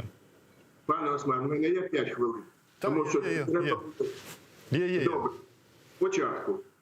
Об'єктивні обставини. Перша об'єктивна обставина. В період пандемії нафтогазові компанії почали менше вкладати коштів в видобуток, в розробку родовищ і безпосередньо видобуток. Пандемія закінчилася, промисловість почала дуже швидко нарощувати обсяги, тобто споживання перевищило можливий попит. Це перша загальна об'єктивна причина.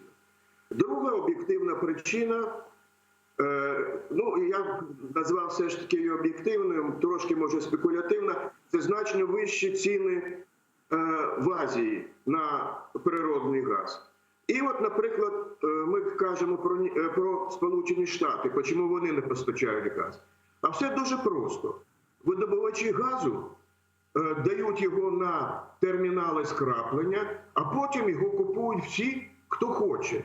І хто купує, трейдер, він дає газ туди, де вища ціна. І тому величезні обсяги цього газу пішли в Азію, замість того, щоб йти в Європу. Третя причина, також об'єктивна, це було певне відставання в графіку закачування газу в європейські підземні сховища. Хоча зараз там десь 70-80% підземних сховищ, крім сховищ, які експлуатує «Газпром». І цього вже достатньо нормально для сезону. Але це також зіграло на на кон'юнктурі підвищення цін. І далі дуже велике можете спрогнозувати останнє питання до вас? Наскільки може тоді відбудеться відкат падіння в разі, якщо знову компанії почнуть вкладати гроші в видобуток, і якщо в Азії, наприклад, не знаю, через ту ж будівельну кризу в Китаї, якщо зменшиться споживання газу там, до якого рівня може відкотитися ситуація? Споживання газу в Китаї не зменшиться. Тут можна казати трошки про інше. Є ще спекулятивна така надбавка газу. Як на нафтових ринках, вона суттєвою мірою проявилася і на газовому ринку. І, до речі, це було несподіванкою для Європейської комісії. Але зараз вже ціни трошки відкотилися. Можна казати про $800 за 1000 кубів, це ф'ючерси на грудень, і на споті десь $900 за 1000 кубів. Це також багато, але я хочу, на жаль, всім сказати, що суттєвого зниження цін не буде. Газ буде, оця спекулятивна складова, вона зменшиться, але все одно потім ціна на газ поступово, повільно, але буде нарощуватися. І нам і зараз вже треба думати, що цим робити. Єдина запорука – це наш внутрішній газовидобуток. Оцим треба дуже суттєво займатися. Дуже дякую, Олег Оніговський, доктор технічних наук. Нам розповів про ситуацію з газом і з газовим шантажем, яким скористалася Росія через попит на світових ринках. А ми перейдемо до теми, яка дотична до Криму і до нашого телеканалу. В Південному окружному військовому суді в Ростові-на-Дону сьогодні оголосили вирок у справі 3-ї Бахчисарайської групи Хізбут-Тахрир 4 жителів Криму: Сейтоміра Сейтомірова, Османа Сейтомірова, Рустема Сейтмеметова і Аммета Сулейманова засудили до 17, 14, 13 та 12 років позбавлення волі в колонії суворого режиму.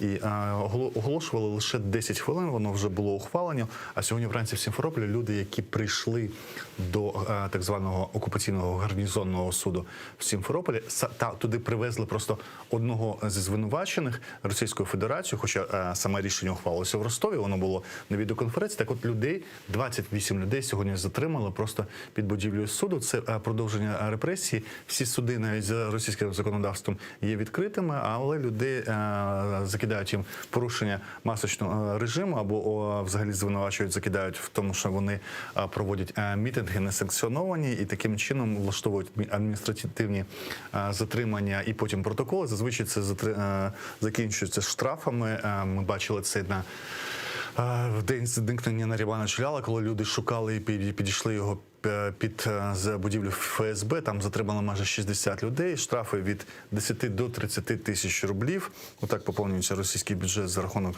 штрафів кримських татар. І вже відреагувала на ситуацію із засудженням цих 4 кримських татар Людмила Денисова. Є її цитата: «По вироку винесли в Ростові-на-Дону». 56 років позбавлення волі на 4. Російські прокурори домоглися незаконного ув'язнення кримських татар за злочин, який вони не скоювали. Наші співгромадяни отримали тривалі терміни відбування покарання у колонії суворого режиму. Вражає нікчемність і надуманість доказів, наведених російським обвинуваченням. Усі вони зводилися до показань 2 таємних свідків ФСБ, які постійно плуталися у своїх свідченнях. Цинізм та брехня з боку Росії призвели до того, що кримські родини залишилися без годувальників, а одна з них одразу без 3. Осман Сейтумеров і Сейтумір Сейтумеров – рідні брати. Рустем Сейтмеметов – їхній дядько по материнській лінії. Ну, це загострення, ці вироки, в принципі, очікувалося, але загострення і тиск, а особливо, от по те, що я сказав, раніше, принаймні, людей, які приходили на суди, їх не затримували. Люди приходили підтримувати родини засуджених. Ми бачили завжди із Сімферополя виступи адвокатів завжди в оточенні людей, які підтримують. Це було ще за часів затримання Сенцова, Балуха. Завжди люди приходили, кримські татари активно підтримували не тільки кримських татар, а всіх українських політв'язнів. Певна згуртованість кримськотатарська існує в Криму. Про це казала і мати Балуха, і родичі Сенцова. Проте, все ж таки, кримськотатарське коло не дуже таке залякане, але тепер їх всіх затримують, їх возять всіх до судів і до адміністративних арештів. І це пов'язують з посиленням репресій після Кримської платформи. Кримська платформа роздратувала, а вони анонсували ротом Захаровою, що відповідь буде на Кримську платформу. Вона відбувається. А від Кримської платформи поки ми не бачимо. Всі кажуть, треба зачекати, бо Кримська платформа інституційно ще не оформилася. Казали, що буде якийсь міжпарламентський вимір Кримської платформи. Як взагалі ситуація розвивається? Я думаю, ви зсередини більше знаєте, більше ви дотичні до того, що будете розвивати міжпарламентську частину Кримської платформи. Чи здатна вона буде реагувати на ці виклики Російської Федерації, які посилюються на репресії? І чи все ж таки ми обмежимося час від часу проведенням самітів? Не для кого не новина, що прав людини як таких в Росії, мені здається, взагалі не існує, зважаючи на ті дослідження, які ми робимо в парламентській асамблеї Ради Європи. Буквально в червні була прийнята резолюція про порушення прав людини в Криму, і дуже багато зафіксованої інформації виписаної в резолюції про порушення прав кримських татар. Тому це таке абсолютне беззаконня і самодіяльність російської, як вони називають це, судової системи. Хоча це дуже далеко від судових рішень і так далі. Кримська платформа, звичайно, вона могла спровокувати негативну реакцію Російської Федерації. Ми знаємо, як багато російські дипломати прикладали зусиль до того, щоб низка країн не взяла участь у роботі Кримської платформи.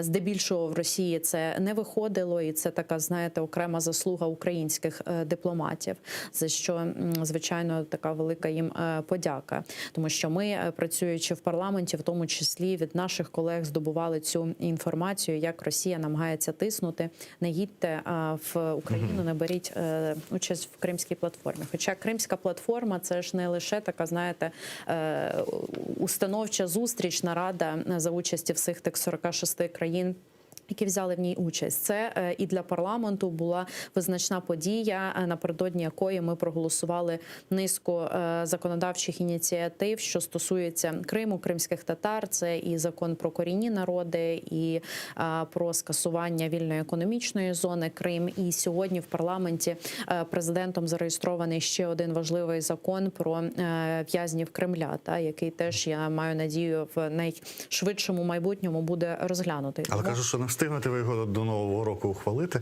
а він важливий в плані фінансової підтримки. Всі ці люди потребують адвокатської підтримки, є певні витрати. І там мова про пільги, про соціальний захист в'язнів і членів їх родин. Але важливо те, що якою би не була реакція Російської Федерації, не можна зупинити Україну в відстоюванні на міжнародній арені того, що Крим – це є Україна. Це апріорі, здавалось би, неправильно, мені здається. Тому ми будемо продовжувати роботу над Кримською платформою як в парламентах, на різних площадках міжнародних, так і в Україні, проводячи такі саміти Кримської платформи. Продовжимо роботу над українським законодавством, тому що про те, про що ми з вами почали сьогоднішню програму. Україна повинна тримати руку на пульсі, Україна повинна про це голосно говорити і звертати увагу світу. Те, що в нас в серпні приїхало так багато іноземних гостей, багато багато було представлено країн. Це свідчить про те, що всі ці країни вони підтримують український Крим і наголошують, знаєте, Путіну на тому, що все-таки анексія вона є не схожою на якісь законні дії абсолютно, і треба все-таки відступитися від окупації Криму.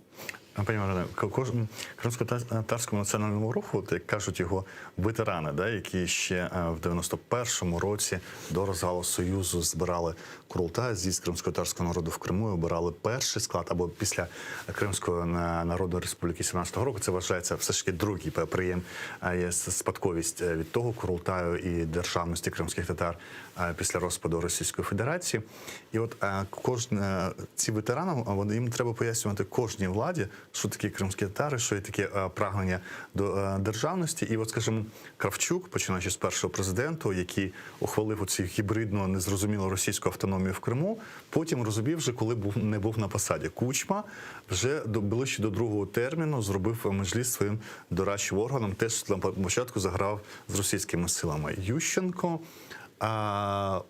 за рахунок підтримки кримських татар отримав багато голосів в Криму, але не спромігся далі розвити навіть кучмівський рівень. Янукович, не кажемо, ставив одразу шантажні умови йти з опозиції. Порошенко в 16-му році заговорив про кримсько-татарську автономію, але кожен раз, коли президенти доходять до розуміння цієї кримсько-татарської автономії, прав, якихось речей, які як корінного народу потрібно фінансувати, бо просто нема, окрім України, іншої держави цього корінного народу, не в Узбекистані, не в Туреччині, не в США, ніде це Україна. Президент змінюється, і от тепер нова влада, абсолютно нові політики. Наскільки є розуміння питання, чому кримсько-татарська автономія потрібна саме до деокупації? Що це як, знаєте, це як прапор тим людям, які живуть в окупації. Знаєте, з цим гордо дивитися в очі окупантах і бачити в Україні, що вона розуміє прагнення цього народу, а цей народ, вбачаючи в своєму майбутнє в кримсько-татарській автономії, бачить її тільки і винятково разом з Україною. Наскільки це розуміння є, чи все ж таки знову починаємо прислуховуватися там то до Куніцина, то ще до когось, який каже, та їх 15%, та що треба дбати і знову загравати з російським населенням і не давати і затягувати це питання автономії на безкінечний час. Я вам відверто скажу, що сама в питаннях, що стосується кримсько-татарського народу, почала розбиратися з 14-го року, хоча все своє шкільне життя просиділа майже все за партою з представницею кримсько-татарського народу, і у мене такі теплі дуже згадки про цей час. А ви не з Криму вже, да? Не з Криму. Я особисто? Ні. Я з Полтави, так. І з 14-го року я почала дійсно розбиратися в темі, і мені видавалося дивним, багато було дуже політичних заяв, дійсно, в підтримку кримсько-татарського народу, особливо ж, відповідно, після того, як відбулася анексія Криму. І мені імпонує, що сьогодні ми доходимо до реалізації різних політичних заяв і обіцянок, які давали попередники Зеленського.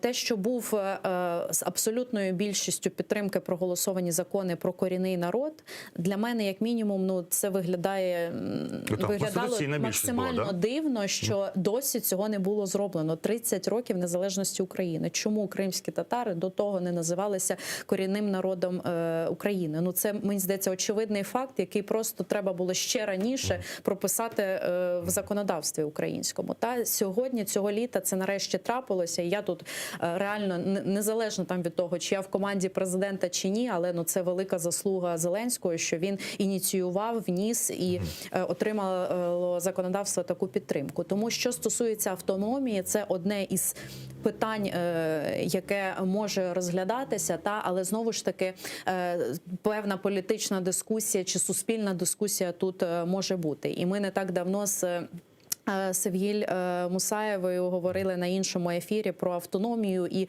дивилися соціологічні опитування, тому що для українців все-таки пояснити, що таке визнання кримсько-татарського народу як корінного народу і що таке автономія – це різні речі. Тому, звичайно, перш за все треба говорити з Україною про те, що це означатиме для України, що в цьому там немає ніякої зради і так далі. Тому, звичайно, що треба розпочинати з такої інформаційної інформаційної кампанії. І я думаю, що цю дискусію потрібно вести в суспільстві. Але це ж повністю залежить від будь-яка влада може почати цю дискусію, тому що цю ж дискусію не маленькі, де кримські татари можуть почати, да? І може почати влада. І тут вже дуже аргумент на поверхні. Крим не підконтрольний. І коли він буде підконтрольний, не зрозуміло. Ми навіть на кримській платформі чули, що процес не має військового рішення, хоча тут, як Азербайджан показав, що військові рішення іноді бувають, коли час настає, да? І натхнення, і є можливість політична. І з іншого боку, це пошук союзництва з тими кримськими татарами, які, незважаючи, попри 8 років окупації, не стали лояльними громадянами Російської Федерації. Да? Вони окуклилися, вони закрилися, можливо, вони не проявляють зараз відвертих, щоб заражатися на репресії, проукраїнських поглядів, але те, що вони не показують про російські погляди, не беруть участі, фактично бойкотують вибори, це союзництво. І це союзництво можна пояснити людям, от як приклади успішних автономій в Тіролі чи в Скандинавії з корінними народами. Да? Можна замислюватися, загострювати на негативних прикладах і згадувати Каталонію, да, в Іспанії, а можна показувати вдалі приклади, як припинення тероризму в країні Басків, де це зараз одна з найрозвинутіших територій Іспанії і найбагатших. Тому тут від влади залежить. І, на вашу думку, хто має почати? Ви багато компліментів зробили Зеленському. Чи Зеленський має почати це пояснення українському народу, що таке кримськотатарська автономія? От знову я хочу наголосити на тому, що те, що тільки зараз, там через 30 років від нашої незалежності, було прийнято це рішення. Мені, звичайно, що не хочеться, щоб там затягувалося питання по автономії, щоб воно почало якось обговорюватися і бути більш публічним, аніж питання, яке там ініціюють представники кримсько-татарського народу. Абсолютно. Тому я думаю, що, по-перше, це має така бути внутрішньокомандна робота, і не тільки на рівні президента, але і виконавчої влади в тому числі. І вже з якимось підготовленим рішенням тоді варто виходити публічно і приймати ці рішення. Да? Чи ми комунікуємо інформаційно, чи ми пояснюємо нашим громадянам, що це означає, і як швидко Україна готова перейти до таких рішень. Дякую. Це Марина Барділян, депутатка від партії «Слуга народу» і заступниця голови комітету з міжнародного співробітництва та міжпарламентського співробітництва. Далі новини «Заман» і повернемося за 15 хвилин в цю студію. Дякую вам за участь в програмі.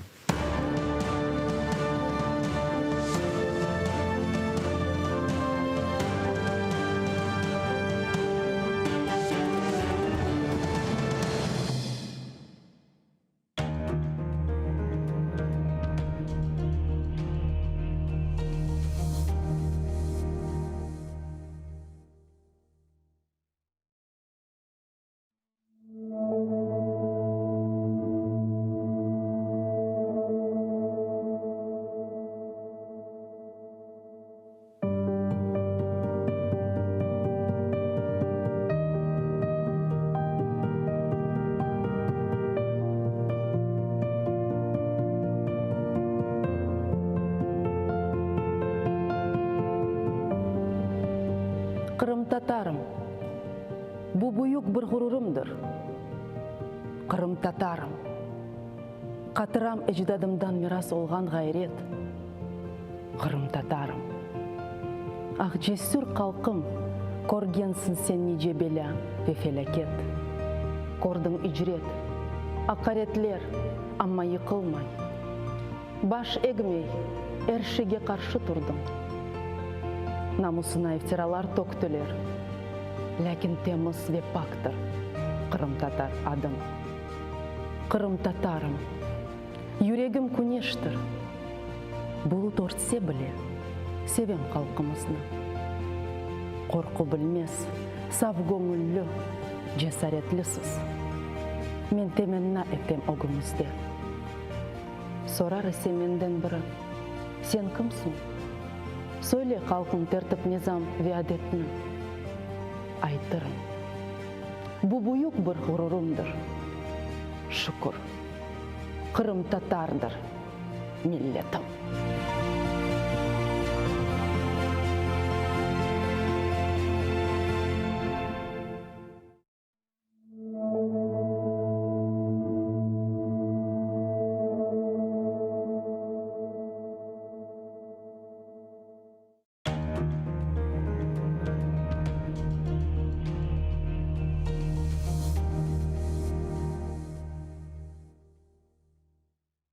Маарифчи, неширчи, драматург ve публицист Асан Сабри Айвазов Алупка көйінде майсының 6-сында 1878 сенесі дүнияға келді. О елке тасыны иптидаи мектепте алды. Медреседе оқыды. Медреседе оқуыны бітіріп, мектеплерде муалlimlik yaptı. Sonra bilgi seviyesini yükseltmek maksadıyla ketip, İstanbul ve Kair üniversitetlerinde tahsil aldı. Асан Сабри Айвазов çetel memleketlerden kaydıp kelgen son, başta Baku şehrinde neşir etilgen Hayat adlı gazetada muarir olup çalıştı. Sonra Karasu Bazar şehrinde Abdurrashid Mediyev ile beraberlikte Vetan Hadimi namında gazeta çıkardılar. Асан Сабри Айвазов Vetanı Kırım'a avdet olgan son 1913 senesinden başlap Kadimi Bahçesaray'da İsmail Gaspralı tarafından çıkarılgan Tercüman gazetasında çalışa başladı. İsmail Gaspralı 1914 senesi vefat etken sonra Асан Сабри Айвазов tercümanın baş muhariri oldu. Sonra o Ahmetçit şehrinde Millet dep adlandırılgan gazeta neşir etti ve aynı zamanda Kırım Milli Kurultayı reisi vazifesinde bulundu. Асан Сабри Айвазов publitsist olmak ile beraberlikte hem yazıcı, hem dramaturg, hem de acayip edebi tercüman edi. Anneciğim neredesin? Kel, neden bu alga kaldık? Gibi bedi eserlerle bir sırada Ivan Turgenev, Anton Çekhov, Lev Tolstoy, Avrupa edebiyatından Knut Gamsun, Longvili gibi müelliflerinin işlerini Kırım Tatar tiline tercüme etti. Асан Сабри Айвазов'ның icadi umur faaliyeti gayet gürlegen vakitte o Bolşevikler tarafından represiyaga uğrab 1938 senesi aprelinin 17'sinde vahşice öldürüldü. Асан Сабри Айвазов'ның Neden bu alga kaldık piyasasından küçük bir parça. Seyitbek, şimdi biz ne işleyelim? Avrupalılarının kulturası fenadır diye cahil mi kalalım? Abdülislam, hayır evladım. Hoşa sim hoşa.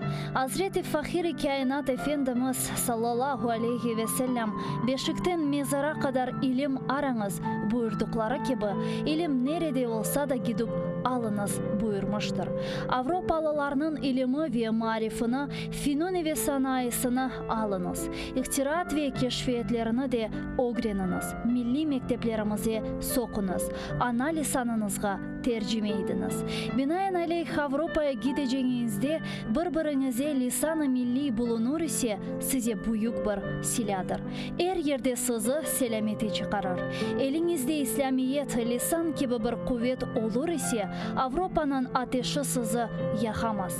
Mamafih ne Frankistan'ın Paris'i, ne Almanya'nın Berlin'i, ne de İngiltere'nin Londra'sı, ne de Avrupa maişeti millet ve kavmiyetinizi unutturamaz. İşte bizim fikrimiz budur evlatlarım.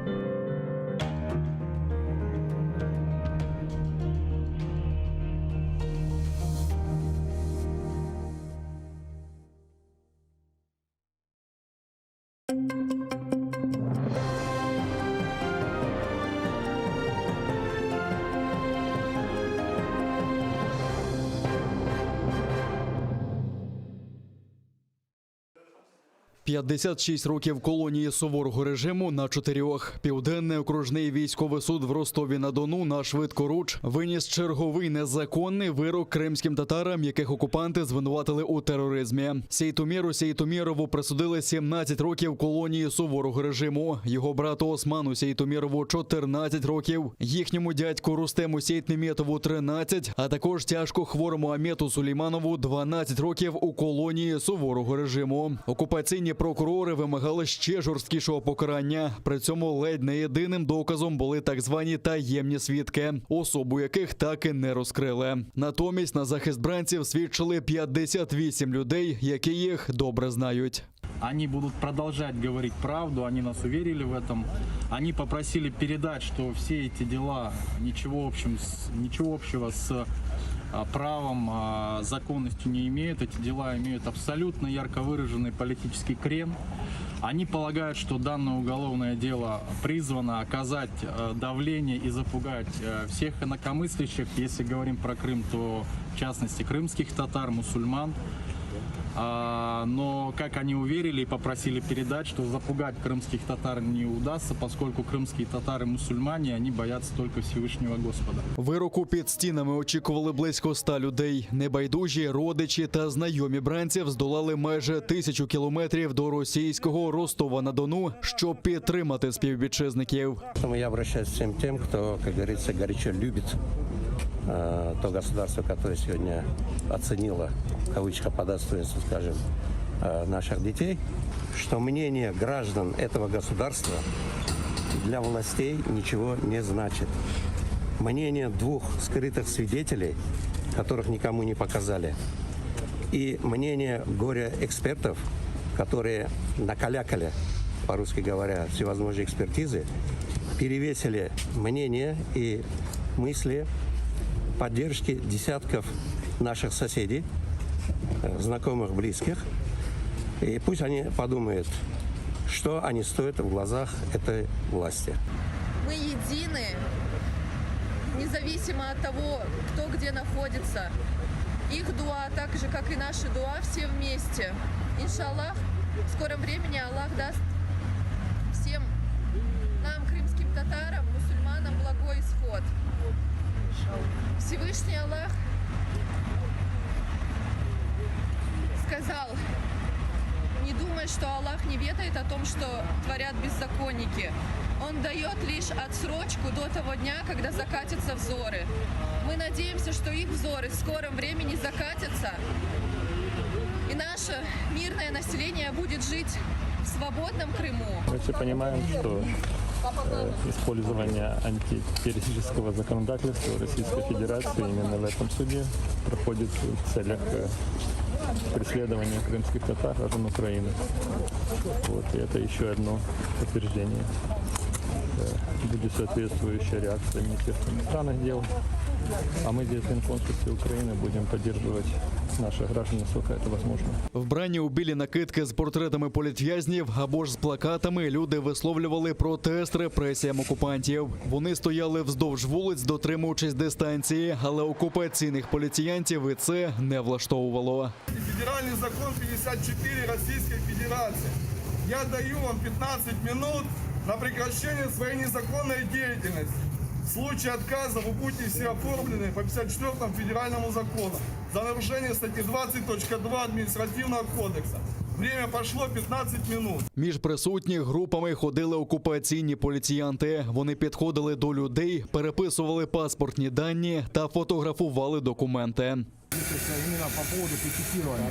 Если кто-то стоит в маечках, там социальная дистанция, поэтому вот сотрудник сейчас перепишет данные ваши, с ним разбираться. Я не спорю, но на основании чего будет? До стін окупаційного Кримського гарнізонного суду у Сімферополі потрапити було ще складніше. Там відеозв'язком судили Амета Сулейманова. Попри вади серця, чоловіка з інвалідністю засудили до 12 років колонії суворого режиму. Люди, які з усього Криму приїхали підтримати бранця, не могли зайти і на подвір'я. Окупанти зустрічали їх за кількасот метрів, заявивши, що там тепер контрольно-пропускний пункт. Блокували дорогу і адвокату Лілі Гімеджі. Требует представить удостоверение на основании каких-то непонятных мероприятий. Считает, что я подхожу к сотрудникам полиции, хотя иду по пешеходной зоне, никому не мешаю.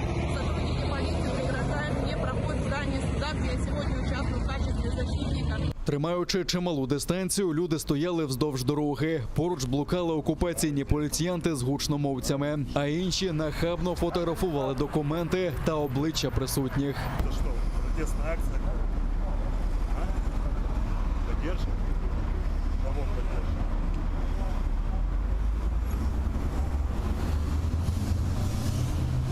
Кого поддержка? Первому предъявлению полиции на основании того, что сотрудник полиции требует удостоверения личности. Я ему дал паспорт, он посмотрел прописку. И все, больше ничего. Ну, как бы сказал, что есть какое-то правонарушение. Я не согласен с тем, что их обвиняют в терроризме, потому что они не предъявляли никаких террористических мотивов. Поэтому это меня возмущает, и я вышел для того, чтобы проявить солидарность Прикриваючись нібито порушенням карантинних обмежень, окупаційні силовики почали затримувати присутніх. Людей силою заштовхали до автозаків. Ходите что-то здесь, кричите. Вы кто? Документ, пожалуйста. Я никому не препятствую. Удостоверить вашу личность. Зачем? В смысле зачем? В смысле вы зачем? Находитесь, что вы, организатор мероприятия или кто вы? Нет. Проходите, пожалуйста. Документ покажите. Для удостоверения вашей личности. Проходите, пожалуйста. Для чего? Мы не мешаем. Проходите. Да, проходите. Давай. Там будешь снимать, Проходите, давай. Вы начальника спросите своего. Там затримані кримські татари звернулися до Всевишнього. Bu zalim etenlerin cezasını ver ya Rabbim. Amin. Allah'ım ya Rabbim sen bizlere birlik, muhabbetlik ver ya Rabbim. Amin. İlahi ya Rabbi, ilahi ya Rabbi. Tez vakit içinde bütün dünya Müslümanlarının birliğini ver ya Rabbi. Amin. Yakşı niyetlerimize erişmeye sen nasip eyle ya Rabbi. Amin. Rabbim. Ко мне подошел сотрудник полиции, ну, он, по-моему, представился, не помню точно, и попросил пройти в автобус, сказав, что я якобы массово скопляюсь. Я говорю, я сам стою, никак не массово я не скопился. На что он мне парировал, сказал, что вы последние остались, кто не пройшов автобус. Окупанти затримали 30 кримських татар, які прийшли на підтримку, та ще 2 громадських журналістів. Автобусами їх відвезли до 2 окупаційних відділків поліції Сімферополя. У затриманих вилучили мобільні телефони, вимагали здати зразки слини та дихати в алкотестер. Крім того, в людей відібрали білі накидки з портретами бранців. Владислав Стужук, Заман, АТР. Стало відоме ім'я воїна, полеглого напередодні біля Новотошківського на Луганщині. Це боєць 17-ї танкової Криворізької бригади Віктор Рачугін. 36-річний воїн родом із Запоріжжя став на захист України навесні цього року. Минулої доби окупанти поранили 2 українських бійців, ще одного сьогодні зранку біля Причепилівки. Усі 3 у шпиталі, їх стан середньої важкості. Минулої доби окупанти гатили з важких мінометів у бік оборонців Новозванівки, Красногорівки, Троїцького та Кримського. На інших ділянках фронту ворог бив з гранатометів різних систем, кулеметів та стрілецької зброї. Крім того, на Луганщині зафіксовано проліт ворожого безпілотника, ймовірно, Орлан-10, з перетином лінії зіткнення.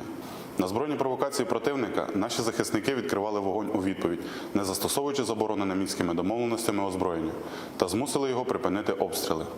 Завдяки зусиллям українських воїнів рубежі наших підрозділів залишилися незмінними. Підрозділи Об'єднаних сил тримають ситуацію під контролем та продовжують виконувати визначені завдання з відсічі і стримування збройної агресії Російської Федерації.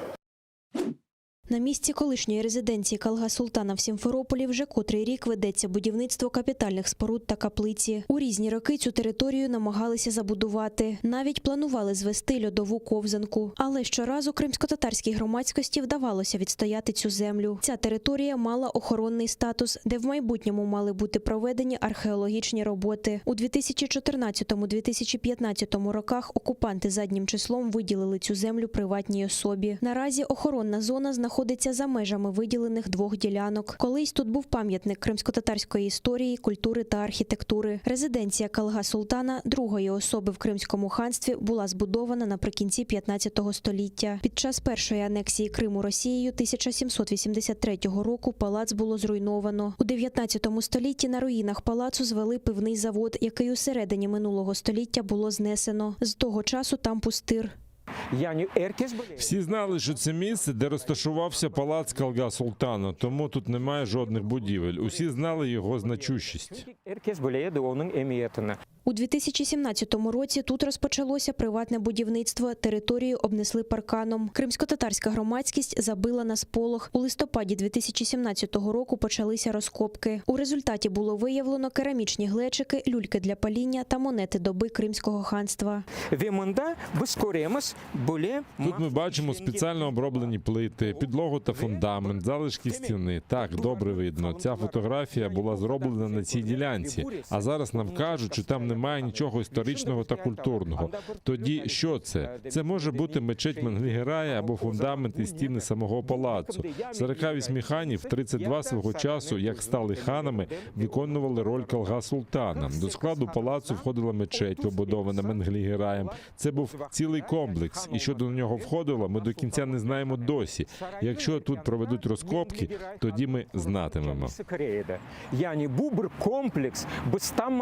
Після проведених у 2017 році досліджень передбачалося проведення повномасштабних розкопок. Рішенням суду власнику ділянки було наказано знести споруду. Але власник нібито так само замовив розкопки на своїй ділянці, та археологи, за його словами, не знайшли тут нічого, щоб пов'язувало територію з палацом Калга-Султана. Це дозволило позбавити ділянку охоронного статусу та узаконити будівництво на ній. В 2019 году заключил договор с СРАНом Вадим Владиславович Майков.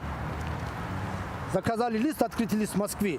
И в 2019 году мы раскопки ввели здесь. Ничего не найдено. Что это? Да это засунутое в одно место. Все, что съедали, 2 монеты туда кинул, это не означает, что да, подкинули. Я постараюсь вас посадить на электрический стол. У нас государство вроде бы охраняет, да, на своих территориях объекты культурного наследия, способствует их изучению, развитию, реставрации. А вот в то же время, как на территории частных лиц, как видим, происходит строительство. Но не бывает так, да, вот вся территория вроде объекта, а потом по границе, по забору памятника нет. Ну, это в принципе нонсенс. Если не будут какие-то предприняты меры более такие решительные, если частные эти лица не пойдут на какие-то соглашения с государством, не будет эта ситуация таким образом разрешена, то у нас в принципе уже ничего не останется. Ни от самого дворца Калги-Султана, ни от даже тех жалких крох культурного слоя, который мы здесь в принципе находили. Но особенно расстраивает то, что в это дело приплели религию. Насколько я знаю, я общался с владыкой, они согласия не давали. То есть это момент нехороший. Самое противное, это на религиозных чувствах начинает играть. То есть вот там якобы что-то там, какое-то знамение, и здесь вот оно должно появиться, там так называемая часовня. А это для чего делается? Для того, чтобы если вдруг что-то будет, там будут сносить, будут говориться, вот сносится там якобы там часовня христианская и так далее, и так далее. Приєднуйтесь до сім'ї АТР та підпишіться на сайт нашого телеканалу. Для цього наберіть в браузері atr.ua, натисніть на кнопку «Вступити в сім'ю АТР», виберіть суму і натисніть кнопку «Підтримати АТР». Після цього заповніть дані своєї картки та електронної пошти. Оберіть регулярність платежу, погодьтеся з умовами програми та натисніть кнопку «Оплатити».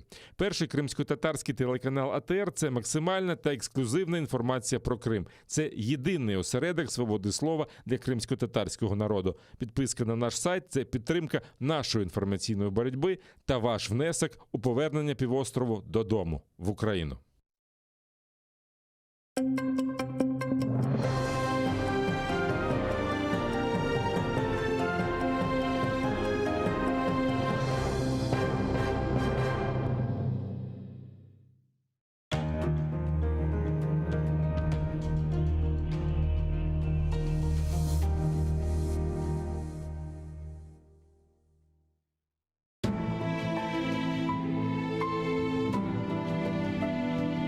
Меня зовут Нияра. Моя семья вынуждена была покинуть Крым. Это было утро после дня рождения моего двоюродного брата. После этого мы с ним больше не виделись. Я хочу знать, когда я еще смогу поиграть со своими братьями и сестрами.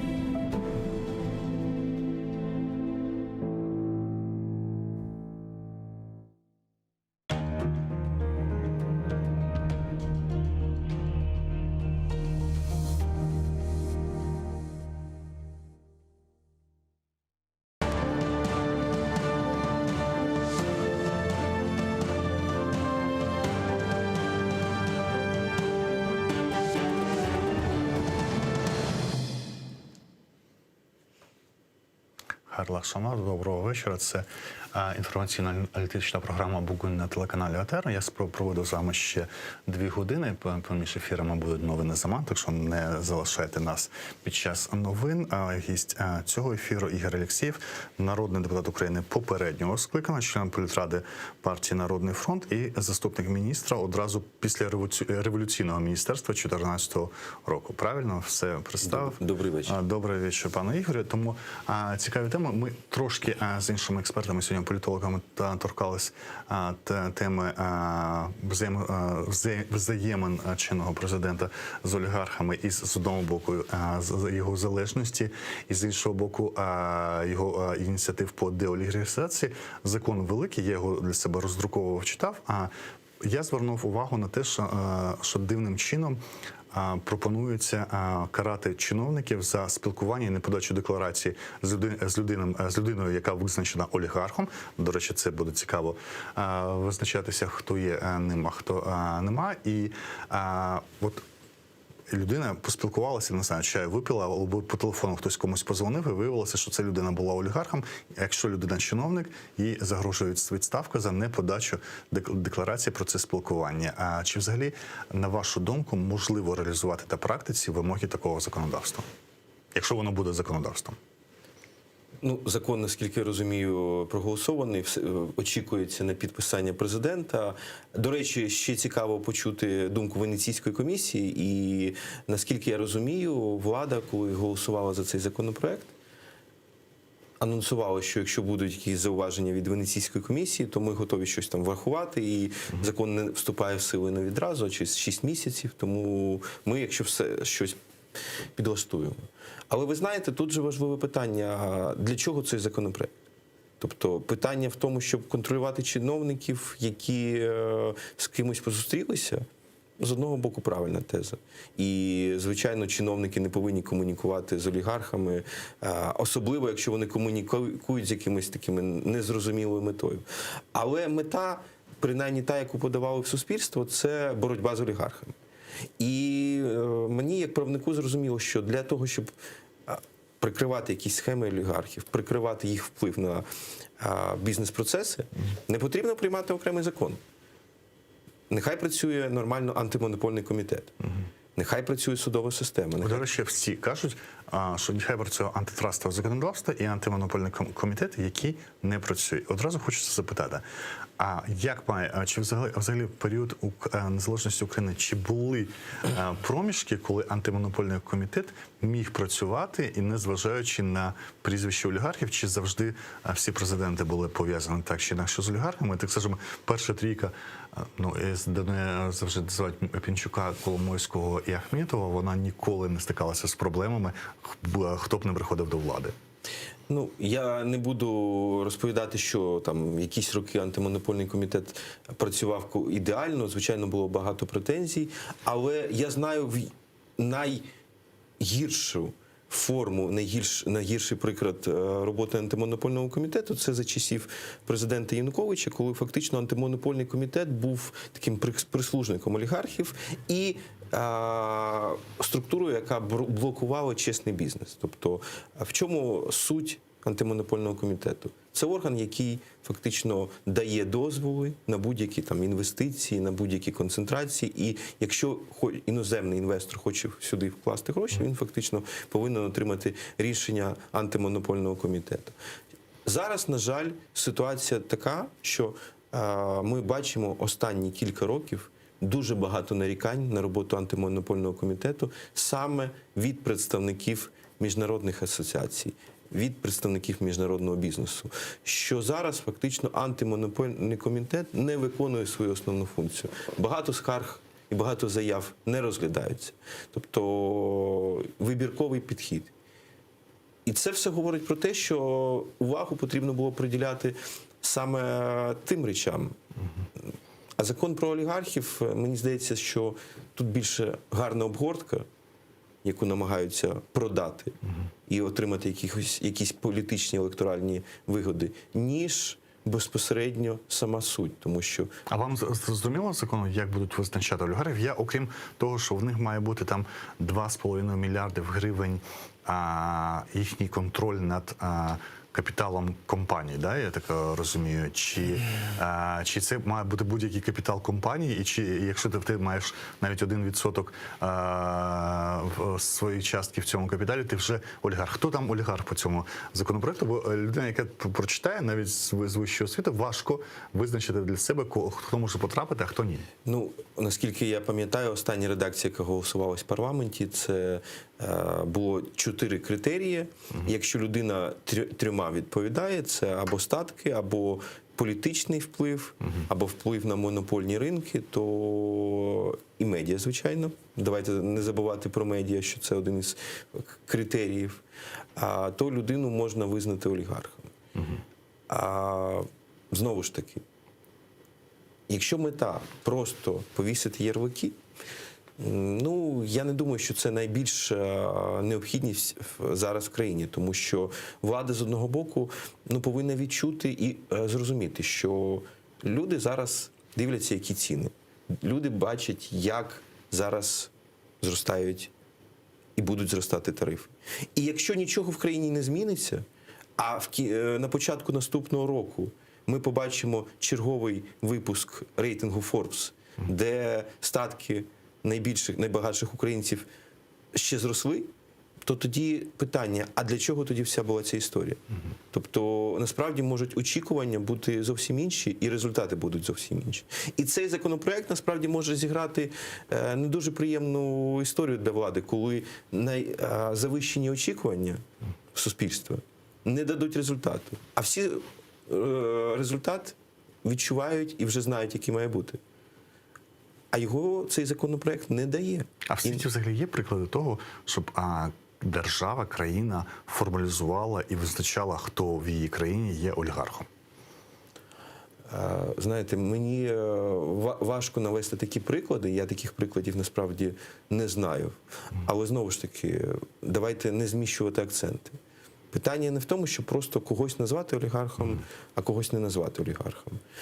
Питання в тому, щоб в країні була справедливість і в країні працювали інституції. Якщо в країні працювали інституції, то ми не бачили б такої ситуації, коли відбуваються змови цінові на якихось товарних ринках. Ми не бачили цих історіях, коли економіка країни не зростає, а статки окремих найбагатших людей зростають за рік в 2-3 рази. Це ненормально. І це говорить про те, що щось є, якісь перекоси.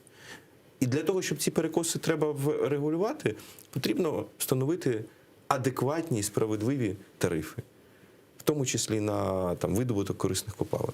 Потрібно встановити нормальну роботу антимонопольного комітету, щоб він не допускав таких зловживань. Потрібно, щоб працювала судова і правоохоронна система. І тоді такі закони про олігархів, які називають олігархів олігархами, просто не будуть потрібні. А інші органи, які фактично повинні виконувати всі основні функції, будуть працювати і забезпечувати в країні справедливість. Окрім навішування ярликів, що вас бентежить як правника, як конституціоналіста в цьому питанні? Чи є в нього шанс, наприклад, бути скасованим Конституційним судом, чи це не та інституція, яка в Україні колись щось скасовувала і завжди підігравала владі в питаннях таких законопроєктів? Не те, що сподіватися, а оцінювати, що якимось чином відреагує Конституційний суд на цю всю історію. Мені зараз важко щось прогнозувати. Я лише пам'ятаю, що коли лише зароджувалася ідея і цей законопроект подавався в парламент, тоді представники влади анонсували, що це не все, що мають бути 10-11 законів, які будуть в продовження цієї всієї історії, і якраз будуть забезпечувати інструментарій для роботи відповідних інституцій. Тобто, я пам'ятаю, що сама влада визнавала, що це не панацея. Але чомусь ми поки що не бачимо, що за цим законопроектом послідували інші закони, які, знову ж таки, я повторюсь, будуть забезпечувати ефективну роботу інституцій. Тому поки що виглядає це все, що це більше політична ініціатива, ніж юридична. Але чи може він стати репресивним? Якщо цей законопроект буде спрямований на те, щоб перетасувати і фактично вплинути на медійний ринок, і ця мета цього законопроекту просто впливати на медіа, то, звичайно, така ініціатива, я вважаю, може бути використана, в тому числі і для того, щоб впливати на медіаактиви. Це з Гарріга почали, бо ширший контекст того, що відбувається, це взагалі політична система і модель республіки, яка є в Україні. Можемо коротко нагадати, що з 96-го року після ухвалення Конституції стало зрозуміло, що це президентська парламентська республіка. Президент лише призначав за згоди парламенту уряд, міг звільняти його без погодження з парламентом. Так робив Кучма, але вже наприкінці його повноважень, коли він думав йти на третій термін, чи все ж таки залишати країну комусь, це була конкуренція між Януковичем і Ющенком, пам'ятаємо, 2004 року, напередодні ухвалювалася така звана конституційна реформа, перехід до парламентської моделі, яка була спочатку завалена, а потім проголосували під час кризи 2004 року і помаранчевої революції. Ющенко фактично обрався на 1 рік з президентськими повноваженнями. З 2006-го парламент запрацював як парламентська модель, і ми побачили її аж до Януковича, коли він рішенням Конституційного суду все це скасував, і фактично узурпація влади відбувалася на чому? На тому, що людина стала президентом з повноваженнями, на які не обиралася. Революція Гідності, кров, яка пролилася, втрачена територія, дуже показала, що концентрація влади в Україні – це небезпечний шлях, і ми прийшли знову-таки до моделі нібито парламентсько-президентського, але 19-й рік, те, що називають майданом електоральним по-різному або переформатуванням, показало, що в країні можлива ситуація, коли президент і парламентська більшість належать до однієї сили, і ми де-факто отримали президентську модель зараз. І от нарешті пан Данилов, секретар РНБО, вже заговорив публічно про те, що мріє про перетворення України на президентську республіку. І тут, як до колишнього міністра юстиції, вам найбільше зрозуміло, як працюють механізми ухвалення рішень. Наскільки президентська модель, на вашу думку, є дійсно, яка відповідає українським реаліям, ну, скажімо, культурним, і на що треба єдине началі, і якщо де-факто у нас така ситуація, то хай вже без проміжного Кабміну керівником і виконавчої влади держави буде президент країни, чи все ж таки ви вбачаєте небезпеку в такому розвитку і в таких ініціативах? Отака філософська, дискусійна, правнича штука. Сполучені Штати Америки точно не є класичним парламентською країною з парламентською формою управління, там сильний президент, але ні у кого не повернеться язик сказати, що в Сполучених Штатах Америки є автократія, авторитаризм і демократичні цінності плюндруються. Тому питання не в формі правління, а в дотриманні закону. Тому можна порушувати закон в одній формі правління, можна порушувати закон абсолютно різні. Якщо немає невідворотності покарання, то ризик може бути абсолютно в різних моделях. Я особисто все ж таки більше прихильник парламентсько-президентської форми правління, але з чітким унормуванням повноважень всіх гілок влади, чого, на жаль, в Україні зараз немає. І те, що треба змінювати Конституцію і врегульовувати принаймні ті повноваження, які формально записані в Конституції, але через, скажімо так, дуалізм трактувань, дуалізм думок можуть бути виконані одними, іншими. І ось багато цих протиріч, конфліктів якраз і притягування канатів відбувається на фоні цієї всієї історії. Тому я вважаю, що Україні не потрібно, те, що, не знаю, небезпечно, не бажано. У нас все ж таки глибокі і довгі історія парламентаризму. І це навпаки треба продовжувати. Давайте згадаємо трошки ваш час. Тоді не було монобільшості, але перша коаліція була з 2 потужних фракцій, фронту змін, до якого вони належали, да, і партії, от яка називається зараз Європейська Солідарність, це партія Петра Порошенка. Перша коаліція взагалі була дуже широка, там була і Батьківщина, і Радикальна. Але навіть без них 226 було у двох фракцій набиралося. Да? Більшість, просто тоді була дійсно і Самопоміч на початку була, здається, п'ятипартійна коаліція, велика, широка була, да, я пам'ятаю. Але тим не менше, навіть не маючи монобільшості, ми відчували, і тоді президент намагався втручатися в усі і економічні процеси, те, що було тим, чим опікується уряд.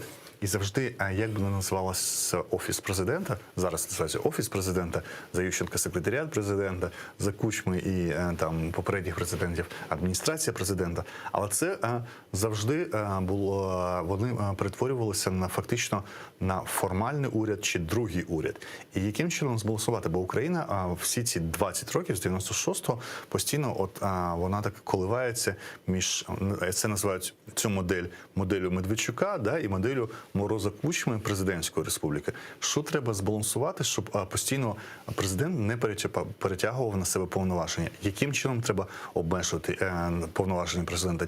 Чи навпаки, чим посилювати уряд і яким чином, і які передбачити права там, для опозиції, для когось, щоб все це збалансувати, і щоб ініціатива була в парламенту. Коли ви кажете про досить велику історію парламентаризму, ну, я зі скепсисом ставлюся, тому що тут дивишся і бачиш, що коли в політиці називали Волкова директором парламенту, ми завжди бачили, що парламент завжди ставав, принаймні 30 років незалежності, додатком до лідера, якого обрала Україна, і він концентрував у себе владу, і це був завжди президент. Ну, тут я з вами можу частково не погодитись, оскільки я вважаю, що найбільш історичні і доленосні рішення приймалися в українському парламенті. І в усі часи найбільших криз парламент був фактично запорукою стабільності і тим невеличким острівцем, який все ж таки, на який розраховували. І це було і в 2014 році, в часи, коли приймались складні рішення. І це було і під час помаранчевої революції. Тому я вважаю, що все ж таки парламентаризм і український парламент потрібно оберігати і не допускати того, що він є дійсно придатком інших органів. І фактично багато рішень, що зараз відбувається, просто освячує і формально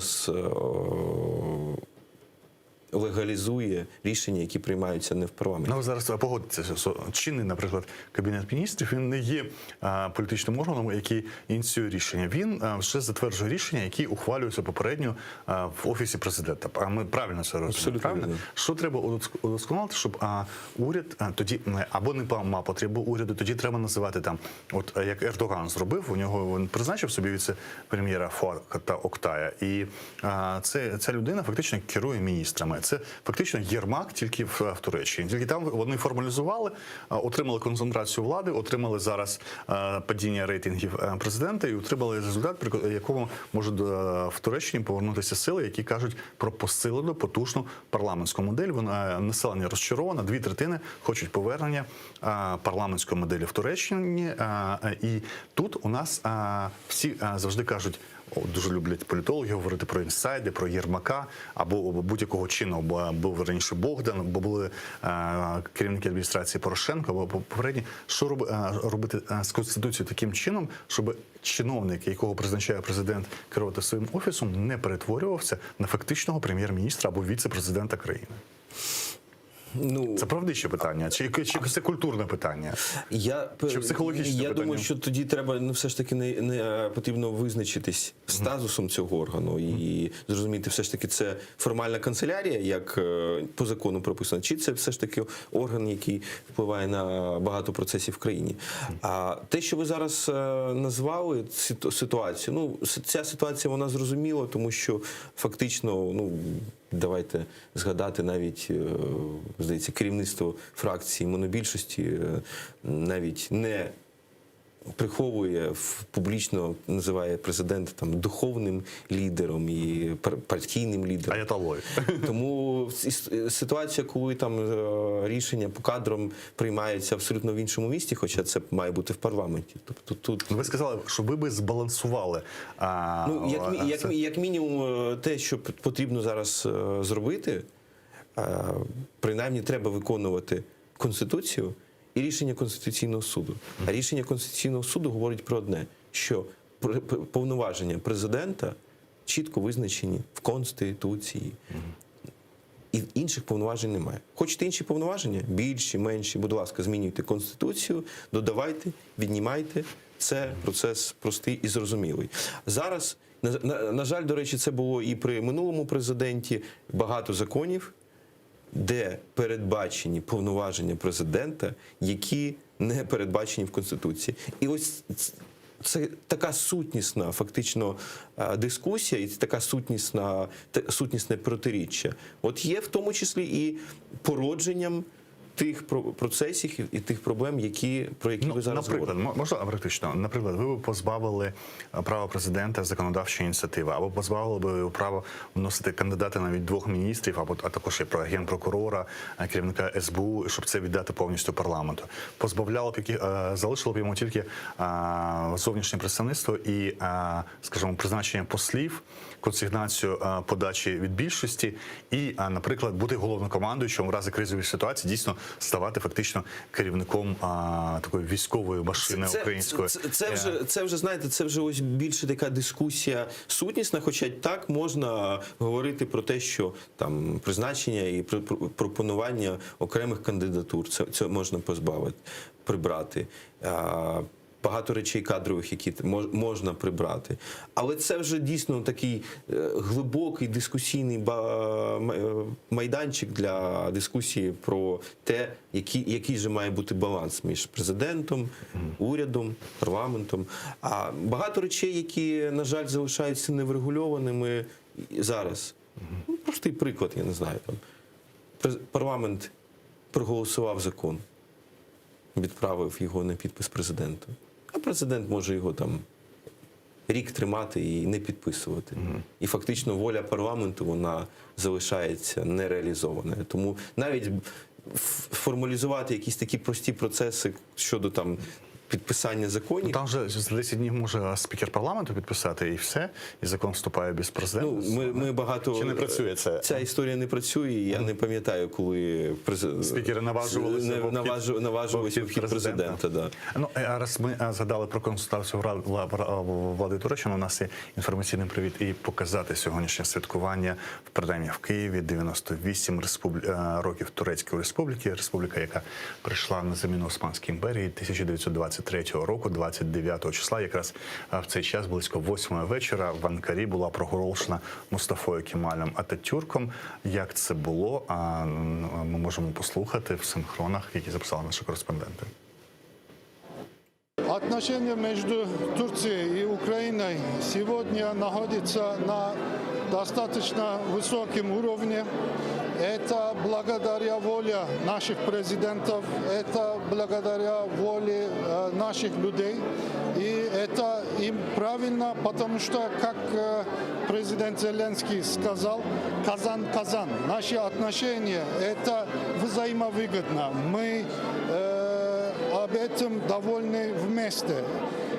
Поэтому в экономике, в политическом диалоге, что касается наших друзей в бизнесовой сфере, в различных сферах, в туризме и так далее, это очень хорошее направление и так и будет продолжать. В этом процессе, конечно, играет очень важную роль наши крымские татарские братья. Крымские татары, они не только коренные народы Украины, это тоже наши братья. И это естественный мост между двумя странами. Поэтому мы очень рады, что они здесь. Мы, конечно, знаем, что не все в порядке с крымско-татарами, есть много проблем, но для решения этих проблем мы будем работать и сегодня работаем вместе с управлением Украины, с государством Украины, чтобы решить эти проблемы. Так и будем продолжать.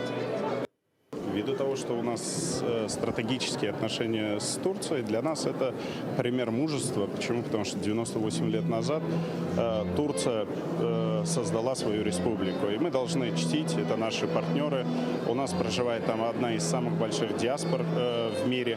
Соответственно, мы должны изучать этот опыт. Плюс мы считаем, как крымские татары, как украинцы, что ближе нашего соседа у нас никого нет. Соответственно, вместе с этим соседом хотели не только выстраивать хорошие отношения, но и защищать свою территорию от людей, которые посягают на нашу территориальную целостность. Политика, дипломатия, культура – это очень важные треки. Они ведутся отдельно. У нас культурологически, религиозная принадлежность или идентичность, она достаточно сильная. Соответственно, мы должны в данный момент смотреть на будущее. Какой опыт в трансформации религиозной, культурной, идеологической, через какие идеологические трансформации прошла Турция, для того, чтобы, как крымские татары, тоже понимать, куда будет движется развитие крымско-татарского народа. И так как они самые близкие для нас народ, то мы должны брать с них тоже примеры. Что было хорошо брать, что плохо блокировать. Це був народний депутат від фракції «Колос» Рустем Умєров і надзвичайний повноважний посол Туреччини України Ягмур Ахмед Гульдері. Це було до 98-ї річниці заснування Турецької республіки Мустафою Кемалем Ататюрком. І ще невелике включення у нас з Риму. Микола Валіковський, політолог-міжнародник, який перебуває в Римі напередодні саміту G20. Доброго вечора, пане Миколо. Доброго вечора, пане Руслан. Я розумію, що саміт починається тільки завтра. Ми вже обговорювали з вашим колегою 2 години тому, що на порядку денному основні теми кліматичне питання. G20 займається цим не перший рік і ставить за мету просто по різних датах, незрозуміло, до 35-го, 50-го чи до кінця століття спробувати зменшити температуру навколишнього середовища на 1,5%. Що ще цікавого очікується на G20? Окрім того, ми знаємо, що показувало всього всім Отто Шольца з Меркель вони приїхали. Це фактично знайомство з майбутнім канцлером ФРН. Так, дійсно, можна сказати, що перший такий символічний день, який закінчився сьогодні в Римі, він наголошував про те, що президент Сполучених Штатів Джозеф Байден символічно зустрівся з папою Франциском. І це дуже важливо з точки зору того, що це другий очільник, другий президент Сполучених Штатів, який є католиком за віросповіданням. Варто наголосити про те, що дуже багато журналістів із відомих світових засобів масової інформації, такі і CNN, і Fox News, наголошували про те, що існує деякий навіть такий духовний зв'язок між Джозефом Байденом і папою Франциском. Відомо навіть дипломатично і символічно про те, що сьогоднішня зустріч затягнулася навіть, можна сказати,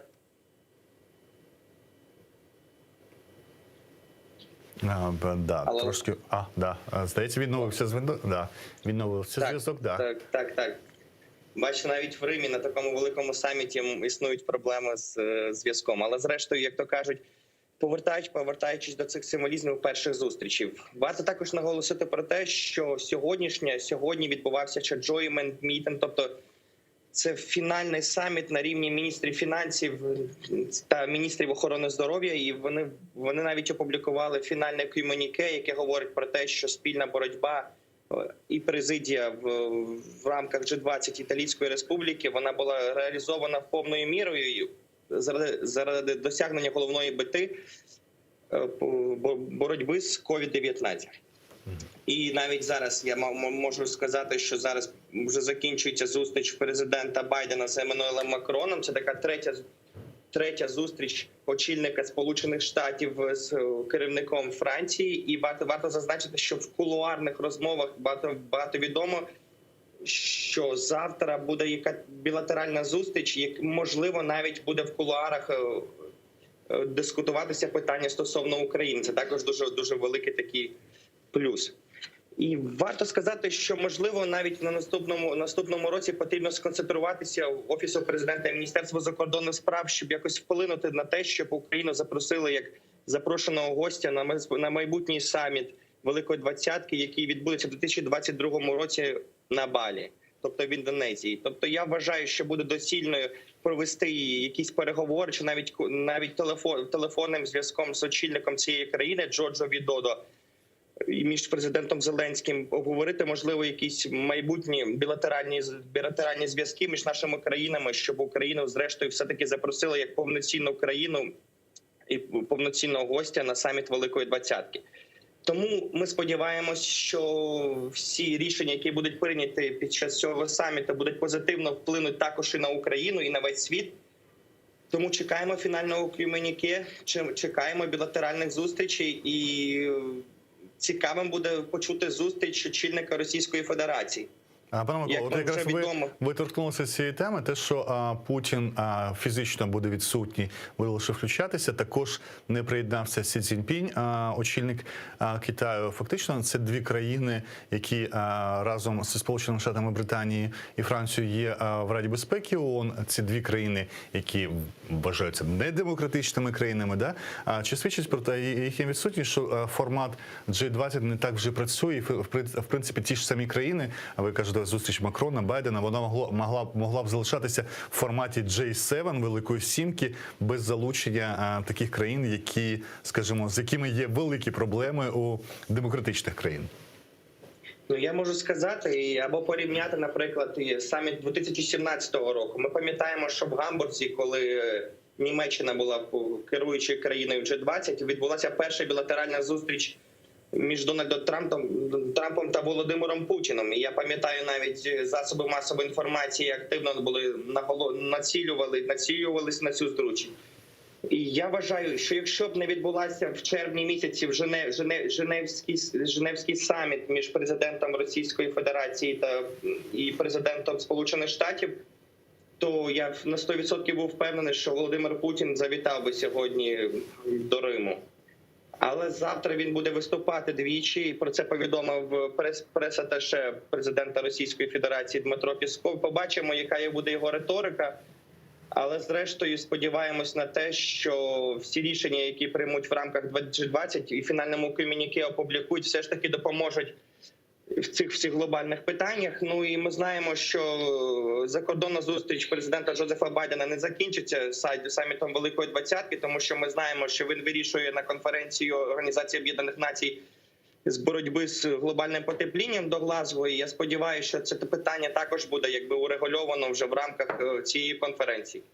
Дякую. Микола Волківський, політолог міжнародник, пряме включення з Риму. Ми почули отакі навіть оптимістичні побажання, щоб Україну запросили в якості повноцінного учасника, принаймні запросили на майбутній саміт, який відбудеться 22-го року в Індонезії на острові Балі. А ми з вами говорили про те, що не обов'язково ухвалювати закони, політично мотивовані закони, щоб сподобалися виборцями, не вішати ярлики. От на початку було про олігархів. Треба, щоб працювали інституції. Щодо інституцій, саме за вашу каденцію в уряді запускалися такі інституції, як НАБУ, да, я не знаю, антикорупційний суд за вас запускався тоді ж, можливо. І це були такі складні механізми. Суспільна телерадіокомпанія, ті речі, які фінансуються з бюджету, але не так афільовані від виконавчої влади, від або для забезпечення з самого початку незалежності дві речі були зроблені. Складний механізм формування, коли спочатку були предформування з міжнародними експертами, да, отакий складний механізм. Другим, одразу на старті високі зарплати, я пам'ятаю по цьому 15-му, 16-му, САП і НАБУ, це були там 150 тисяч гривень. Якісь такі гроші, про які говорилося, це має бути запобіжником того, щоб люди не отримували гроші якимось іншим чином. Коли йдеться про антимонопольний комітет або інші структури, чи можливо їх запускати тільки таким чином, як НАБУ, щоб забезпечити, чи можна якимось іншим чином придумати, щоб ці інституції запрацювали? Ну, Чи вірите ви взагалі? Ви згадали те, як запускалася антикорупційна інфраструктура, і фактично вся антикорупційна архітектура – це НАБУ, НАЗК, САП і антикорупційний суд. І антикорупційний суд були проголосовані, створені і запрацювали при попередньому парламенті, при попередньому президенті. Верховний суд також був реформований і сформований, в тому числі за участі міжнародних експертів. Зараз ми чуємо і те, що це продовжуватиметься робота Вищої кваліфікаційної комісії, теж із залученням міжнародних експертів.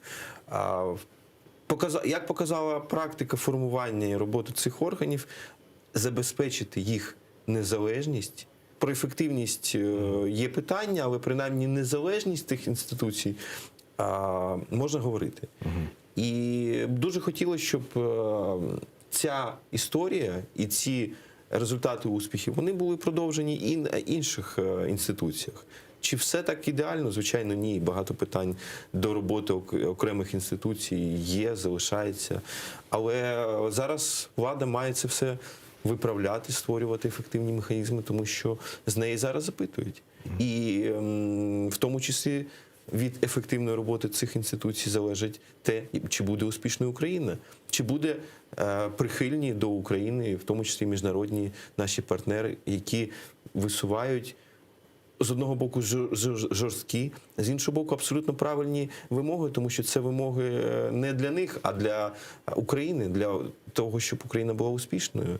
І зараз конкурс в САП, наприклад, який кілька місяців був заблокований, подивимося, як він буде відбуватися. Чи з'явиться у влади спокуса все ж таки вплинути на нього, чи все ж таки керівництво САПу буде обрано незалежно, прозоро і без будь-яких політичних впливів? У нас хвилина-півтора до кінця ефіру, і одне питання – це ініціатива. Я до ефіру дізнався, що ви і ваша влада отримала багато, скажімо, похвал за запровадження такого поняття, як інформація про кінцевих бенефіціарів.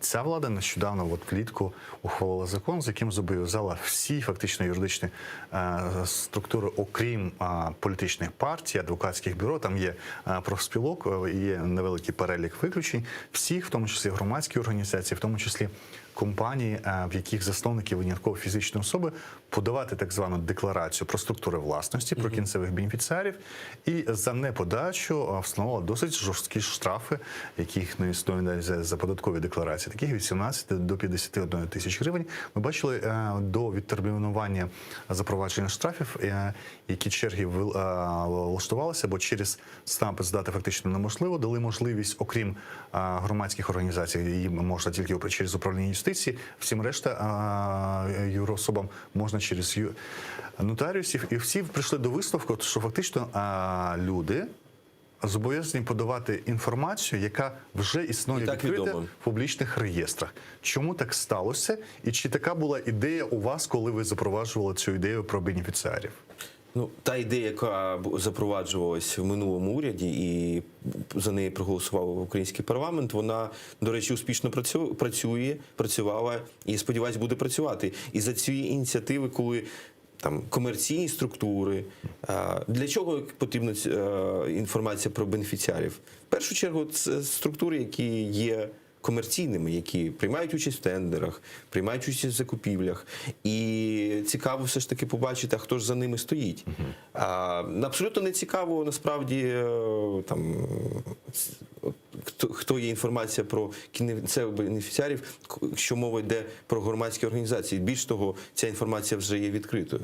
Те, що зараз ми бачили, коли були шалені черги, сотні, тисячі людей, нам розповідають про цифровізацію, нам розповідають державу в смартфоні, а ми бачили ситуацію, коли люди в 5 ранку приходили і записувались в чергу, щоб подати інформацію. Це, знаєте, старий сон страшний з часів там, міністра Лукаш, Януковича, коли там в реєстраційних службах були шалені черги і була корупція і бюрократія. Ми це побороли. І було дуже прикро бачити подібну історію зараз, коли запроваджувалася недолуга ініціатива. Дуже добре, що її відтермінували, там, здається, на 9 місяців.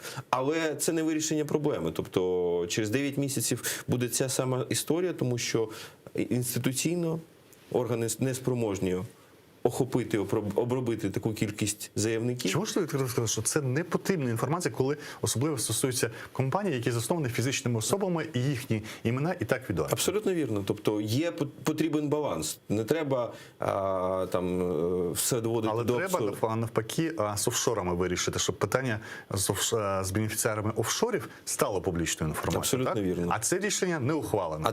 А це рішення насправді навпаки нещодавно було відтерміновано до 2023 року фактично, і насправді ось ця ініціатива якраз була б дуже сильним антикорупційною ініціативою. Натомість ми бачимо, що людей, представників громадського сектору фактично заганяли в ці черги, і ця ініціатива жодним чином не забезпечувала антикорупційні ініціативи, жодним чином не була спрямована проти офшорів. А ті ініціативи, які якраз і були спрямовані проти офшорних компаній, проти виведення капіталу, проти ухилення, мінімізації податків, вони якраз чомусь і відтермінувались на кілька років. І це дуже прикро, і насправді дуже дивує, що зараз у влади такі пріоритети і такі ініціативи. Ігор Алєксєєв, екс-заступник міністра юстиції, депутат парламенту від фронту змін у минулому скликанні, був гостем нашого ефіру. Я вам дякую дуже за цей ефір. Далі новини «Заман». Після цього знову повернемося до гостьової студії «Бугунь».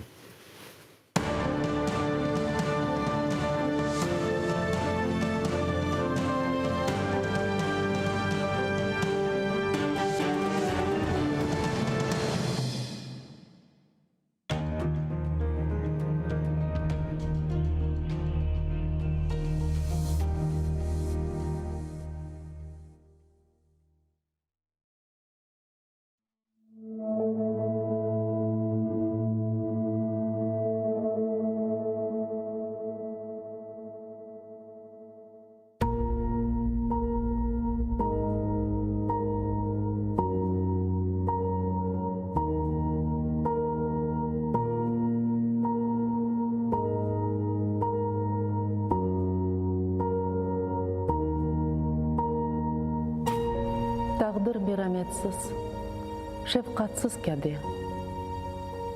İnsanni çok şeyden ayıra bile.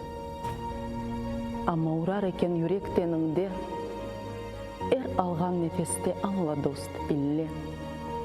Seni unutmagan vatanın olsun.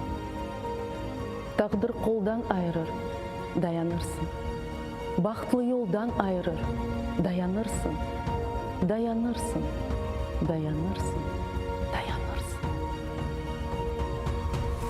En ağır ehvalda umutnen tile. Seni unutmagan vatanın olsun.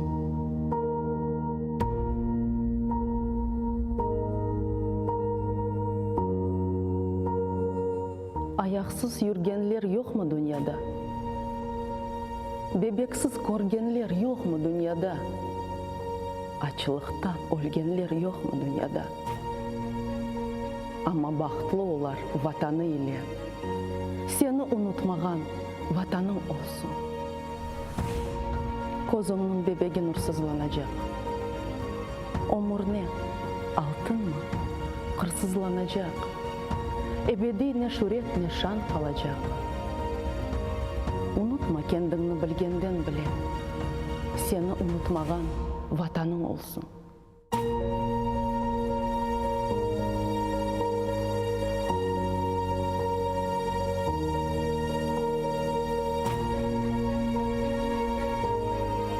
Kaydadır jürükке minip çapsan da, dumanlar артында yolsuz kalsan da, ecnebi toprakta Allah olsan da, kozunun ogünde tursun os kullen, seni unutmagan vatanım olsun.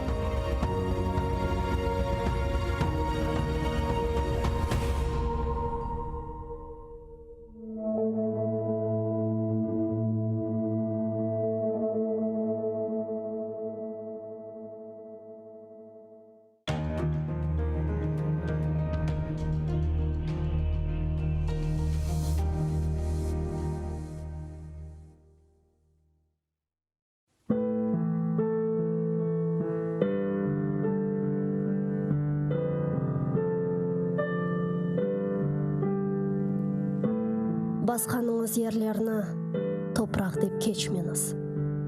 О топырақларда сіздің адыңызды сақламақ үшін ниже құрбанлар берілді. Бинлерже шейітлерінің қанлары бар о топырақларда. Құруды деп белемеңіз. Алида синмеді шуқан топырақның ішіне. Кешкеніңіз ерлерні соқақ деп кечмеңіз. О соқақларда ниже жесур аскерлер жүрді. Ватанымны қорчалайым деп қылычлар салланды.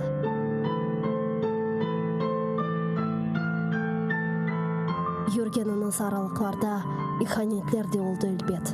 Сапланды ханчерлер сыртларға. Көтергеніңіз байрақны тамғалы басма деп кечмеңіз. О байрақның үстінде шерефіңіз, намысыңыз, итибарыңыз бар. Көтеріңіз ең yüksеклерге, ең төпелерге, көк yüzüyle paylaşsın ренкіні. Керек олса оның үшін нишан олыңыз. Бір кеткен жан недір ки? Бин жан кетсе феда олсын ona. Қиямет өлім ма? Бұ му фелекет? Асыл фелекет байрағымыздың ерде саврылмасыdır. Утаныңыз эфенділер, егіңіз башларыңызны. Түтрейдір шымдалымызға бақып еждатларымыздың кеміклері. Кірді евімізге дұшман қуа алмайық. Сесіміз жықмаз олды қорқуға далдық. Утаныңыз эфенділер, ғай болған рухыңыздан утаныңыз. Байрағыны көтеріп оламаған еллеріңізден утаныңыз. Мен утанам. –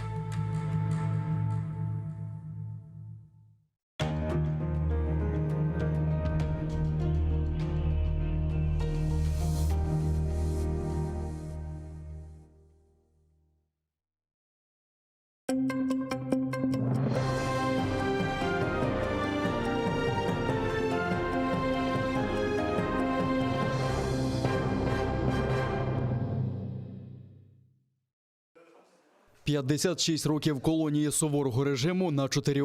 Південний окружний військовий суд в Ростові-на-Дону на швидкоруч виніс черговий незаконний вирок кримським татарам, яких окупанти звинуватили у тероризмі. Сейтуміру Сейтумірову присудили 17 років колонії суворого режиму. Його брату Осману Сейтумірову 14 років. Їхньому дядьку Рустему Сейтнеметову 13, а також тяжко хворому Амету Сулейманову 12 років у колонії суворого режиму. Окупаційні прокурори вимагали ще жорсткішого покарання. При цьому ледь не єдиним доказом були так звані таємні свідки, особу яких так і не розкрили. Натомість на захист бранців свідчили 58 людей, які їх добре знають.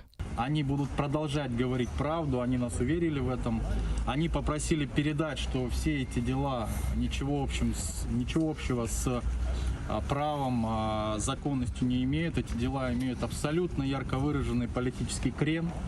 Они полагают, что данное уголовное дело призвано оказать давление и запугать всех инакомыслящих. Если говорим про Крым, то в частности крымских татар, мусульман. Но, как они уверили и попросили передать, что запугать крымских татар не удастся, поскольку крымские татары мусульмане, они боятся только Всевышнего Господа. Вироку під стінами очікували близько 100 людей. Небайдужі, родичі та знайомі бранців здолали майже 1000 кілометрів до російського Ростова-на-Дону, щоб підтримати співвітчизників.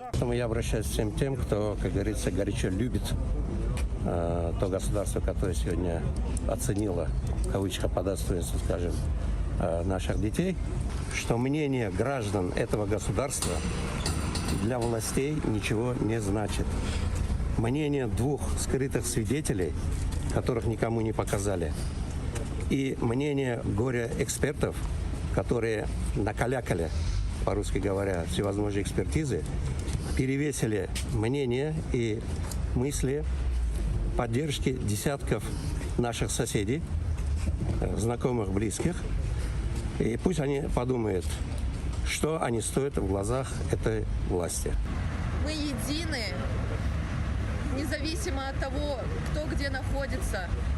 Их дуа, так же, как и наши дуа, все вместе. Иншаллах, в скором времени Аллах даст всем нам, крымским татарам, мусульманам, благой исход. Всевышний Аллах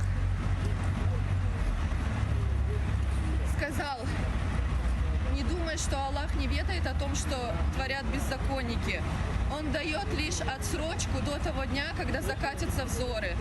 Мы надеемся, что их взоры в скором времени закатятся, и наше мирное население будет жить в свободном Крыму. Мы все понимаем, что использование антитеррористического законодательства в Российской Федерации именно в этом суде проходит в целях преследования крымских татар, граждан Украины. Вот, и это еще одно подтверждение. Будет соответствующая реакция Министерства иностранных дел. А мы здесь в Генконсульстве Украины будем поддерживать наших граждан, насколько это возможно. Вбрані у білі накидки з портретами політв'язнів або ж з плакатами люди висловлювали протест репресіям окупантів. Вони стояли вздовж вулиць, дотримуючись дистанції, але окупаційних поліціянтів і це не влаштовувало. Федеральный закон 54 Российской Федерации. Я даю вам 15 минут на прекращение своей незаконной деятельности. В случае отказа вы будете все оформлены по 54 федеральному закону за нарушение статьи 20.2 административного кодекса. Время пошло 15 минут. Між присутніх групами ходили окупаційні поліціянти. Вони підходили до людей, переписували паспортні дані та фотографували документи. Именно по поводу пикетирования.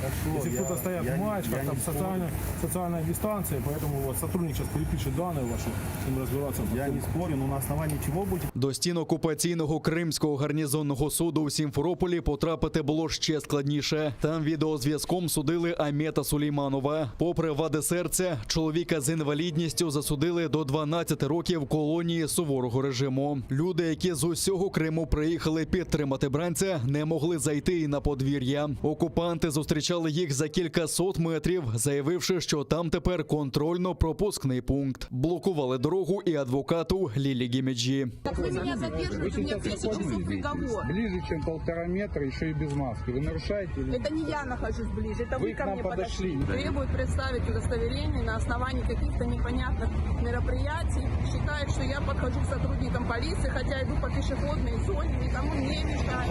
Сотрудники полиции преграждают мне проход в здание суда, где я сегодня участвую в качестве защитника. Тримаючи чималу дистанцію, люди стояли вздовж дороги. Поруч блукали окупаційні поліціянти з гучномовцями, а інші нахабно фотографували документи та обличчя присутніх. Это что, протестная акция? Поддержим? Кого поддержим?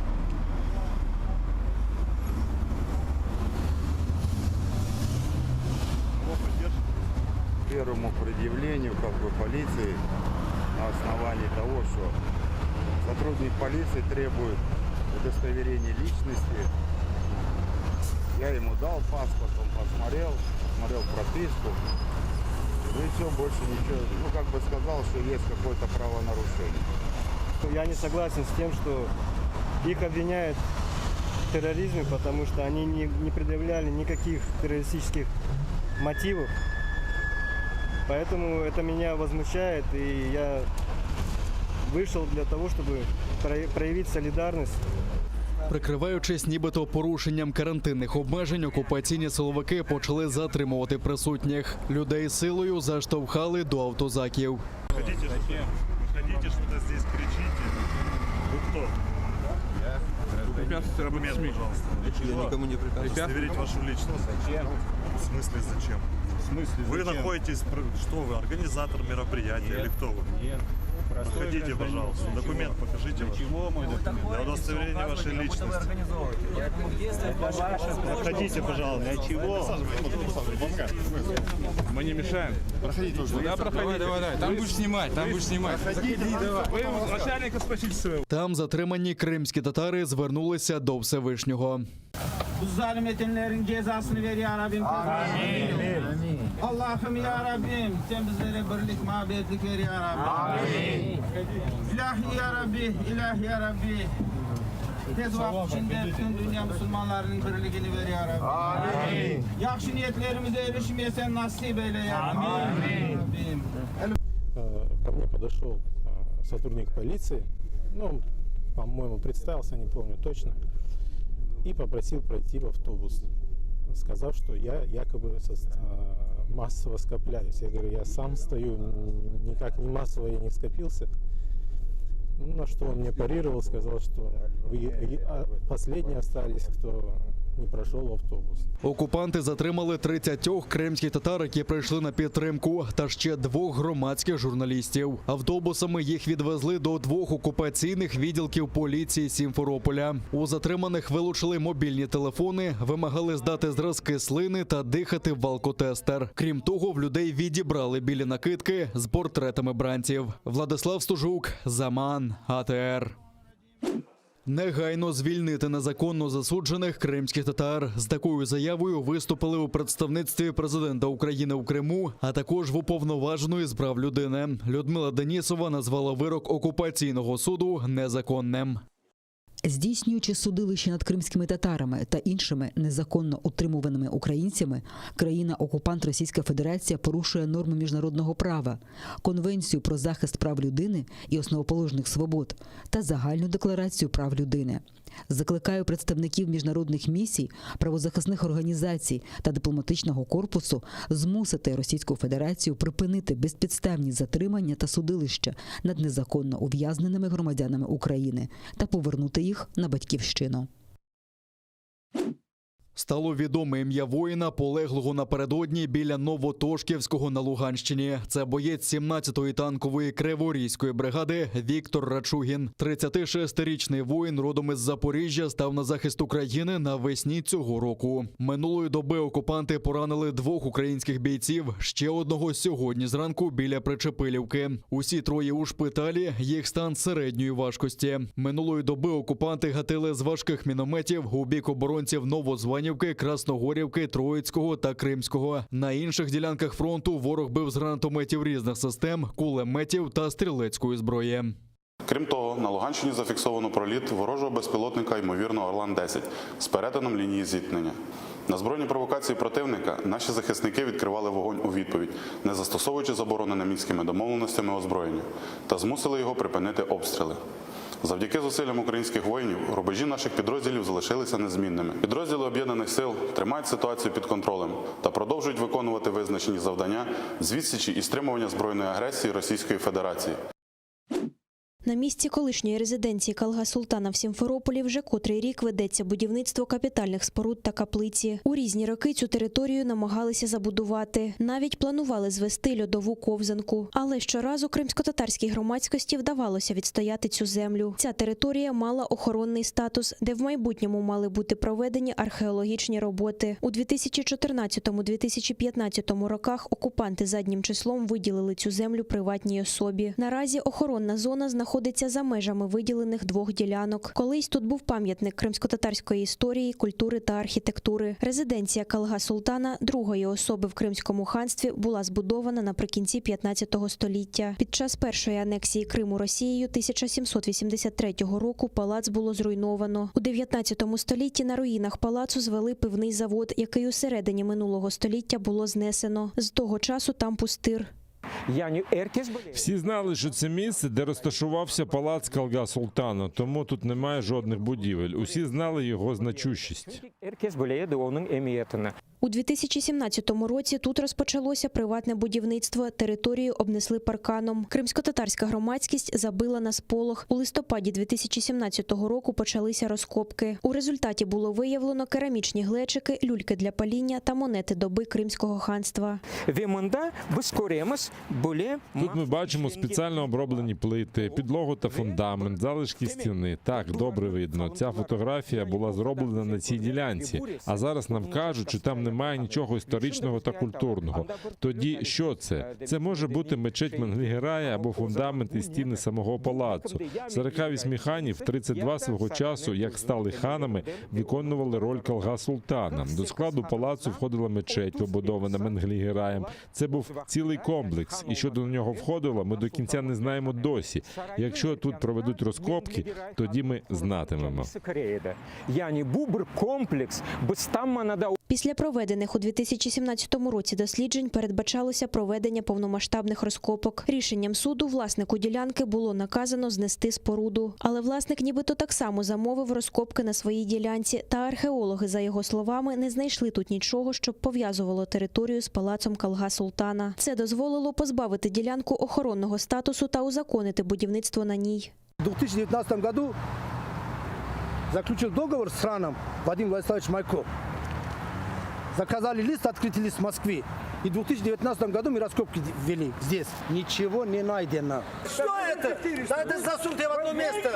Все, что съедали, 2 монеты туда кинул, это не означает, что да, подкинули. Я постараюсь вас посадить на электрический стол. У нас государство вроде бы охраняет, да, на своих территориях объекты культурного наследия, способствует их изучению, развитию, реставрации.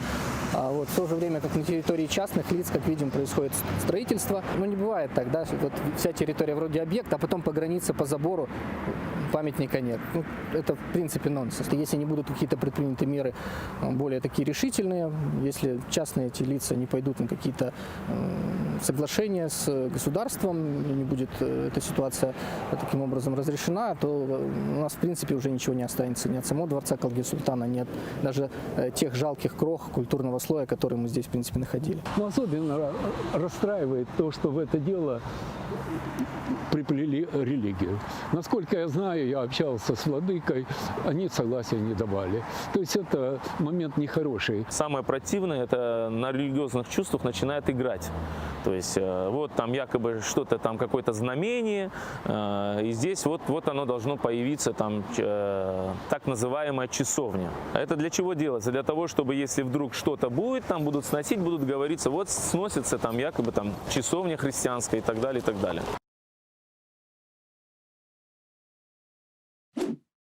Окупаційному військовому комісару Михайлу Шинкарьову оголошено підозру у вчиненні воєнного злочину. Про це повідомили у прокуратурі Криму. Шинкарьов керує незаконним призовом кримчан до лав окупаційного війська у Білогірському районі півострова. Встановлено, що до російської окупації Шинкарьов керував радіовідділенням військової частини ВМС України у Сімферополі, але зрадив присязі та пішов служити загарбнику. У 2019 році йому довірили організацію незаконного призову на посаді керівника окупаційного військового комісаріату Білогірського району. А це, за повідомленням прокуратури автономії, є порушенням законів та звичаїв війни. Покарання за такий злочин передбачає до 12 років за ґратами. Прокуратура автономії розглядає такі дії держави-окупанта в контексті систематичної політики Росії, яка спрямована на зміну демографічного складу населення півострова, оскільки кримчан фактично змушують покидати територію півострова, щоб уникнути незаконного призову на службу або притягнення до кримінальної відповідальності за ухилення від такої служби. Однак кримчани, які все ж проходили службу, не можуть піддаватись кримінальному переслідуванню на материковій частині України і навпаки є жертвами незаконних дій посадових осіб держави-окупанта.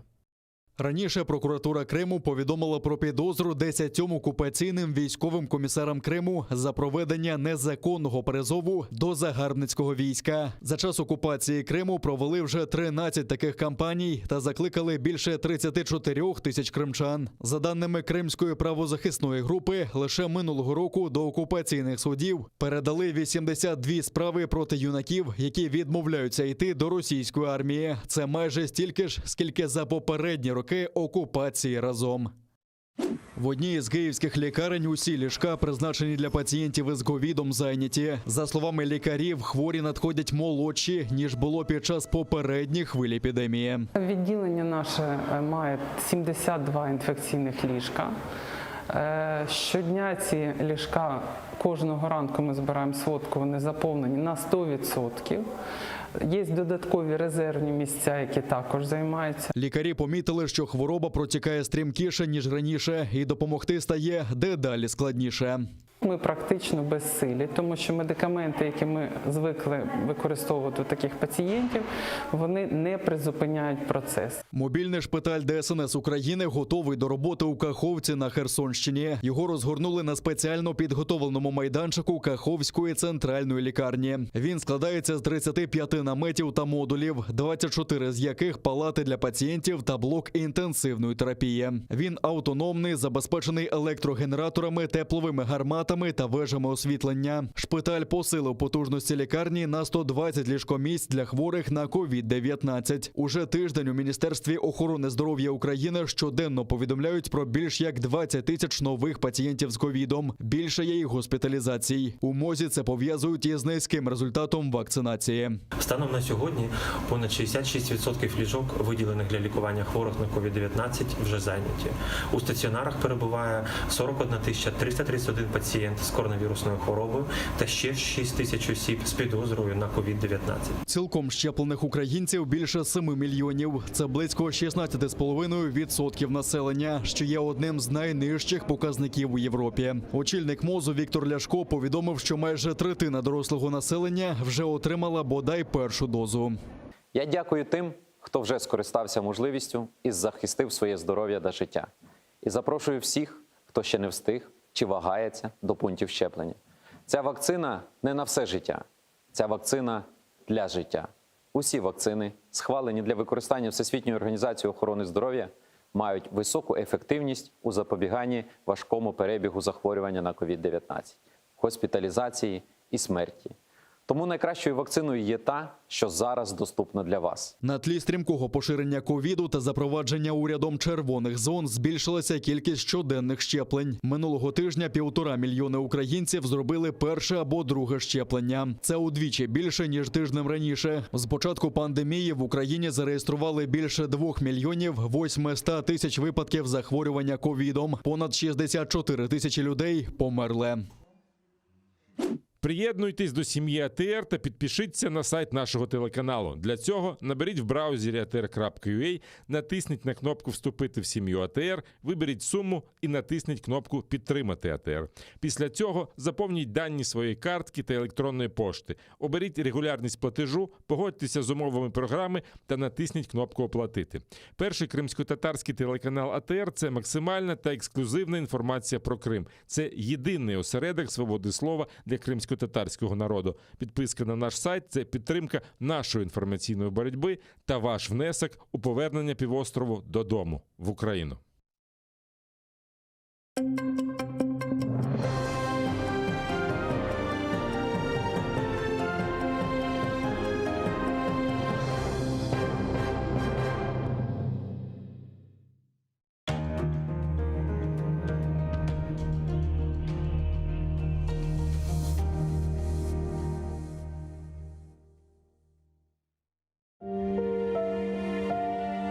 Меня зовут Анна. Я родилась за несколько месяцев до обретения Украиной независимости. Весной 14-го я вынуждена была уехать, когда под моим домом начинали распускаться деревья. Скоро снова весна, и я хочу спросить, когда я снова смогу увидеть цветущие крымские сады.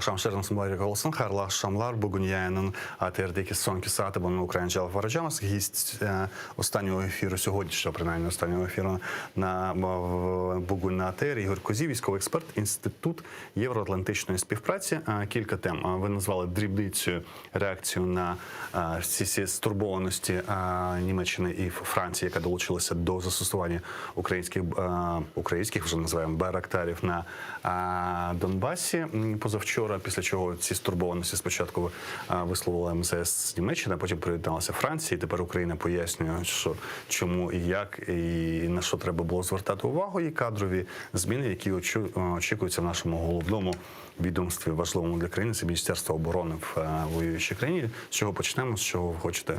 Цікаво. Розумієте, якщо треба в цьому сенсі починати, то я не розумію, наприклад, знаєте, мені здається, що це не що інше, як знову хтось хоче достати оцей самий вакцину під назвою «Синдром меншовартості», знаєте, і це про дрібницю з да, абсолютно правильно. І зробити чергову ін'єкцію владі України. Ні, на це відстись не треба. У нас своя держава, у нас своя територія, у нас, будемо казати, свої власні збройні сили, ми їх повинні озброювати сучаснішим озброєнням. На жаль, поки що не виходить до кінця, але позитивні моменти однозначно є. І в тому числі я вважаю, що от співпраця з Туреччиною, вона доволі таки перспективна з точки зору створення і використання безпілотних різного роду платформ. Особливо я, знаєте, чекаю, не дочекаюсь, коли ми врешті-решт заявимо про створення підводних безпілотних систем, тому що вони фактично можуть дозволити певним чином при правильних розвитку, правильних технологій і можливостей, знаєте, десь принести не шкоду, принаймні, Чорноморського флоту, деякі речі. А це складна технологія? Я думаю, що чому ні? Ви ж побачили, який точковий удар нанес цей безпілотний літальний апарат, точно вразив, вибачте, цю гаубицю, зруйнував її, вивів принаймні з ладу. Я думаю, що такі ж самі системи ми повинні спільно з турками, тому що, наскільки мені відомо, у них напрацювання за цим напрямом ведуться, створювати і в Україні. Тоді таке питання, не можу його не поставити, побачив його в Фейсбуці, в пості такий відомий дуже український блогер Карл Волох, відкритий прибічник попередньої влади пана Петра Порошенка. Він сказав, що Порошенко в 2014 році разом з тиском міжнародних партнерів домігся, щоб Росія не використовувала свою авіацію проти України, де Україна могла б вщент програти, і використання безпілотника – це таке порушення такого пакту, невикористовування чогось, чи можна вважати використання цього безпілотника як використання авіації, що може спричинити тепер відповідні відповіді Росії. Давайте так. Якщо хтось любить з прихильників попередньої влади заглядати в історію, я б нагадав би, що секретар Ради національної безпеки і оборони Петро Олексійович Порошенко, за його часів було вилучено стільки озброєння із Збройних сил України, що, на жаль, за його президентства воно навіть не було і близько поповнено. Тому всі ці речі, всі ці, знаєте, дешеві популістські заяви, вони, на мій погляд, нічого спільного немає з діями тих вояків, хлопців, які сьогодні боронять Україну. І ясно, що безпілотні системи повітря, які знаходяться, вибачте, і виконують і розвідувальну функцію, і ударну функцію, це абсолютно не шкодить Україні. Так, хочуть застосовувати свою власну авіацію, я розумію, пускай Російська Федерація пробує застосовувати свою власну авіацію, подивимось, наскільки наші сьогодні засоби протиповітряної оборони готові для відсічі цієї агресії. Вони переконаються, що ми готові до відсічі цієї агресії. Ви так оптимістично про це кажете, тому що ми десь місяць тому були розмови, чи потрібен нам цей купол, як це називалося, ізраїльська технологія, від якої відмовляється залізний купол США. Вони придбали, вони зараз свою створюють. Нам пояснювали, що створити над Україною такий купол неможливо. Ізраїль маленька держава, українська територія, яка прилегла до Російської Федерації, дуже велика. Такий купол це дуже багато треба установок, я так розумію, на певну територію, площу, яку може обслуговувати. Тому, а ви так серйозно кажете, хай спробують використати авіацію. Чому ви так впевнені і спокійні в цьому? Давайте так. Стосовно куполів. Купол виконує трошки інше завдання, там не настільки проти авіації, скільки проти боєприпасів, мін, ракет, все таке решта. Це річ абсолютно, будемо казати, цікава, перспективна з точки зору дослідження і впровадження. Разом з тим, дійсно, територія у нас дуже велика. І зрозуміти правильно сьогодні понести той тягар навантажень на бюджет, який і так Україна несе з цією війною з Російською Федерацією, треба чітко розуміючи і чітко усвідомлюючи про кінцевий результат і час. створення. Тому що багато у нас, особливо в системах управління, знаєте, науково-дослідних, конструкторських різного роду робіт, які впроваджували створення сучасних тих чи інших систем, підсистем, обліку і таке інше. В результаті вони всі сходили на нівець, а гроші витрачені. Тому, знаєте, в цьому питанні нам треба дивитися на перспективу однозначно. І навіть як би там не критикували з одного боку, знаєте, то що колишній міністр, чи ще сьогоднішній міністр. Да, ви перейшли вже до іншої теми, до майбутньої відставки міністра оборони. Да. Який фактично з Туреччиною домовився про створення 2 кораблів. Я вважаю, що це абсолютно правильна річ, треба дивитися в перспективу. Я взагалі свого часу сказав, що я мрію, що колись невеличкий авіаносець чи авіанесущий корабель з'явиться і в Україні. Але ясно, що до цього ще дуже і багато часу. І однозначно ще треба починати з мінімальних потреб. Да? Мінімальні сьогодні потреби – це ясно, що питання протиповітряної, протитанкової, протикорабельного захисту.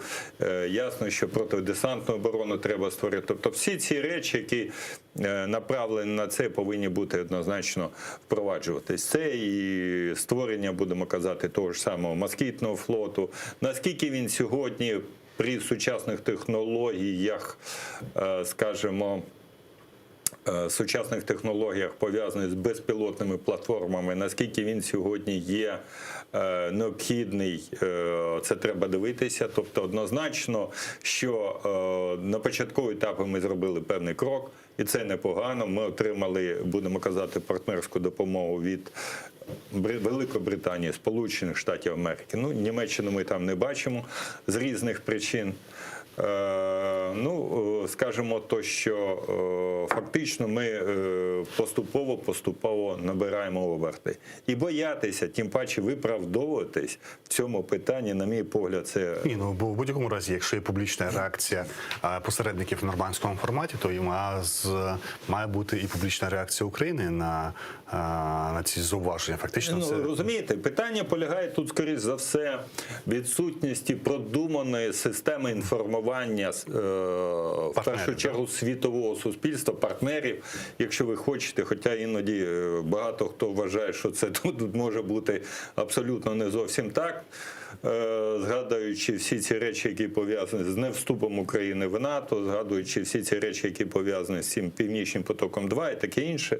От, разом з тим ми повинні усвідомлювати те, що інформація сьогодні це, вибачте, інформаційна війна, це сьогодні одна із складових військового конфлікту. І ви вважаєте, Україна мала завчасно повідомити про те, що буде використовувати? Ні, я думаю, що якраз це вони, то, що вони зробили. То, що сказано, що вони через відповідний спільний центр зробили це. Ні, на мій погляд, знаєте як, ну, зробили правильну справу, відповідно, треба правильно і проінформувати суспільство. Знаєте, щоб розкривати всі карти і король голий під час війни – це не зовсім правильний підхід. Є обмеження, і обмеження повинні діяти. Тобто Міністерство оборони повинно чітко домовитись з засобами масової інформації, заключити відповідну домовленість, притримуватись таких джентльменських угод, що висвітлювати, ще ні. А в деяких питаннях взагалі інформацію закривати або фактично надавати через військові системи інформування. І це було б правильно, абсолютно правильно. Я не вважаю тут якісь, знаєте, обмеження там демократії чи обмеження ще чогось. Питання полягає в тому, щоб дійсно не перегибали що в одну сторону, що в іншу сторону палку. На жаль, тоді, якщо цей міністр був настільки успішний, чому, на вашу думку, його міняють? Я не вважаю, що він успішний, в першу чергу, через особисті риси.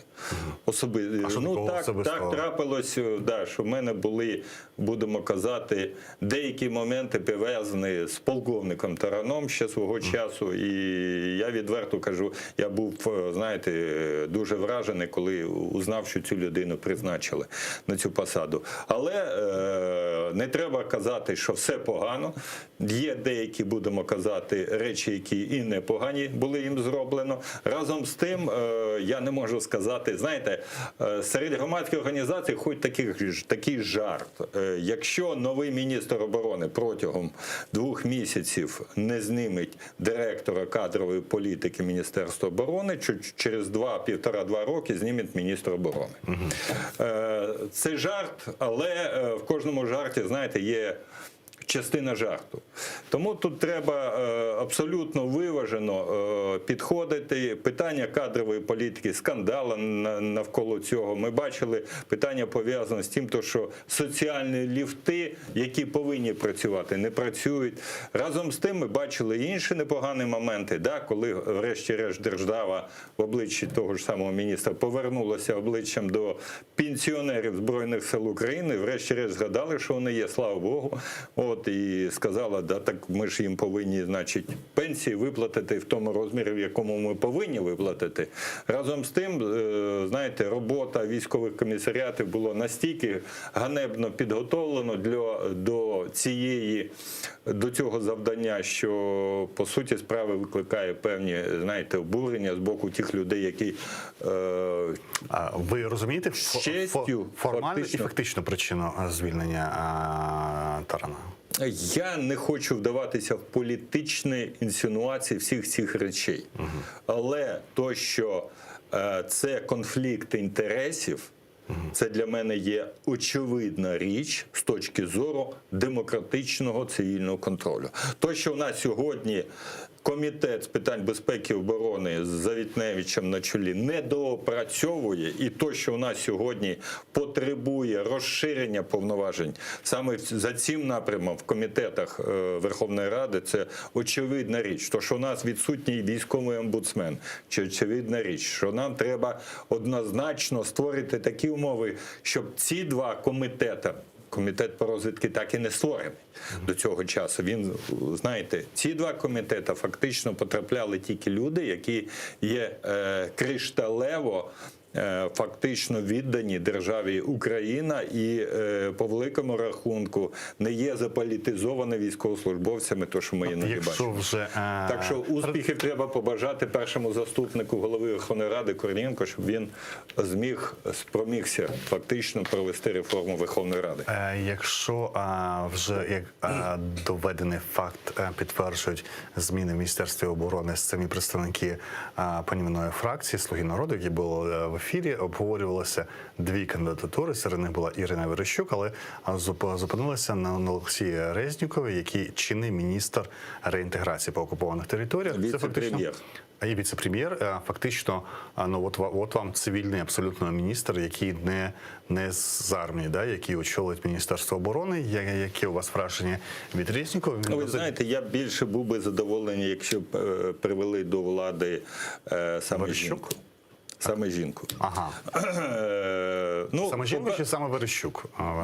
Ви розумієте, я не берусь, ще раз кажу, оцінювати як діяльність, вибачте, тих двох людей, оцінювати з точки зору їхньої професійної підготовки до отримання тої чи іншої посади. Врешті-решт, візьміть політиків за кордону, що всі вони проходили відповідну службу Збройних сил України, в Збройних силах їхніх держав, чи, вибачте, проходили службу там якісь військових формувань. Більшість з них це професійні менеджери, політики, які, приходячи в то чи інше міністерство, вивчають те, що беруться очолювати. І це непогано. Розумієте? Це непогано. Давайте так, я переношу сформулюю. Резніков відомий, він став відомим у нас ще адвокатом, коли був перший раз в політичні справи, занурився разом з Власенком. Це політична справа в Верховному суді України про третій тур президента Ющенка. Тоді він виник на політичній арені. Далі ми його бачили вже заступником мера Кличка. Він певний час був. Тепер він в цій урядовій, не коаліції, це монобільшість, коаліції там нема. Він є віце-прем'єром, тобто в нього є публічне минуле, яке можна обговорювати, яке можна аналізувати. Тому А от ви можете говорити про Олексія А Резнікова як публічного ви політика. готові сказати, що ви знаєте все про нього? Ви експерт з військових питань. З військових питань. Я абсолютно його як політика не знаю. А Верещук, принаймні, вона сама колишній військовий, тут тоді точно ви можете говорити про те, що, знаєте, хоча вона була мером, да, але до того вона кадровий військовий же була. Ні, так ви зрозумієте ще одну річ. Знаєте, фактично менеджмент і менеджер такого серйозного потужного Міністерства оборони, виконання певного функціоналу, наскільки вони сьогодні здатні усунути дублювання тих функцій, які сьогодні відбуваються між Генеральним штабом і Міністерством оборони. А це була судова причина конфлікту між керівником Генштабу і міністром, здається, правильно? Правильно. Наскільки вони сьогодні фактично готові змінити сьогодні кадрову політику для військовослужбовців, тому що вона сьогодні, а що ви називаєте не зміни відтримує кадрової політики? Знаєте, ми любимо дуже згадувати про стандарти НАТО. Всі наші стандарти НАТО за цим напрямом не просунулись далі, вибачте, сержантського корпусу. І то невідомо, наскільки, будемо казати, ті чи інші речі впроваджені. Тобто ви хочете стандартів НАТО в кадровій політиці? Я хочу, щоб ми повинні прийти до цивілізованої держави, в тому числі, коли створюємо відповідну кадрову політику і створюємо відповідний демократичний цивільний контроль за всіма його моментами, які забезпечують як тільки соціальний ліфт. Я на початку почув, що не працюють соціальні ліфти. Я так розумію, є якісь проблеми з просуванням по службі, по кар'єрі військових. Чіткого механізму, який був би, як вам сказати, не заангажований, який був за заслуги. Абсолютно правильно.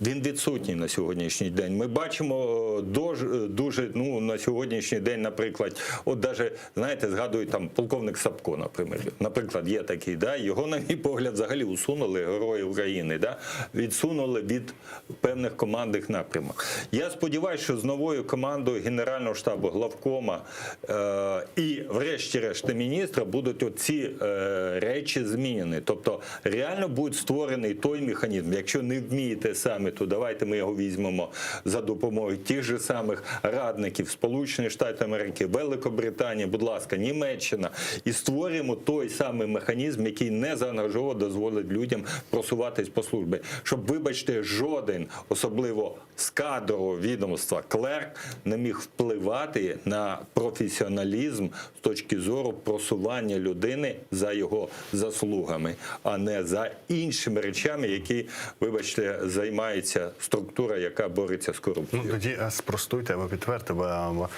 було враження, що публічна частина військових, яка брала участь в операціях на сході України, вона така була в 2019 році схильна до колишнього президента.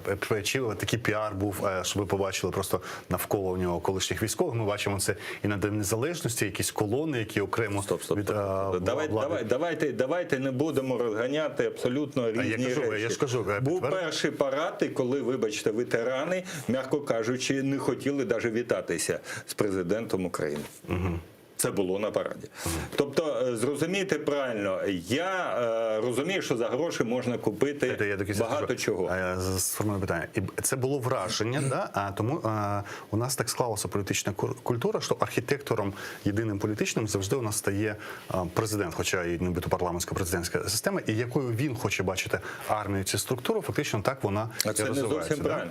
Це якраз і є той самий момент в порушенні принципів демократичного цивільного контролю. Президент, як верховний головнокомандувач, він сам повинен бути, якщо ви хочете, суб'єктом задля того, щоб на нього впливався демократичний. Він повинен бути парламентом певним чином обмежений. Ми на сьогоднішній день, вибачте, генеральських звань можемо напрацювати, наштампувати стільки, що сьогодні, до речі, відбувається, наприклад, в наукових закладах, коли, знаєте, людину з підполковничої посади ставлять на полковничу посаду, присвають полковника, потім повертають назад на підполковничу посаду. Тобто у нас таких перегибів, нюансів вистачає. Єдина справа, то що треба системно всім цим займатися. У нас сьогодні з державної служби, вибачте, захотіли вигнати людину. Дуже просто. Пішов керівник, взяв, м'яко кажучи, погодив відповідний папірець, людину вигнали. Тобто є нюанси.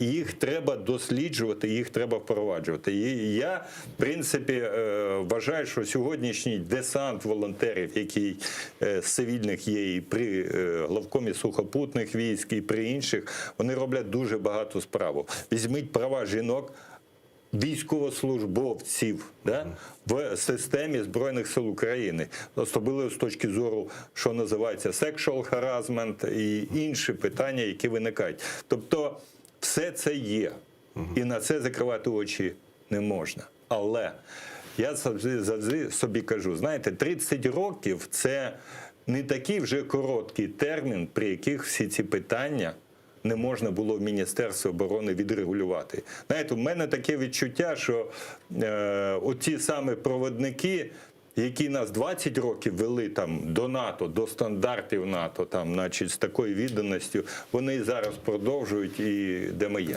Ну, а вважається, що все-таки не 30 років, а стартом 14 рік, що на 14 рік, коли міністром, і правильно я згадую, Лебедєв був громадянином Росії, да? Міністром я не готовий сказати, він втік в 13-му чи в 14-му. Да, що при ньому була зруйнована вся система Міністерства оборони і армії, і вона була в тому що стані. таке зруйнована вся система. От цим треба чітко розбиратись. Тому що по великому рахунку, як на мене, що стосується роззброєння, це було все зроблено за часів Леоніда Даніловича, великого стратега, який, на жаль, створив ситуацію з Тузлою, не зробив висновки, який, вибачте, породив сєвєродонецький сепаратизм. Ющенко чомусь вирішив, що не треба впроваджувати. Тобто за кожним політиком в шафу відкриваєте, там скелет висить, і ми бачимо, що проба заігрування з Російською Федерацією, вона була у всіх. Фінансування 0,78% валового внутрішнього продукту для Збройних сил України – це що? Рівень? Розумієте? І коли за 30 років ми з вами не спромоглися, по великому рахунку, створити потенційно, привели Росію до війни, сказали, все, забирайте, да? І потім втекли, правда, в Російську Федерацію, то от народ в вигляді тих же самих добробатів, в вигляді тих же самих патріотично налаштованих політичних осередків із Заходної країни, і Східної України, і з центру України, вони фактично відстояли те, що змогли відстояти. Але далі треба рухатись, далі треба цим людям створити гідні умови. Далі треба створити інститут військового омбудсмена, який би захищав діючого військовослужбовця або від кого? Від держави, від самопроізволу державного чиновника, який, вибачте, іноді це робить. І фактично ми повинні гідну систему створювати. Ми захистити повинні його. Чому сьогодні про ветеранів ми кажемо, дивіться, у нас є Міністерство по захисту ветеранів. Міністерство. У нас є з вами вибачте, уповноважена захисту, тому що там є земля, там їм не дали землю, там їм не дали ще щось, там їм не дали. А то, що є діюча людина при погонах, яка не має ані нормального сучасного озброєння, а не може харчування, тому що ми чуємо періодично скандали то там, а може немає інших речей, в тому числі соцвіти. А після цього, вибачте, її виганяють зі служби, і вона ще повинна бігати по міністерствам, відомствам і пенсійним фондам для того, щоб доказувати, шановні, от моя пенсія, поверніть мені, будь ласка, те, що мені належить, то, що я виконував. Отакі речі, вони фактично повинні, знаєте, захищатися омбудсменом, принаймні. Ну, є у нас Денісова, да, омбудсмен загальної юрисдикції. А що на виході? На виході нічого. От всі ці речі держава повинна систематизувати. Я сподіваюся, що з реформою Верховної Ради України, яку пан Корнієнко начебто оголосив, буде вона чи не буде, проведена, все-таки демократичний цивільний контроль пошириться. І ми згадаємо, що у нас парламентсько-президентська республіка, і ми згадаємо такі речі, що військовий омбудсмен для захисту діючих військових край необхідний, тому що в основі Збройних сил стоїть в першу чергу людина. Попри всі недоліки, які ви озвучили, головна, я так розумію, незахищеність діючих військовослужбовців, захист їх і від чиновничого такого произволу, да, і просування по службі за заслуги. Соціальні ліфти. Не тільки. Одним із прав, то, що європейський, вибачте, визначив Європейський Союз, одне із прав військовослужбовців – право на життя. Скажіть мені, хтось Іловайський процес довів до кінця? Хтось сказав, позбавлені військовослужбовці життя там? Законно, незаконно. Хто винний в тому, що вони незаконно позбавлені життя? Ви вважаєте це жартом? Я ні особисто. Якщо ми візьмемо гідне право на пенсію і право на, вибачте, зарплату, на гідну зарплату, це теж норма, яка є в Декларації по захисту прав військовослужбовців. І все це повинно імплементовуватись, і омбудсмен, військовий омбудсмен. Попри всі ці недоліки, які ви озвучили, як ви оцінюєте порівняно розвиток армії за 7 років останніх, з початку війни? Могли би там, скажімо, по 10-бальній шкалі ви знаєте, я не буду оцінювати в системі певних шкал, тому що треба, знаєте, все це порівняти. У мене є 90-й рік. У мене є всі ці роки, які відбувалися. То у нас відбувалося шалене падіння. Падіння за всіма напрямками. І до рівні 2014 року, скоріш за все, відбувся невеличке підняття все це і вирівнювання. Вирівнювання не мається на увазі з початком незалежності, 91-м роком. Ні. Вирівнювання десь от там внизу. І зараз нам треба терміново підіймати роль людини в армії, підіймати роль техніки, сучасної техніки озброєння в армії.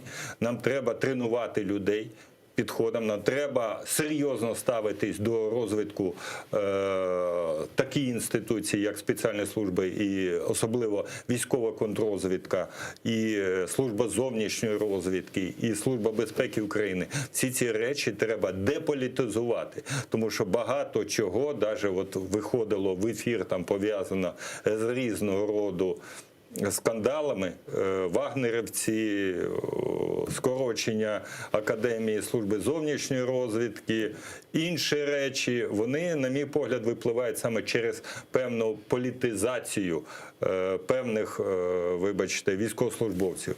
Муженко, член партії регіонів, вибачте, Петченко, член партії регіонів, це я називаю начальників Генерального штабу, главкомів.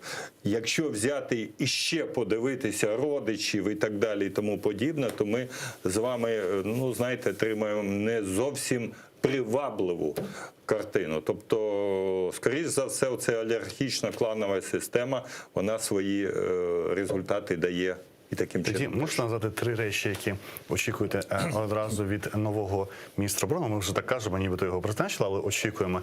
І що буде свідчити, в які терміни, скажімо, в які кроки будуть свідчити, що це той міністр, який буде робити реформи, яких потребує армія? Ну, я вже вам сказав, да, той жарт, який ходить в громадських організаціях. Якщо через 2 місяці не знімуть директора департаменту кадрової політики, то через 1,5-2 роки знімуть міністра. Тобто 3 речі не треба робити однорічно, тільки змінити директора департаменту кадрової політики. Все залежить по великому рахунку від серйозної, потужної кадрової політики. Розумієте, серед військових ми повинні в першу чергу захистити права людини. Ясно, що в ідеалі було б класно, якщо б створили інститут військового омбудсмена, причому йому дали такі можливості, які є сьогодні вибачте, в той же самій Німеччині або в той же самій Британії, як незалежний інститут. Було б класно, ясно, якщо б ми поширили демократичний цивільний контроль, надали повноваження комітетам контролювати. Було б класно, якщо б в рамках... Комітетом Верховної Ради ви не Абсолютно правильно. Було б класно, якщо б, вибачте, призначення на вищі військові посади і на вищі звання, вони принаймні обговорювалися в комітеті. Але разом з тим ми повинні захистити комітет від хлопців, які працюють на Російську Федерацію. І це теж проблема, яку треба вирішувати. Тобто, зрозумійте правильно, тут комплекс, тут система, тут про одне не можна сказати. Якщо ми кажемо озброєння, на сьогоднішній день, бачите, в нас так і не спромоглися вновь створене міністерство створити реєстр фактично тих підприємств, які можуть надавати послуги, в тому числі і в закритій системі чи в закритих закупівлях. Якщо ми подивимось, будемо казати інші речі, то нам їх треба впроваджувати до кінця. Ми бачили питання корпоратизації Укроборонпрому. Ми розуміємо, що там багато чого не так. Ясно, що треба все це розвивати. Ясно, що треба створити і спільні підприємства, і акціонувати, і треба робити, будемо казати, речі, які не притаманні Збройним силам, але притаманні сучасному менеджменту. А це різні речі. Військовий і сучасний менеджмент, знаєте, хтось скаже, може це трошки не те, а я скажу завжди, у нас же є інтелектуали військові. Їх просто ніхто не хоче, їх бояться. Ну, питання покаже. Дякую. Ігор Кузій, військовий експерт, був в ефірі Бугунь на телеканалі АТР і назвав фактично ми 3 речі і почули, які очікуються від Міністерства оборони. Це військовий омбудсмен, це зміна керівника кадрової політики або навіть керівника. І це дуже спрощений підхід. Треба міняти кадрову політику взагалі. А тут значно більше, ніж один директор департаменту. Далі новини Заман. Я з вами зустрічемося ще наступного тижня. Дякую вам за участь у нашому ефірі. Дякую вам.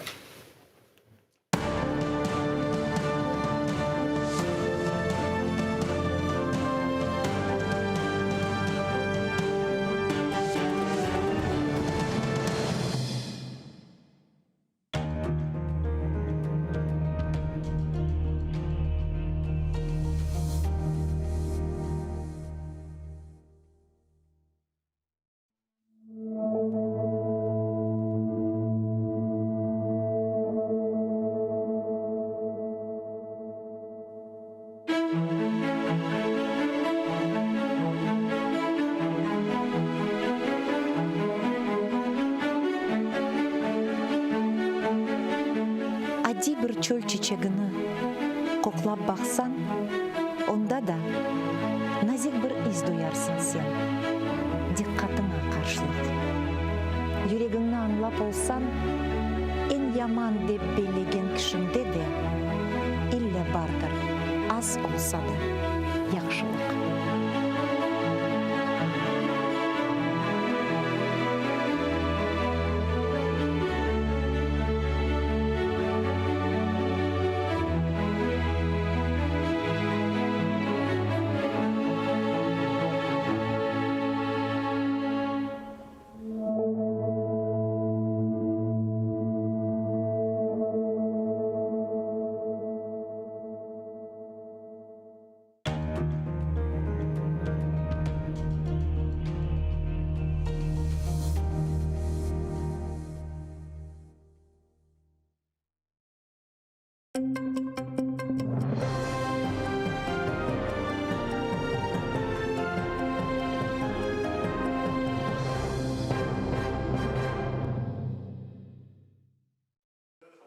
Дүрт Қырым татары үшін умумен 56 ел апыз жазасы. Русияның Женеберби махкемесі терроризмді қабатланған Қырым татарларға низбетен бөлі үкім шығарды. Сейтумер Сейтумеров 17, Қардашы Осман 14, оларынан дайысы Рустем Сейтмеметов 13 ел ве юрек хасталығы олған Амет Сулейманов 12 ел серт режимлі колонияға махкум етілді. Ялан айтқан гізлі шаатлардан ғайры, мабуслерінің қабатыны таздықлаған ич бір избат йоқ олса да, ишгалжелер прокурорлары оларға да сер жазаны белгілемеге талап етеді. Тұтылған Қырым татарларына яқшы білген 58 инсан, мабуслер қабатсыз олғанны исрар еткені көз өгіне ичте алынмаған.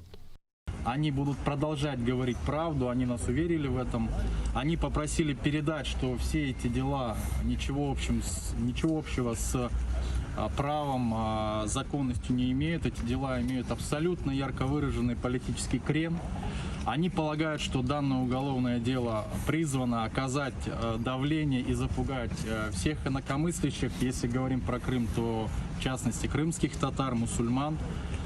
Но, как они уверили и попросили передать, что запугать крымских татар не удастся, поскольку крымские татары мусульмане, они боятся только Всевышнего Господа. Yüzге yakın insan mahkeme binası yanında toplaşıp hukum seslendirilmesini bekleydi. Mabuslarının soy-soplары, tanışları, velekayt olmaganlar vatandaşlarımızga kol tutmak için Kırım'dan 1000'ge yakın kilometr mesafede bulungan Rostov-на-Дону şehrine bardı. Я обращаюсь к всем тем, кто, как говорится, горячо любит то государство, которое сегодня оценило, в кавычках, по достоинству, скажем, наших детей, что мнение граждан этого государства для властей ничего не значит. Мнение двух скрытых свидетелей, которых никому не показали, и мнение горе-экспертов, которые накалякали, по-русски говоря, всевозможные экспертизы, перевесили мнение и мысли поддержки десятков наших соседей, знакомых, близких. И пусть они подумают, что они стоят в глазах этой власти. Мы едины, независимо от того, кто где находится. Их дуа, так же, как и наши дуа, все вместе. Иншаллах, в скором времени Аллах даст всем нам, крымским татарам, мусульманам, благой исход. Всевышний Аллах сказал: не думай, что Аллах не ведает о том, что творят беззаконники. Он дает лишь отсрочку до того дня, когда закатятся взоры. Мы надеемся, что их взоры в скором времени закатятся, и наше мирное население будет жить в свободном Крыму. Мы все понимаем, что использование антитеррористического законодательства Российской Федерации именно в этом суде проходит в целях преследования крымских татар, граждан Украины. Вот, и это еще одно подтверждение. Будет соответствующая реакция Министерства иностранных дел. А мы здесь, в консульстве Украины, будем поддерживать наших граждан, насколько это возможно.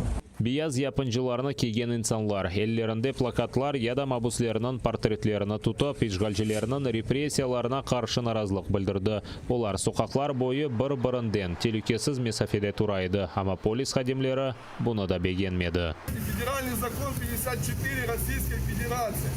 Я даю вам 15 минут на прекращение своей незаконной деятельности.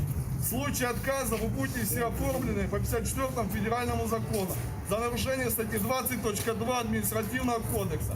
Время пошло 15 минут. İnsanlar arasında kuvvetçiler yürüyedi. Polis xadimleri insanlarga kelip pasport malumatına yazıp ala ve vesikalarının fotolarını çekeydi.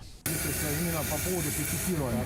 Если кто-то стоят в маечках, там социальная дистанция, поэтому вот сотрудник сейчас перепишет данные ваши, с ним разбираться. Я не спорю, но на основании чего будет? Ахмеджетнан гарнизон mahkemesine barıp çıkmağa daha zor edi. Handa video bak vastasının Ahmet Süleymanov mahkeme toplaşuvunda iştirak eteydi. Mabusnan yürek hastalığı olğanına bakmadan işgalciler onu 12 yıl hapis cezasına mahkum etti. Öz vatandaşlarına kol tutmak için Kırım'dan çeşit koşullarından kelgen insanlarını hatta mahkeme azbarına yibermediler. İşgalciler onlarını mahkemeden birkaç yüz metr mesafede karşılap, anda kontrol keçti deb bildirdi. Kuvvetçiler advokat Liliya Gemijini de mahkemeye yibermedi. Вы меня задерживаете, у меня 10 часов приговор. Ближе, чем 1,5 метра, еще и без маски. Вы нарушаете или Это не я нахожусь ближе, это вы к ко нам мне подошли. Требуют представить удостоверение на основании каких-то непонятных мероприятий. Считают, что я подхожу к сотрудникам полиции, хотя иду по пешеходной зоне, никому не мешаю.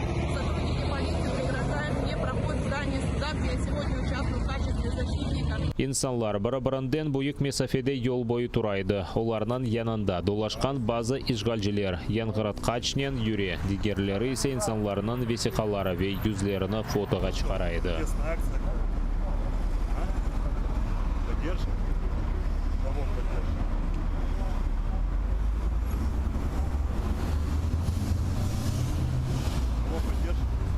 Первому предъявлению полиции на основании того, что сотрудник полиции требует удостоверения личности. Я ему дал паспорт, он посмотрел прописку. Ну и все, больше ничего. Сказал, что есть какое-то правонарушение. Я не согласен с тем, что их обвиняют в терроризме, потому что они не предъявляли никаких террористических мотивов.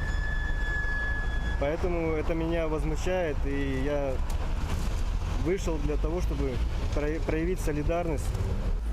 Кубетчилер инсанлар карантин сыңырламаларына боза деп оларына тутып полис арабаларына көчнен yükledi. Выходите, что-то здесь кричите. Вы кто? Я. Препятствуйте работе СМИ. Пожалуйста. Я никому не препятствую. Удостоверить вашу личность. Зачем? В смысле зачем? В смысле зачем? Вы находитесь, что вы, организатор мероприятия или кто вы? Нет. Выходите, пожалуйста. Документ покажите. Чего мой документ? Для удостоверения вашей личности. Проходите, пожалуйста. Для чего? Мы не мешаем. Проходите уже. Да, проходите. Давай. Там будешь снимать, Проходите, давай. Вы начальника спросите своего. Анда tutulgan Kırım Tatarlar dua okup Allah'a müracaat etti. Bu zalim etenlerin cezasını ver ya Rabbim. Amin. Allah'ım ya Rabbim sen bizlere birlik, muhabbetlik ver ya Rabbim. Amin. İlahi ya Rabbi, ilahi ya Rabbi. Tez vakit içinde bütün dünya Müslümanlarının birliğini ver ya Rabbi. Amin. Yakşı niyetlerimize erişmeye sen nasip eyle ya Rabbi. Amin. Ко мне подошел сотрудник полиции, по-моему, представился, не помню точно, и попросил пройти в автобус, сказав, что я якобы массово скопляюсь. Я говорю, я сам стою, никак не массово я не скопился. На что он мне парировал, сказал, что вы последние остались, кто не прошел в автобус. Ишгалчилер mahkum etilgen vatandaşlarımızga kol tutmak için kelgen 30 Kırım Tatarı ve 2 cemaat jurnalistini tutup Arabanin Ahmedjit'nin işgalciler polis bölüklerini alıp ketdi. Kuvvetçiler tutulganlardan cep telefonlarını alıp olarını tükürtküçünü talilge bermege ve alkatesterge ufurmege talap etdi. Bundan gayrı işgalciler insanlardan mabuslerinin portreti olgan beyaz yapıncılarını aldı. Birçok insanga kenedi memori protokollar tızıldı. Yakın kunları kenedi yangi mahkemeler ve para cezaları olacak. Ахмеджетте Қалға Султанның сарайы olgan yerде birkaç yıl devamında binalar ve kilise kurulmakta. Eğer sene bu territoriyada bir şeyler kurmağa tırışarlar. Hatta taylaq yapmağa planlaştıraydılar. Ama Kırım Tatar cemaatçılığı yıldan yılga bu toprakны muvaffaqiyetnen korçalaydı. Bu territoriyanın korçalangan obyekt statusu da var edi. Mında gelecekte arkeologik işler keçirilmek gerek edi. 2014-2015 seneleri Kırımны Rusiya zapt etken son işgalciler bu toprakны saxta vesikalar esasında bir insanға ayırdı. Şimdilik korçalangan zona bu insanға ayrılgan iki toprak damartasının tışında kalmakta. Evvelleri bunda Kırım Tatar tarixi, medeniyeti ve mimarlığının abidesi yerleşeydi. Kırım Hanlığında ikinci şahıs olgan Қалға Sultanlar için saray 15. asırının sonunda kuruldu. 1783 senesi Kırımны birinci işgali vaxtında saray Ruslar tarafından viran etildi. 19. asırda onun kalıntıları üstünde kurulgan bira zavodu 20. asırının ortalarında yıktırıldı. O vakittan beri anda boşluk edi. Yani herkes bileydi bu Қалға Sultan sarayı olgan bir yerdir. Onun için kimse ne bir kuruculuk göremiz, yani boş bir yerdir. Çünkü herkes bileydi onun emniyetini. 2017 senesi boş turgan yerde hususi kuruculuk başlangan vaqtda territoriyanın etrafına qora tiklediler. Kırım Tatar cemaatçılığı telaşlandı. 2017 senesi noyabr ayında arkeologik kazmalar başlandı. Bunun neticesinde Kırım Hanlığı zamanına ait keramet savutlar, yüleler, kapıklar tapıldı. Ve mında biz göremiz böyle mahsus işlengen plitalar, pol ve bir temel, bir duvarının kalıntıları. Yani o kadar güzel görünüyor ve bu resim onun uçaskasında yapılgan idi. Ve şimdi bizge aytalar, anda bir türlü tarihi demek medeni şey yok. Ama o zaman bu nedir? Bu bekimde ya Mengli Rayı'nın camisi ya da sarayının özünün temellerinden ve onun duvarlarından. 48 hanımızdan 32'si олар өз вақытында, яғни хан олмаздан әвел қалға сұлтанлық япқан еділер. Сарайының эркянында Менглигерай ханның құрған жамisi кіреді. Яғни бұл бір комплекс, бұстан манада 2017 сот керілген араштырмалардан сон бұтын территорияда қазма ішлері кечірілмесі планлаштырылайды. Махкеме қарарынен топырақ сайбіні Қалға Сұлтан сарайының ерінде құрылған иншаатны йықмақ керек еді. Ама о да өз территориясында қазма ішлеріні кечіріп, археологлар Қалға Сұлтан сарайынан бағлы ичбір шей тапылмағанын айтқанını білдірді. Бұны избатлаған ичбір весиқа жоқ. Бұны бақмадан оңайы топырақ құрчаланған объект статусындан марум етілі бұл территорияда құручылық қануни оларақ танылды. В 2019 году заключил договор с РАНом Вадим Владиславович Майков. Заказали лист, открытый лист в Москве. И в 2019 году мы раскопки ввели здесь. Ничего не найдено. Что это? Да это засунутое в одно место. Все, что съедали, 2 монеты туда кинул, это не означает, что да, подкинули. Я постараюсь вас посадить на электрический стол. У нас государство вроде бы охраняет, да, на своих территориях объекты культурного наследия, способствует их изучению, развитию, реставрации. А вот в то же время, как на территории частных лиц, как видим, происходит строительство. Но не бывает так, да, вот вся территория вроде объекта, а потом по границе, по забору памятника нет. Ну, это в принципе нонсенс. Если не будут какие-то предприняты меры более такие решительные, если частные эти лица не пойдут на какие-то соглашения с государством, и не будет эта ситуация таким образом разрешена, то у нас в принципе уже ничего не останется. Ни от самого дворца Калги Султана, ни от даже тех жалких крох культурного слоя, который мы здесь в принципе находили. Но особенно расстраивает то, что в это дело приплели религию. Насколько я знаю, я общался с владыкой, они согласия не давали. То есть это момент нехороший. Самое противное, это на религиозных чувствах начинает играть. То есть вот там якобы что-то там, какое-то знамение, и здесь вот оно должно появиться, там так называемая часовня. А это для чего делается? Для того, чтобы если вдруг что-то будет, там будут сносить, будут говориться, вот сносится там якобы там часовня христианская и так далее, и так далее. Түркия Жұмхуреті тешкіл етілмесінің 98-й еллығы қайдетілі. 1923 сенесі октябрьнан 29-ында Мустафа Кемаль ресми шекілде Түркия Жұмхуреті тешкіл етілгені аққында илан етті. Бұндан сон Түркия парламенті Ататюркны президент оларақ сайлады. Жұмхурет күнні Украинадаки Түркия елшілігінде де қайдеттілер. Елшілікке дипломатлар, сиясетчі, иш адамлары ве меджлис темсілжілері дабет етілді. Түркия президенті Режеп Тайып Эрдоғанның хайырлав сөзі оқылған сон екі девлет арасында олған ишбірлік Қырым татарларынан алы ve келечек ишбірліклер muzakere etildi.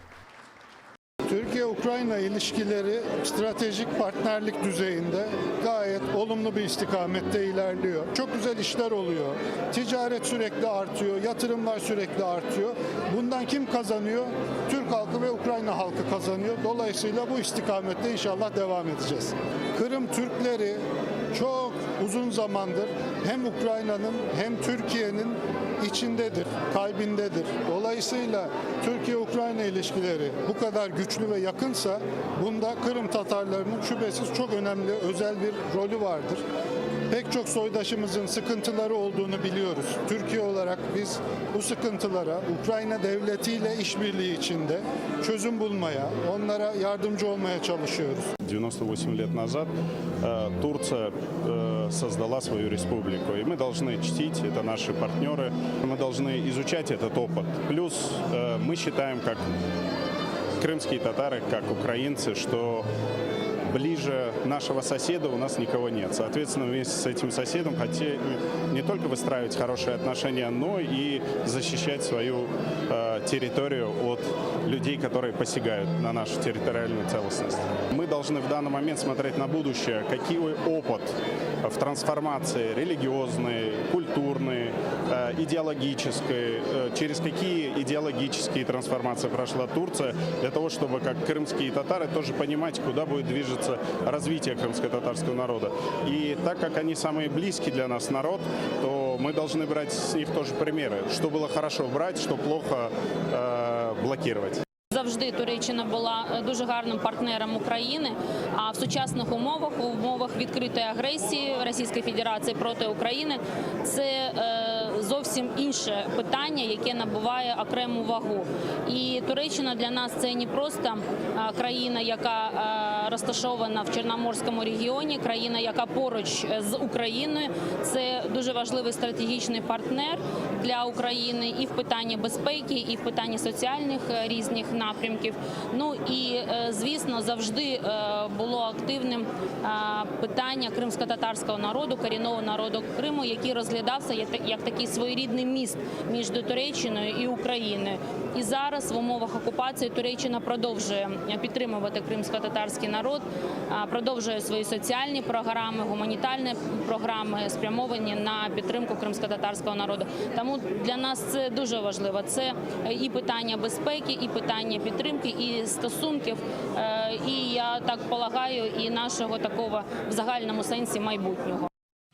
88 yaşına kelip, Yazıcı milli hareket iştirakçısı Rifat Çaylak vefat etti. Cenaze oktyabrının 30'ında keçirilmeli. Rifat Çaylak Sudak rayonundan Toqluq koyunda doğdu. 11 yaşında butun halknen beraber surgulnikке oqratıldı. Qorantası Taşkent vilayetindeki savxozga düştü. İlk şiirini Rifat ağa 1967 senesi Lenin bayrağı gazetasında bastırdı. Studentlik yılları milli hareketke qoşuldu. Moskvada keçirilgen numayışlarının iştirakçısı edi. Ikinci ve üçüncü kurultay делегаты. Qırımға қайтқан son şiirleri Qırım Яңа Dünya газеталарында muntazam tarzda bastırılaydı. 1994 senesi Bosagada adlı şiirler жиынтығы dünya yüzünü kurdu. Rifat Çaylak Ukrayna Yazıcılar Birliğinin azası edi. O iç bir miting, kurultay ve diğer toplaşularını kaldırmaydı. Kelip insanlarını ruhlandırgan çıkışlar yapaydı. Bu Rifat Çaylak'nın 2016 senesi keçingen yazıcı Riza Fazıl'ın cenazesinde çıkışıdır. Hürmetli milletim, bugün bizim vedalaşkan adam halkım diye yaşadı, milletim diye yaşadı, vatanım diye yaşadı, canını ciğerini verip netti bugün. Bugün ondan netkenimizi mınabında gelen adamlardan gördük. Hepimiz ona benzeyik, vatanımızı seviyik. Halkımızı seviyik, millet diye ölüyük, vatan diye kureşiyik. Bu bizim ana vatanımız, ana toprağımız. Bir gün olay hepimiz bundan gidecek. Lakin bile insan gitenden hepimiz için büyükten büyük yanık. Allah'ın rahmetinde olsun. Amin. Amin. Телеканалымыздың сайтында абоне олып ATR қорантасына қошылыңыз. Бұның үшін браузерде atr.ua адресini yazып сайтқа кіре білесіңіз. Анда есе ATR қорантасына қошылмақ үшін ATR-ге қол тұтмақ догмені баса білесіңіз. Бұндан соң өз банк картаңыз ве электрон адрес аққанда мәліметіні толдырыңыз. Төлемдер насыл мұнтазам тарзда олacağını қайдетіп, программаның шартларына қабыл етіп, төлемек догмесіні басыңыз. Бірінші ве екене Қырым-Татар телеканалы бұл Қырымда олған Керчекні көстерген телеканалдыр. Қырым-Татар халқы үшін есе екене сербестлік мейданы. ATR сайтына абоне олып информацион күреште бізге ярдым етіп, ярмада işgalcilerden азат етілмесі үшін өз иссеңізні қоша білесіңіз.